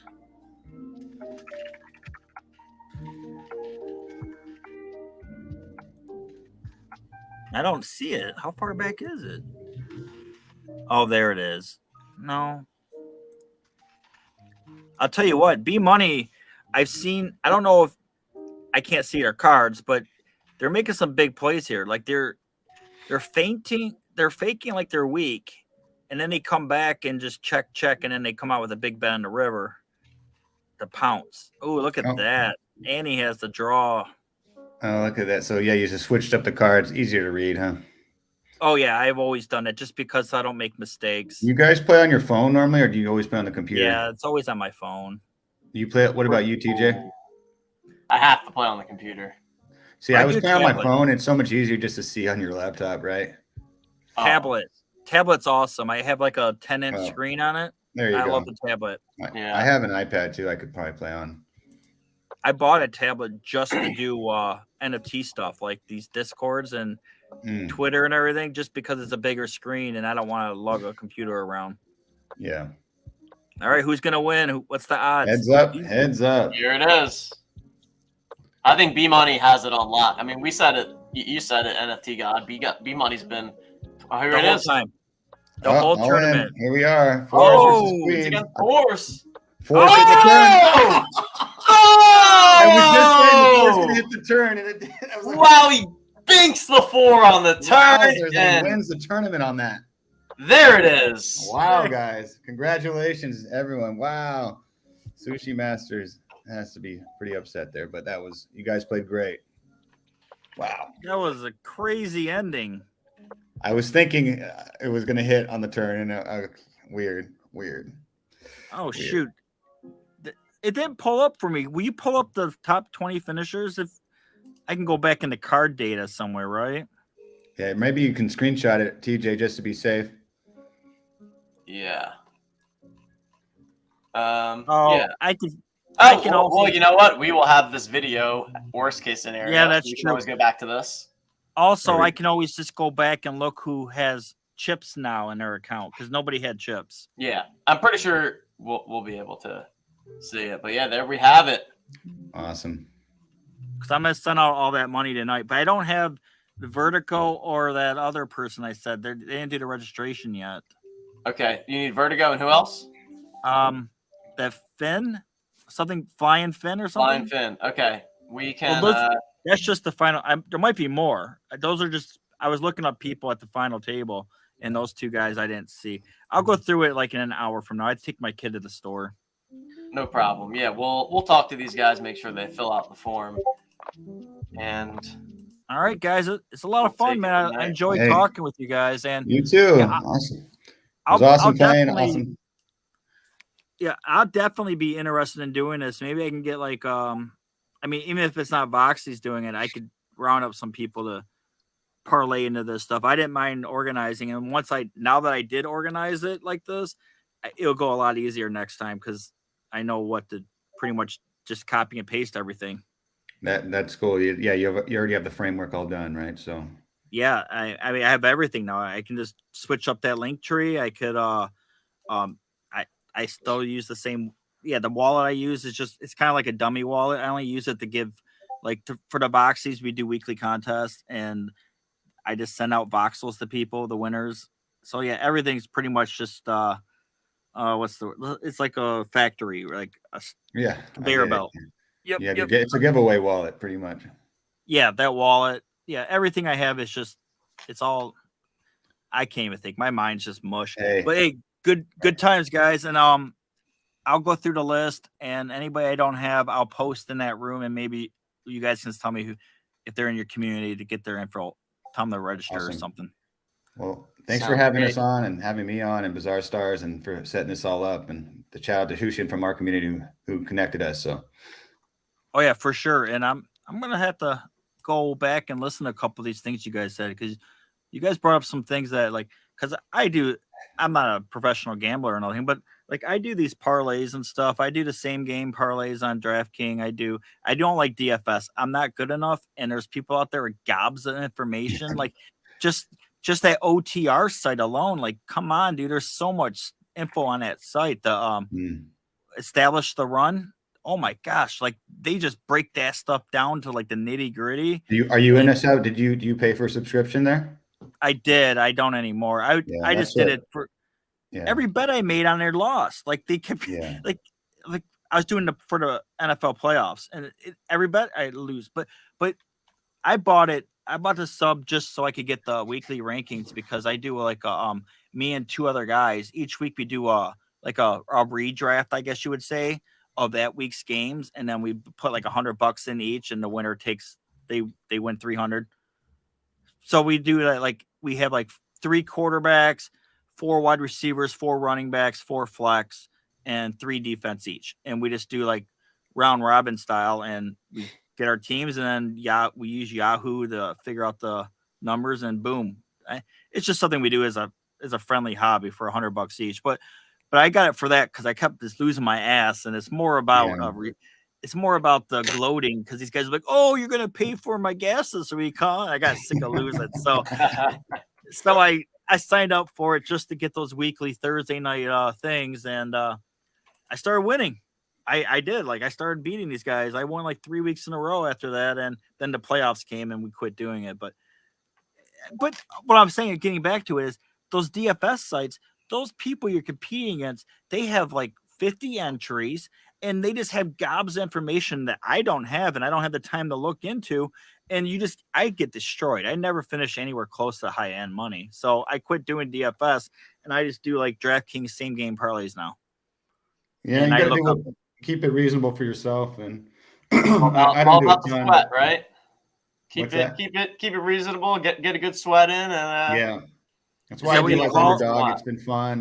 Draft. Yeah, I don't do a ton of Underdog. DFS. I just have a little. I do some for fun, but yeah, I get it. It gets overwhelming because there are professionals out there, and even whatever you kind of have to even establish a run. I would read what I like, and I would kind of combine a little bit of both. You kind of have to mix it up with your intuition as well as the advice that you're reading from these experts. Right? That's just my take. But I'm saying, you guys that have the time and everything, like, I don't know how much time you have. You said you have kids. Like, I have 2 kids. I'm like their Uber dad, and I have to go to all their games, and then I have my real life job. Like, I have to use these cheat things like the OTR and other things. Yeah. But the thing is, yeah, I'm doing it, but these people are doing it plus all this other stuff. I can never compete with those guys. So I just stick to my $100 weekly thing with my buddies, man. So you're a busy man. You're a dad. That's your job. So right on top of being a lawyer and everything else. So yeah. Well, we'll do this again for sure, and I'll talk to you guys later tonight when I get back and go through the rundowns, and then we can put out a tweet to the winners and all that good jazz. Cool. Thanks again, TJ. Thank you for doing the live stream too, brother. No problem. Thanks, everyone. I'm gonna hit a little outro video. All right. All right, man. Have a good later. See you guys.